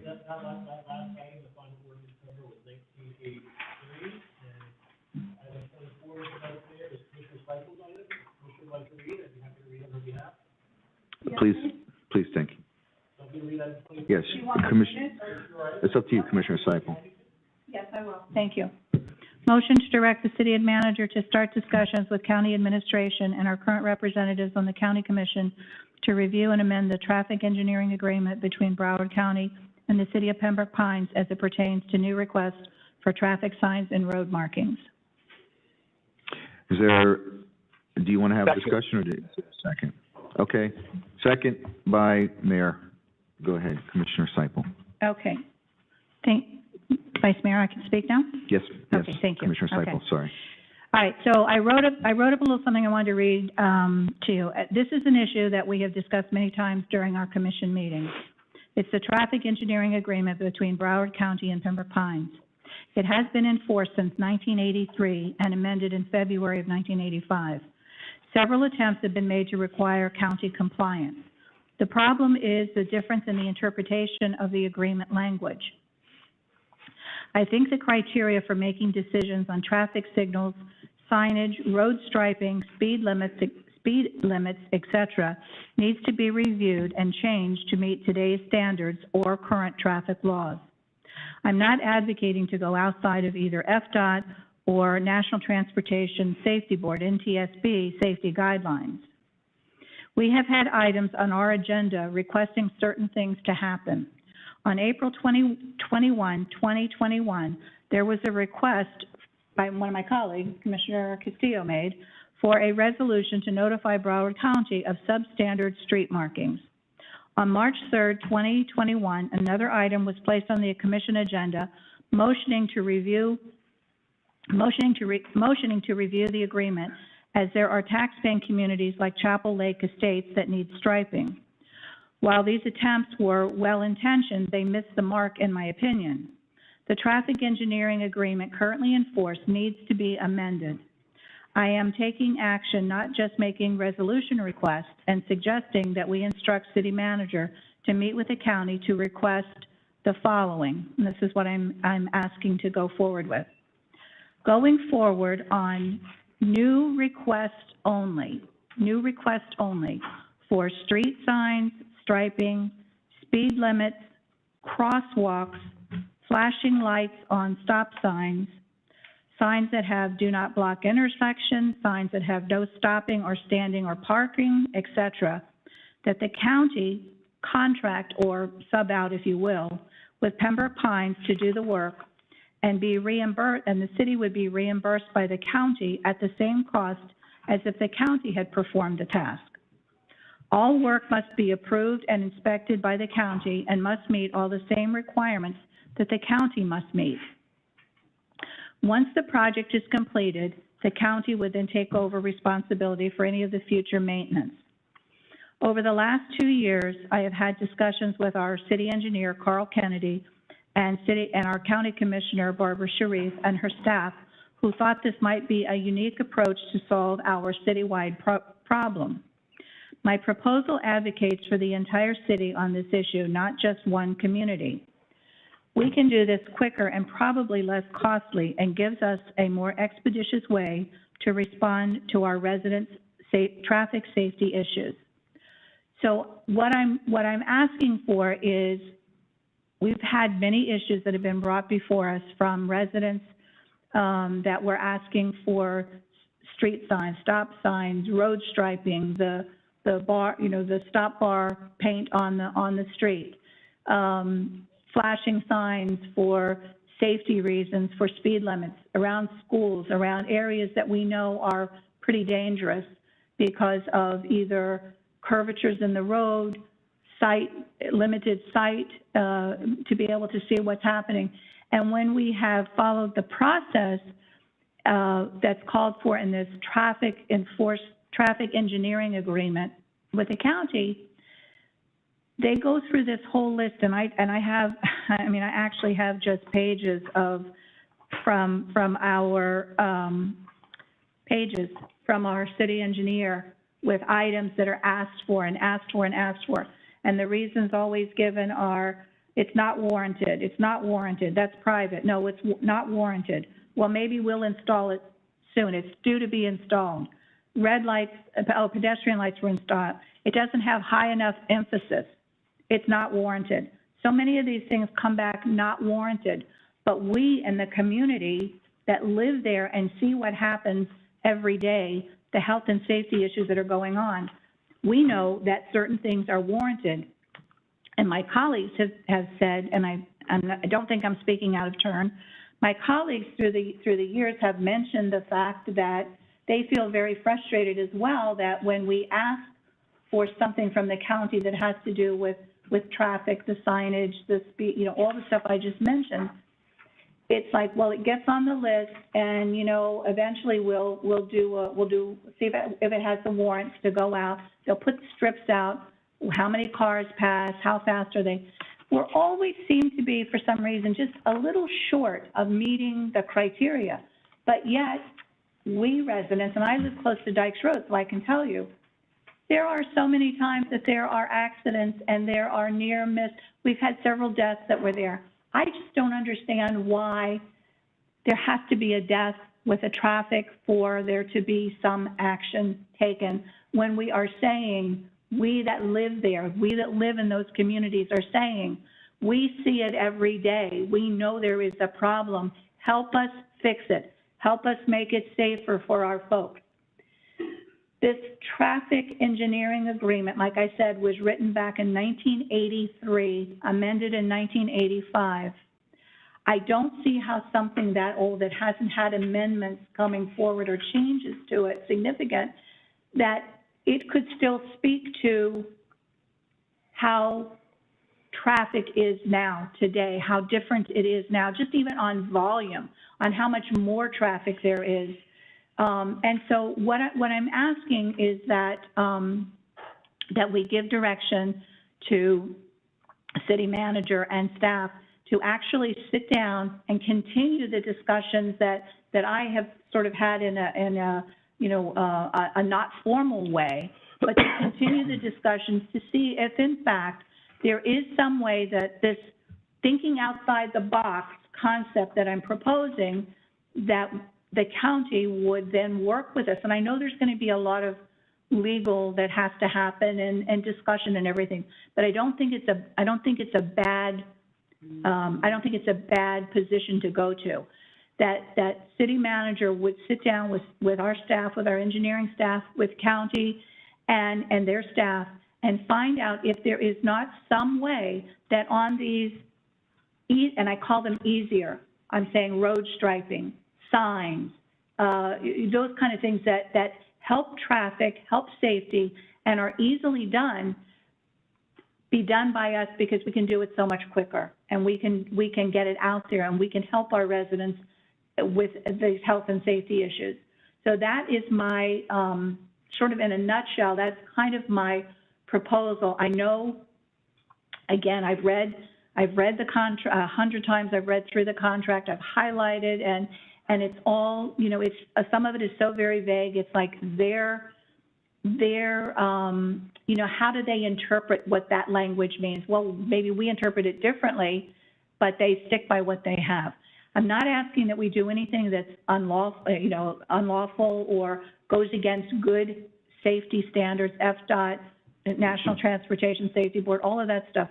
But there has to be a better way for us to partner up with the county to get these kinds of particular issues taken care of in our city by our folks with county approval. We're asking just approve, if we needed a stop sign there, we're asking that you, county, give us the approval, but then let us do it, because their approvals, and then by the time it gets done, is so very, very long that accidents are happening, things are happening, and it's very frustrating.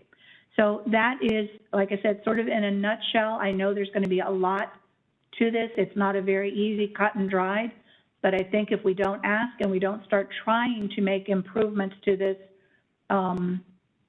problematic agreement that we have, we're just going to keep sticking there, and it's definitely not a good thing. So, Vice Mayor? Yes, Commissioner Castillo.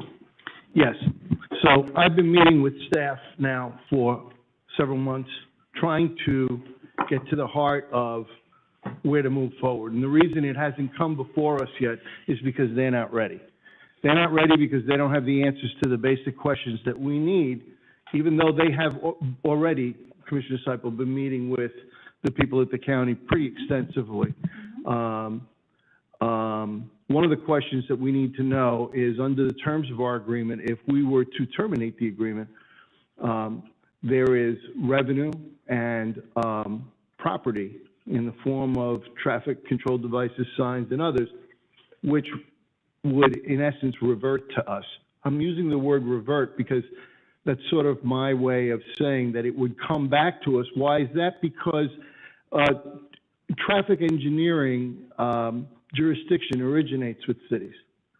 Broward County is one of the few counties that actually has an agreement with cities where it does it sort of for everybody. Not every county has that. Many cities have to do their own. Now, in the last 10 years, we've all seen the change sort of in traffic engineering. They were always a little bit stingy in terms of providing us with what they needed, but now just about every request that we make, the answer is no. And the answer is no because they really sort of don't want to do it anymore. Scott Bruner, the director there, who I've never met, but he seems like a very capable individual, has said so. If you guys want to walk, we're perfectly okay with that. And we don't think that under the agreement we owe you anything, which is a legal conclusion that engineers should never make legal conclusions. That a legal conclusion that our city attorney absolutely disagrees with, and he's there if you want to question him about it. So the first thing we need to know is what's due and owing, and that's public information that we're entitled to. And if we're having difficulty getting it from the county, then we should be directing our own staff, finance staff, or the commission auditor or somebody to get in there and get through the books and figure that out, or to call FDOT directly and figure out what monies are if we were to split up, we would get from the pot that they're currently collecting. They sort of feel like in the answers that we've gotten is, you guys want to walk away? Go right ahead. Oh, by the way, they are in default of our agreement, in my view. And the city attorney sympathizes with that view. They are in violation of our agreement. We sent them a resolution asking for stop bars throughout the city, which was sort of interesting, because I thought that asking it just for one community on a test basis was enough. But this commission decided, you know what, let's do the whole city. All right. So I was down with that, and we sent that up there. And that is we followed to the letter what our agreement said. And they said, no, we're not going to do that. They didn't come back and say, look, we can do this for you over the course of the next 5 years in the following way, or in the next 3 years in the following way. They just said, nah, we're not going to do that. So that's sort of, and not only now we're not going to do that, enclosed is some new contract language we'd like you to sign, which provides us with even less service. And the thing about traffic engineering is this: you can't pick and choose which ones you want.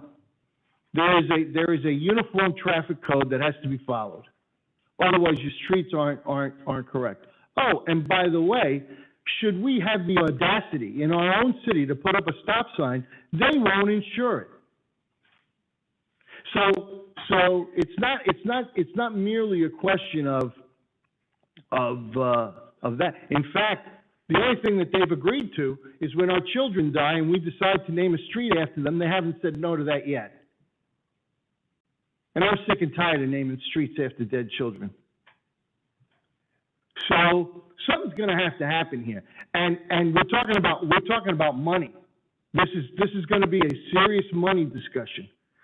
So this isn't about this can't be about anything other than strictly business, because we're talking about a lot of money here, and if we don't get this right, people get hurt. So we want to send staff to talk to the commissioners and to. I'll be happy to line up and talk to any one of them.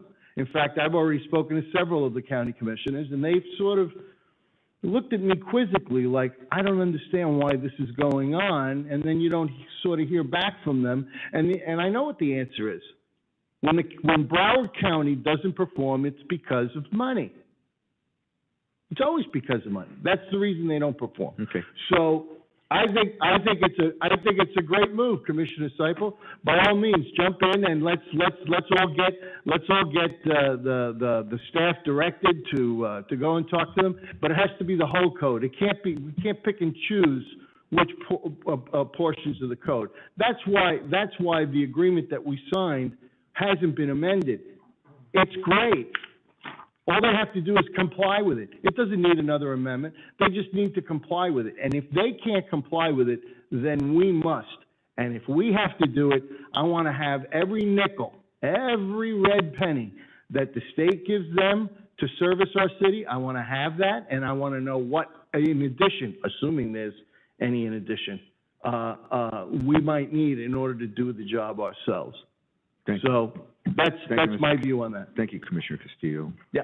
Commissioner Seipel. Yes, thank you. Well, I want to clarify, Commissioner, you are talking about terminating the entire agreement. No, I haven't gotten to that yet. Well, you said that. You said to terminate. Okay, Well, so that's very good, so. Okay, so terminating the entire agreement. Can I? Sure. Okay. Okay, that's what I heard. But I am not advocating for terminating that entire agreement, basically because of the money that would be involved in that, the insurance liability for every single traffic, everything in the entire city. That is what is covered under the county. I am not asking for that. That is not what I said at all. I spoke about some specific, and I said smaller in nature issues that our communities are having: road striping, traffic signage, speed limits, those kinds of things that will help our communities be safer. And that's why I said this, and I've been having these conversations for a couple of years now, and we've kind of gotten around to this is where we might be able to pull some of it out of that contract, still keeping the contract intact as it is for everything else. I'm sorry? No, please Okay. just continue on. Okay, so Please continue. what I'm saying is that for very specific issues, keeping the contract, the agreement, the traffic engineering agreement that we have in place so that the county is still responsible for all of those other huge projects. Not asking for that. I'm saying on specifics. I mentioned very specific issues that we would be able to, through some amended language, contract, sublet, subcontract, however you want to term it, that there would be an agreement with the county that if we came to them and we said, we have this area that needs X, Y, and Z, and this is what this is what we would like to see happen. Give the plan to the county. It meets all of the requirements of FDOT, Transportation Safety Board, all the UTC, all the stuff that is supposed to be adhered to would be. The county would then say, yeah, this looks like a good project. Go ahead, because you can do it faster than we can do it. We've approved it. The county would have reviewed it and would have approved it and said, yes, go ahead, you do it. You can do it faster than we can because we're talking a long way down the road.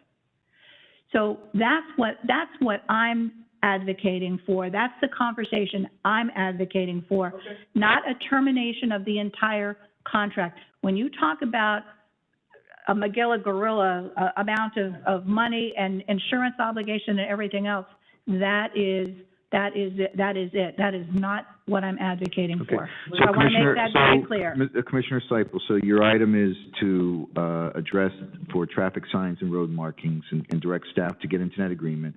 And I'm certain that if they haven't into that discussion, I'm certain if there is an agreement, there will probably be something that comes back to us and we can have There would have to be a lot. This is just to give direction to the city manager to start the conversation. Okay, very good. On those issues. Okay, Commissioner Schwartz. Not for this. Commissioner Schwartz.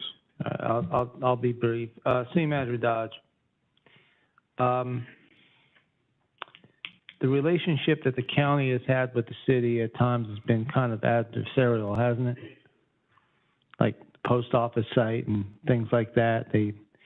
And they use that as leverage to say no to us for a lot of things. We have 3 county commissioners who represent the city, and I still have no idea why we have to be broken up into thirds for the second largest city in the county. But we don't even have county commissioners advocating on our behalf. Now, when we have an issue, we take a majority vote and we direct you to do things, and even if you don't like the direction that we're giving you, you execute it to the best of your ability. We have a new county administrator coming in town, right? Broward County is changing. We have term limits and other things happening at the county commission. What do you need from us? Resolution? What kind of support do you need other than providing you direction? Because right now, I know what they're going to tell you. Thanks. We'll get back to you. Right. What is it that we need to do? And I appreciate what Commissioner Seipel is doing. It doesn't say cancel, it says amend. It's clear as day. But the thing is we have to get better. The communication has to get better.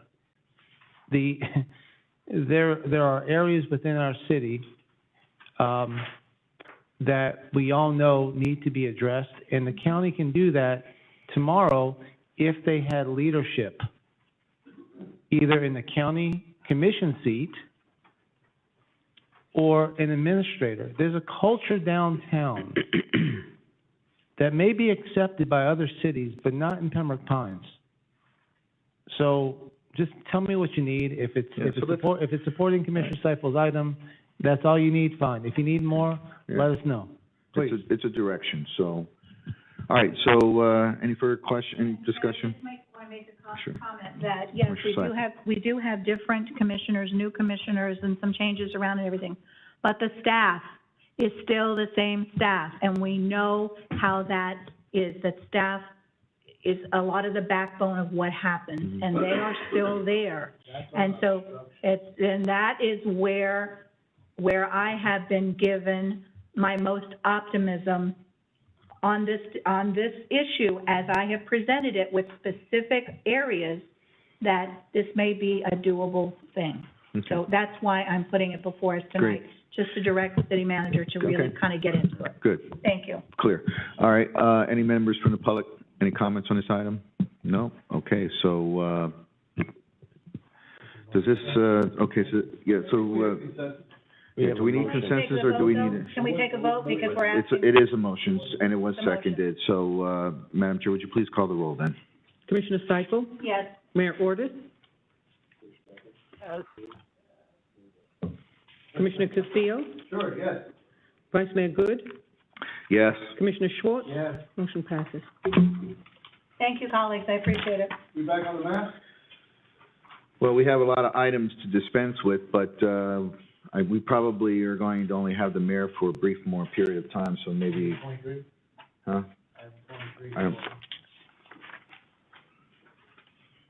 Yeah, so let's do item number 23. We can dispense quickly on that. So, Mr. Attorney, could you read that into the record? Thank you, Mr. Vice Mayor. Item 23 is the city attorney report. Would you like me to offer our report at this time? Oh, I'm sorry.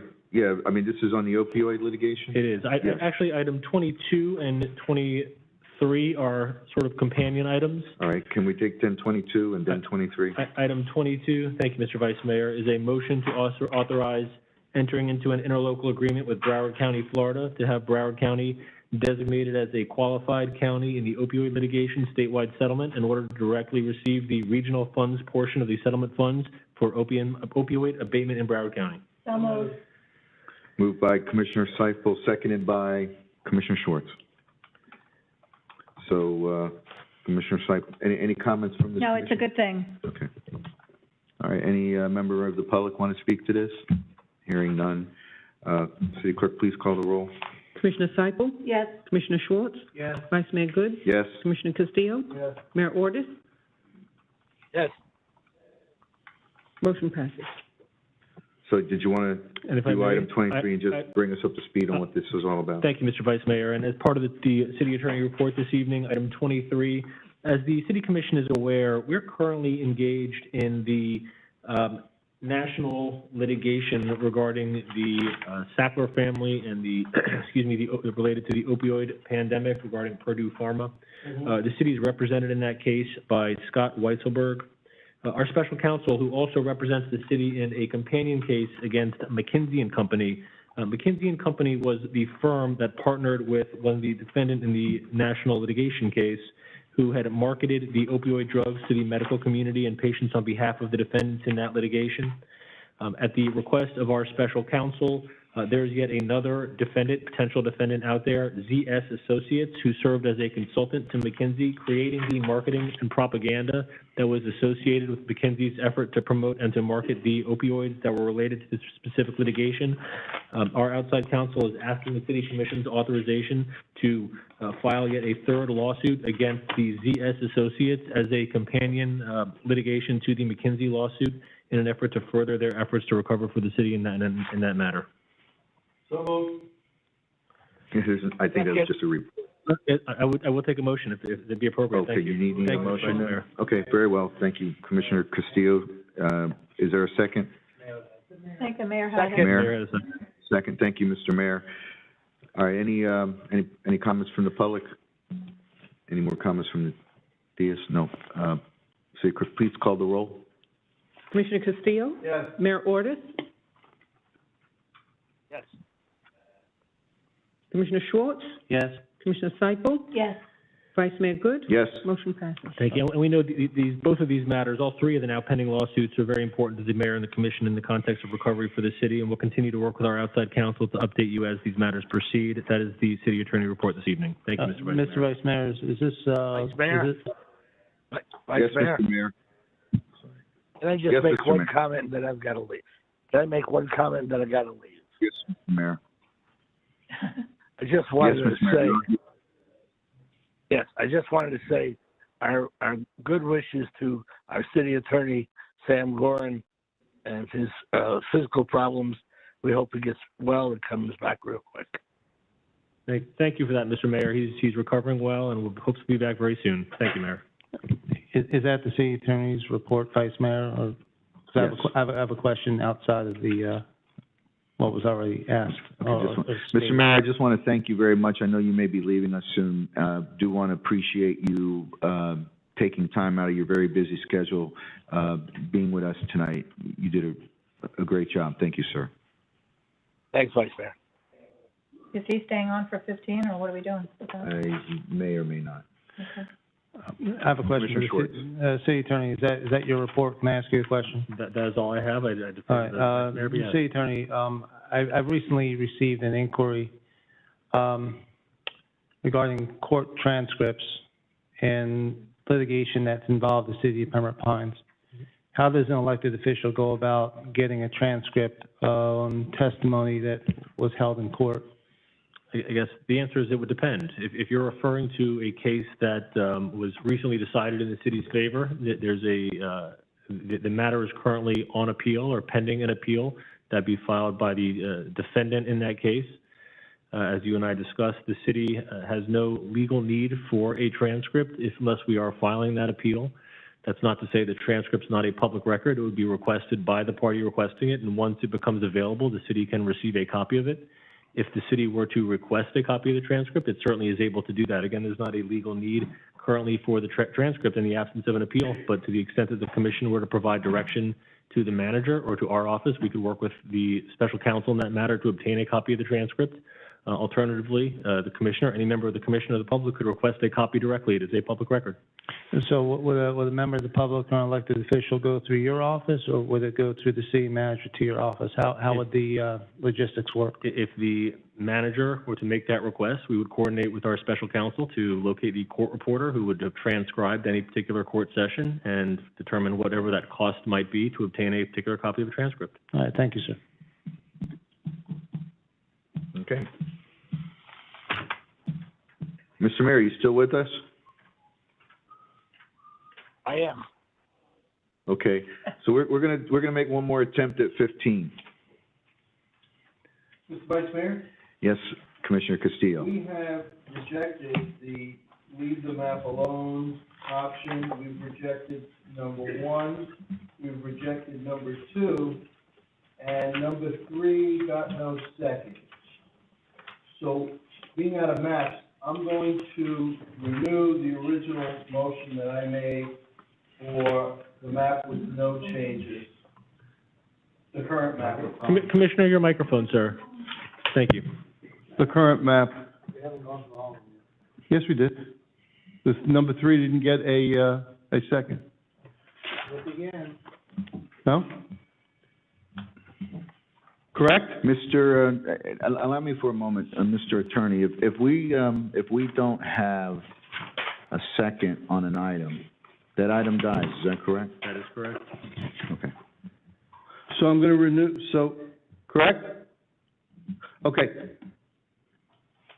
You heard what I said, right? If we don't get a second on a motion, the item dies as it is. Oh, okay. So then I'm going to bring up the original motion, which is to adopt the map without any changes, the current district map.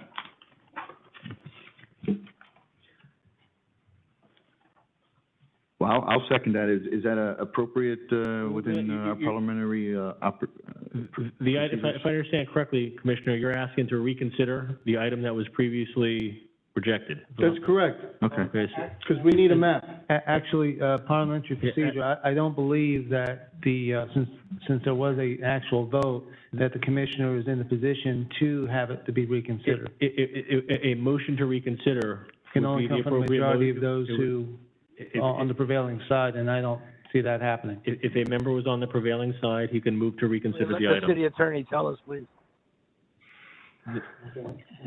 Yes, he did, he reconfirmed, Mr. Mayor, thank you.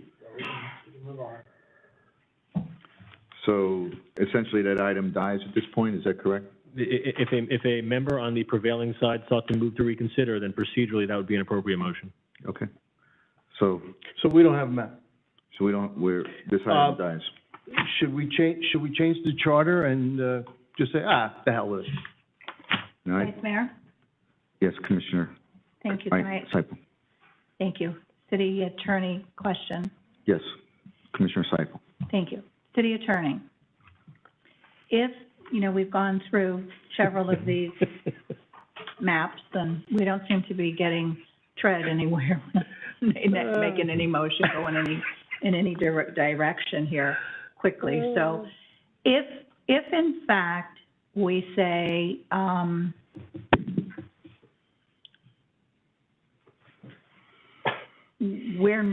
we're going to defer, we're not going to act on this now,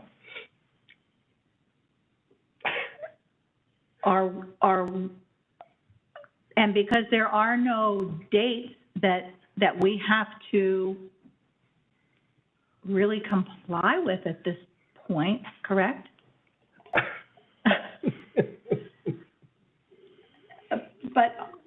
But is the mid-March, March 31st, is that still something that we need to adhere to going forward? Well, I think you've heard from Mr. Stam in the context of the communication with the Supervisor of Elections, and I think that's probably the best information that we have from their office as it relates to their timeframes. The charter provides that the city is required to engage a four-year university, which we've done, and that the commission, quote, shall adopt the redistricting plan as designated. You have essentially 4 plans that were designated and presented. The commission has the option of any one of those 4 plans. In the absence of any action by the commission, then there would be no change to the city's election districts, and the status quo would maintain. That's right. Thank you. Motion to defer the item to March 16th.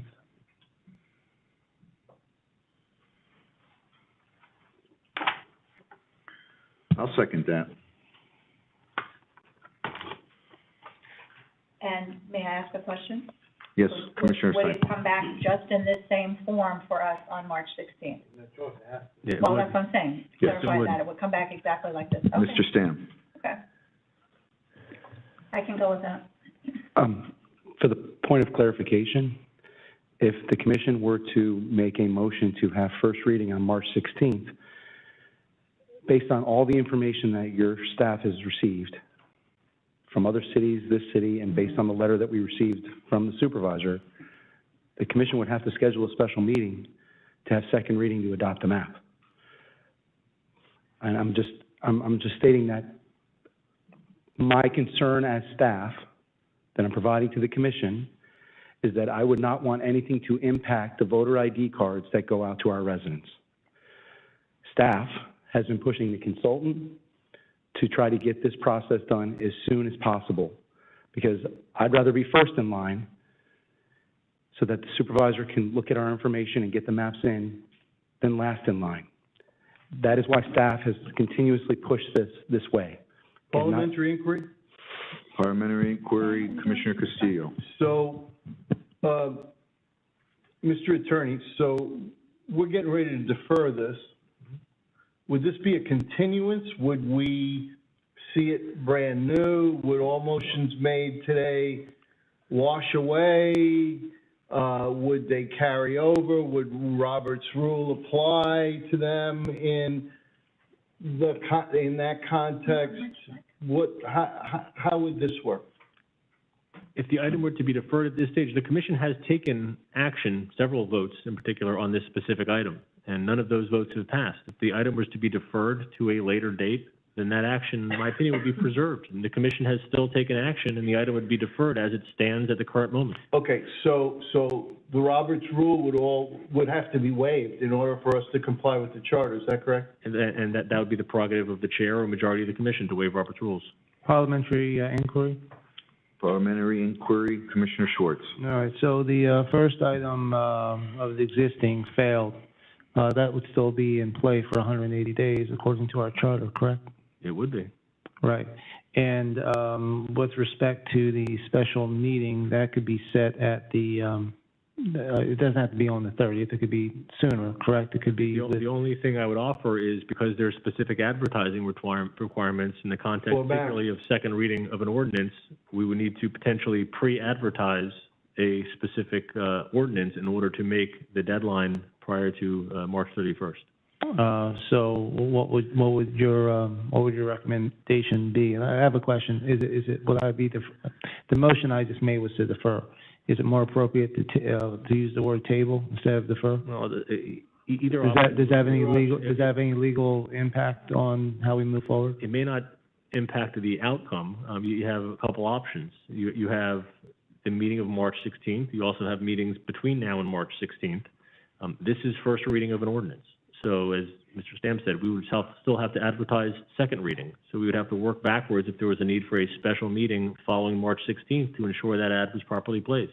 Right, and we can't anticipate any legal challenges to what the city's taking, but anyone can challenge whatever decision we make with respect to redistricting as well, which would certainly hold up any type of card printing that may be suggested, just like what's going to happen in Tallahassee. It could happen. Yeah. Again, the maps that are before you all meet the legal standard and Sure. are valid for your consideration.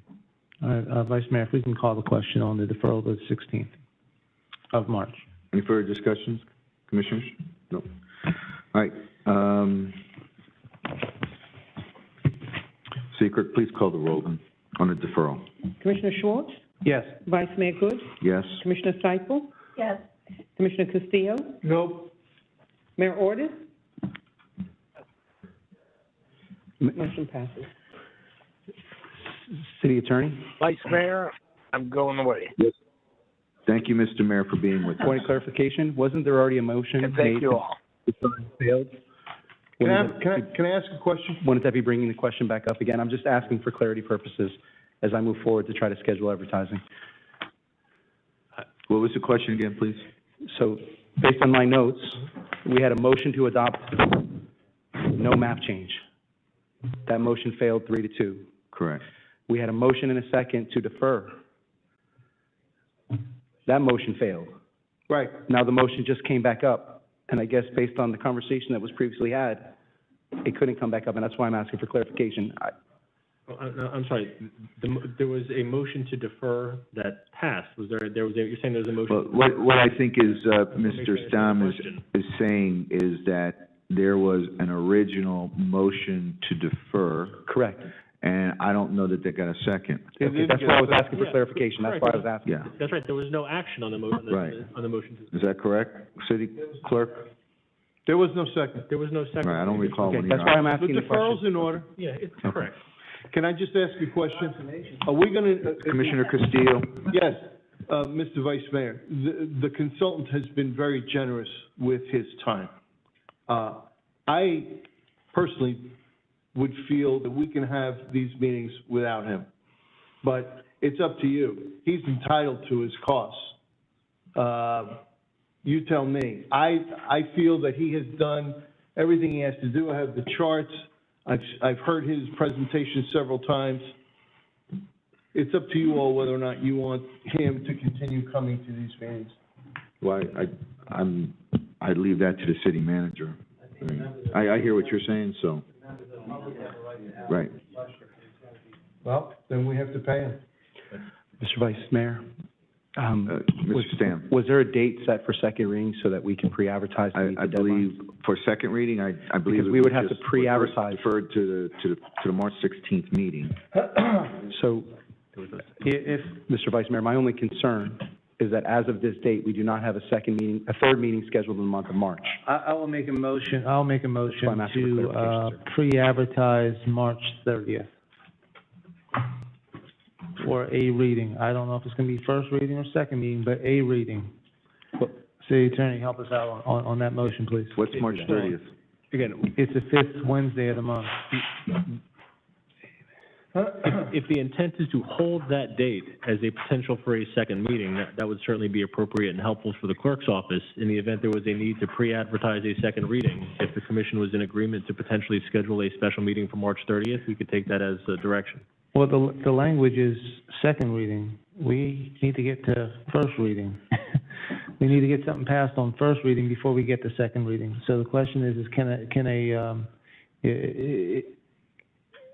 do we have to call it the second reading or just an advertisement? So, if I could provide some clarification. Go ahead, Commissioner. Go ahead. For tonight's meeting, we have an advertisement for first reading, and then we did a notice of enactment in advance for February 16th, as well as adoption in the public hearing, which was scheduled to occur on the 16th. Should we, since the motion has been to defer the item to the 16th, we would need to set a second reading for the purposes of advertising, notice of enactment, et cetera, to the adoption of an ordinance. Okay, very well. So, to the commission, Commissioner Schwartz recommended that March 30th. Is that something that we can do? Yeah, I only picked that date because it's 2 weeks after, and we were, like I said, it's five Wednesdays. There's nothing going on. There's no conflicts of dates that I can think of.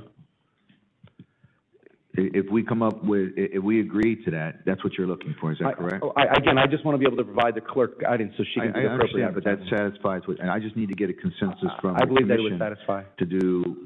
to do a March 30th meeting, a special meeting for a second hearing or second reading on this ordinance. Is there a consensus?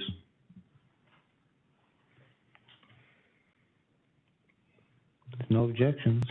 No objections, and, all right, so let's go ahead and, can I just get a consensus, just verbally? Yes?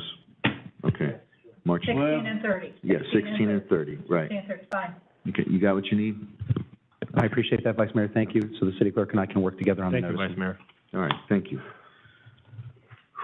All right, so, Back on consent? Item 1. Item number 6. Where are we? Wait, where are we? We're on item number 6. Item number 6, I'm gonna go all the way back there. Mm-hmm. Yep, we're back to the consent item number 6. Oh, that was mine. Mhm. Yes. I'm sorry, Commissioner It Seifel. was such a while ago, I forgot. You have no pull. You had, I have no pulls. mark this day down, please, please. Yeah, I think that's a first. City clerk, put a big star on the front of this page, will you?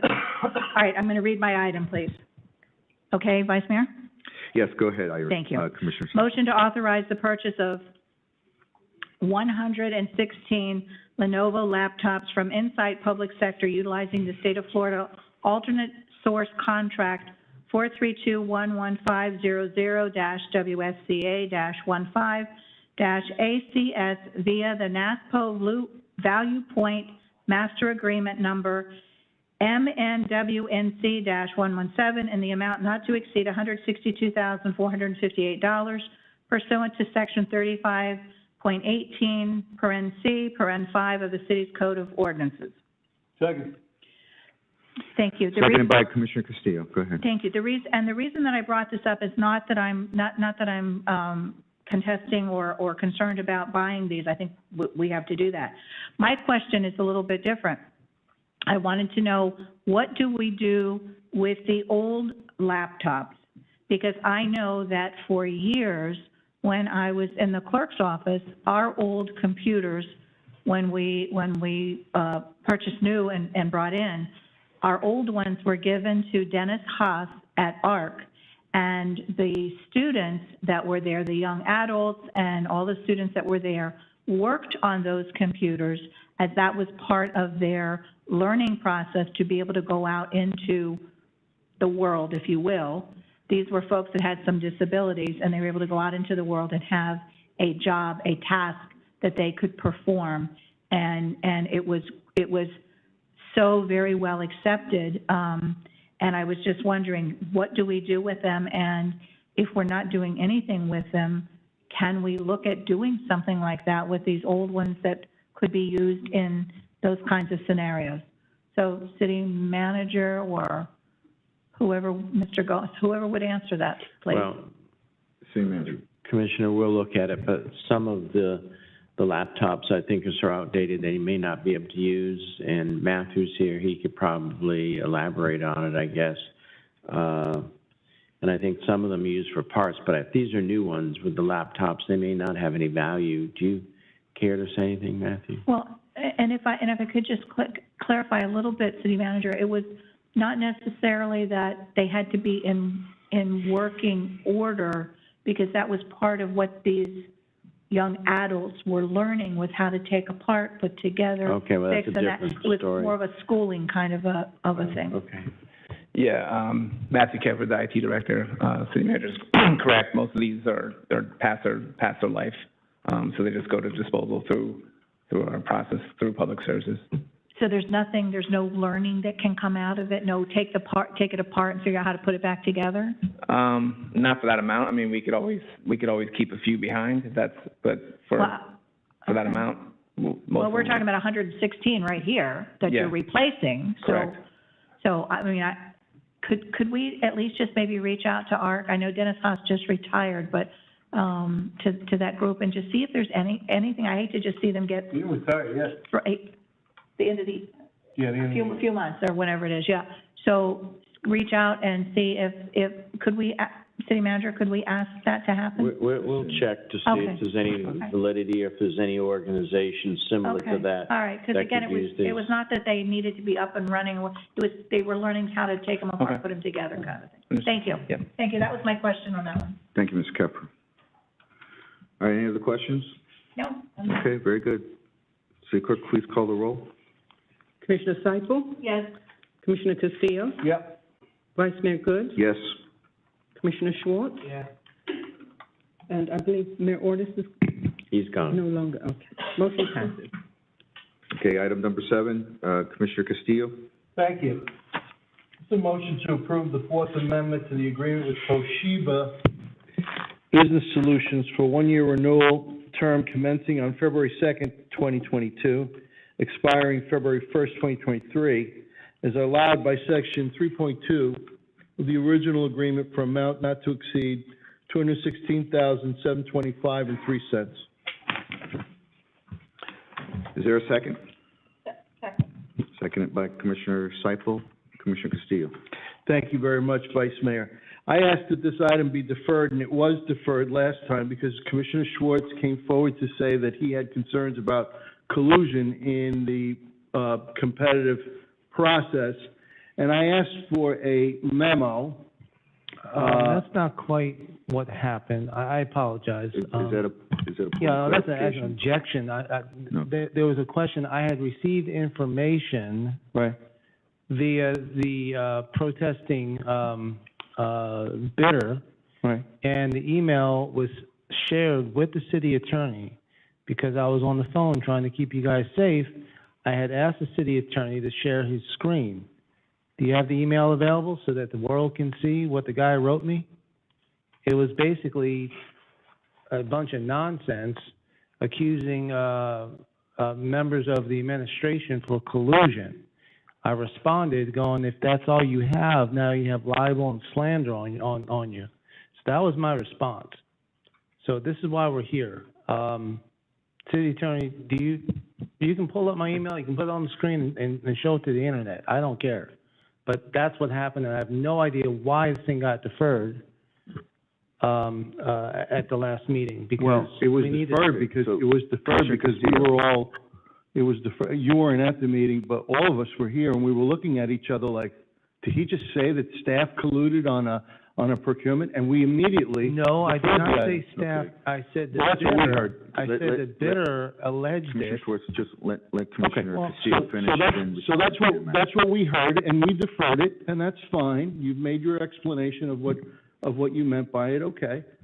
But what the city attorney did was, based on our request, and I'm gonna read this into the record.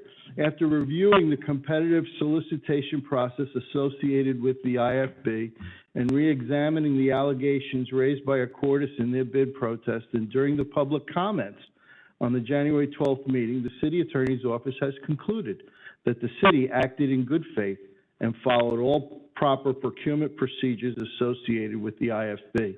It goes on to say that the opinion of the city attorney's office is the city commission acted within its legal authority to reject all bids associated with IFB. Additionally, the Fourth Amendment to the agreement with Toshiba, which is included as item 7 in the February 2nd, 2022 agenda, is properly before the city commission for its review and consideration. This is a very well put together memo. I know that the city attorney took the comments that were made very, very seriously. They looked at it independently. I'm not surprised at the outcome, but it's part of the record now. So if this is ever raised again, or if it is ever discussed again, we have a very clear answer. And I think, and I want to thank the administration and also the city attorney for doing what we asked them to do. There was an allegation made, it was looked at, and it was responded to. So I'm glad to move the item. Thank you. Is there any further discussion? City Clerk, please call the roll. May I just get clarification, Vice Mayor, on who the seconder was for this item? Okay, thank you. Commissioner Castillo? Yes. Commissioner Seipel? Yes. Vice Mayor Good? Yes. Commissioner Schwartz? Yes. Motion passes. Item number 9B, Commissioner Seip. Thank you, Vice Mayor. ED-22-01, air purifiers for school bus fleet. Second. The reason that I asked this is it's out there, and I want people to have the correct information about it. The city manager and I have had a couple of discussions. There were 2 separate meetings from our charter school advisory board, and at both of those meetings, our gentleman who handles our transportation was there. Part of the discussion was parents were asking, because we were talking about busing and parents getting back on buses. Part of the discussion was parents were asking, like, how safe is it, COVID-wise, safe is it on our buses? So Mr. Passero gave a very good explanation of how it's sanitized, how it's every day, before and after, and all that. And the parents were very happy to hear that in both different locations, 2 separate meetings. But what was also brought up was the air conditioning in the buses, the air that the students are breathing. So I asked the question about with that, what do we do? What is the routine? What is the maintenance plan for the filters, cleaning the filters, and what is that? So Mr. Passero said that, that they do clean the filters and that it's on a regularly scheduled basis and that they are the, I don't know, whatever, the M13s or the M15s, whatever is the highest grade for that appropriate air conditioner. And so, again, the folks were, the parents that were there were happy to hear that that was something being looked at because they were quite concerned about what their children were breathing in the bus. And when I read this, I was a little bit taken aback because I thought that what this was asking for was just what I had said, which was filters and those items. But it's much more than that. It is actually, and I'd like for city manager, if he would, to really explain that this is actually a piece of equipment, I believe, that's being purchased to be a purifier. So city manager? City manager. You're correct. It's an enhancement to the buses, their purification process, in addition to everything else we do. To the filter changes and all that. So I think that given you know, everybody's concern out there with COVID and with our masks and with our everything else, I just thought it was very important to bring this up for the public to know that our kids that are on the buses, that we are really looking out for their best health. Good. So that was my reason for bringing that forward. Good. Thank you. Thank you. I guess I have a question for the city manager. Commissioner Schwartz. City manager, it's basically the same thing that they put on aircraft where it's a fogger or electrostatic type of charge where they basically pop in ozone. Commissioner, I have no idea what they put on an aircraft. You know, I've been for the last 18 years in the environmental world as, you know, I'm not an industrial hygienist, but I do know how Ford makes air conditioners for cars, and this is not the air conditioner on the bus. It can't be, okay? Certainly, I'm interested in, I have no objections to putting this out to bid. Let's see where this thing goes. Okay, very good. All right. City Clerk, please call the roll. Commissioner Seipel? Yes. Commissioner Castillo? Yep. Vice Mayor Good? Yes. Commissioner Schwartz? Yes. Motion passes. Thank you very much. Item number 16. Ms.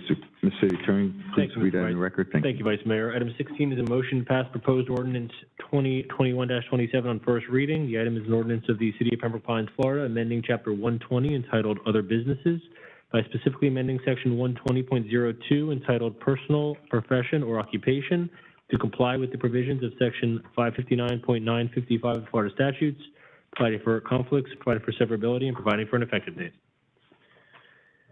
Is there a motion to approve?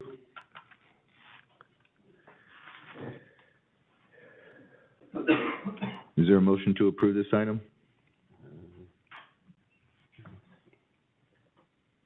All right. Seeing that there's no motion, the item fails. Okay. Item number 17, please.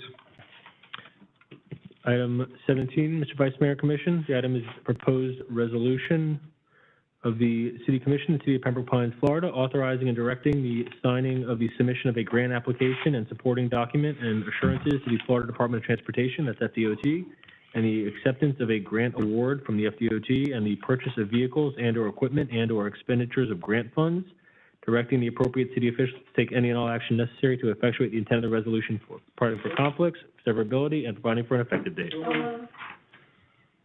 So, motion by Commissioner Castillo, seconded by Commissioner Seipel.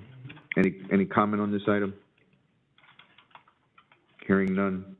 City Clerk, please call the roll. Commissioner Castillo? Yes. Commissioner Seipel? Yes. Vice Mayor Good? Yes. Commissioner Schwartz? And for the record, Mr. Vice Mayor, the final resolution number is 3785. Thank you. Item number 20.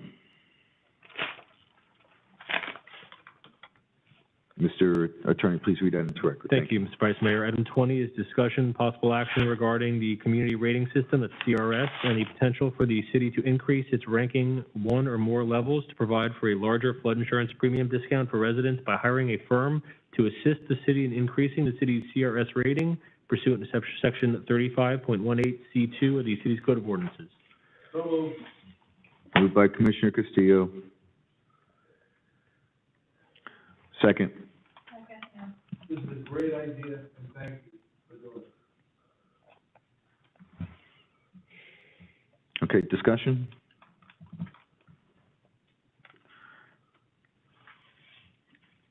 So this item is directing staff to move forward, is that? Yes, it is an item to move forward. There's an awful lot of detail in there that identifies the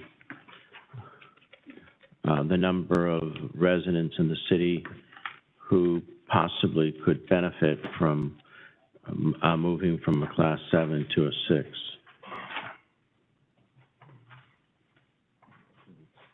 Okay, so motion to direct staff to proceed forward.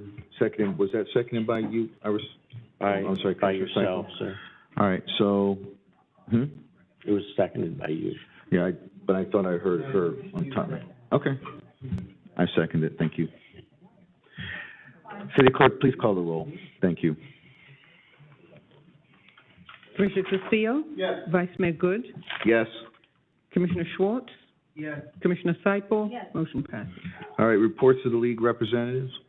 Any reports? Tomorrow. Lunch? Tomorrow, a lot of lunch tomorrow, and a lot of work with legislative action and all of the crazy bills. And I will at next meeting have a more report for you all. Good. Great, thank you, Commissioner Seipel. Mr. City Manager, do you have any reports? I do not. All right, any new business? Old business? Motion to adjourn? There we go. I got to do it. I did it. Do it one more time, so I can No, one more time. hear. Mike. Oh, gosh. Vice Mayor? Vice Mayor?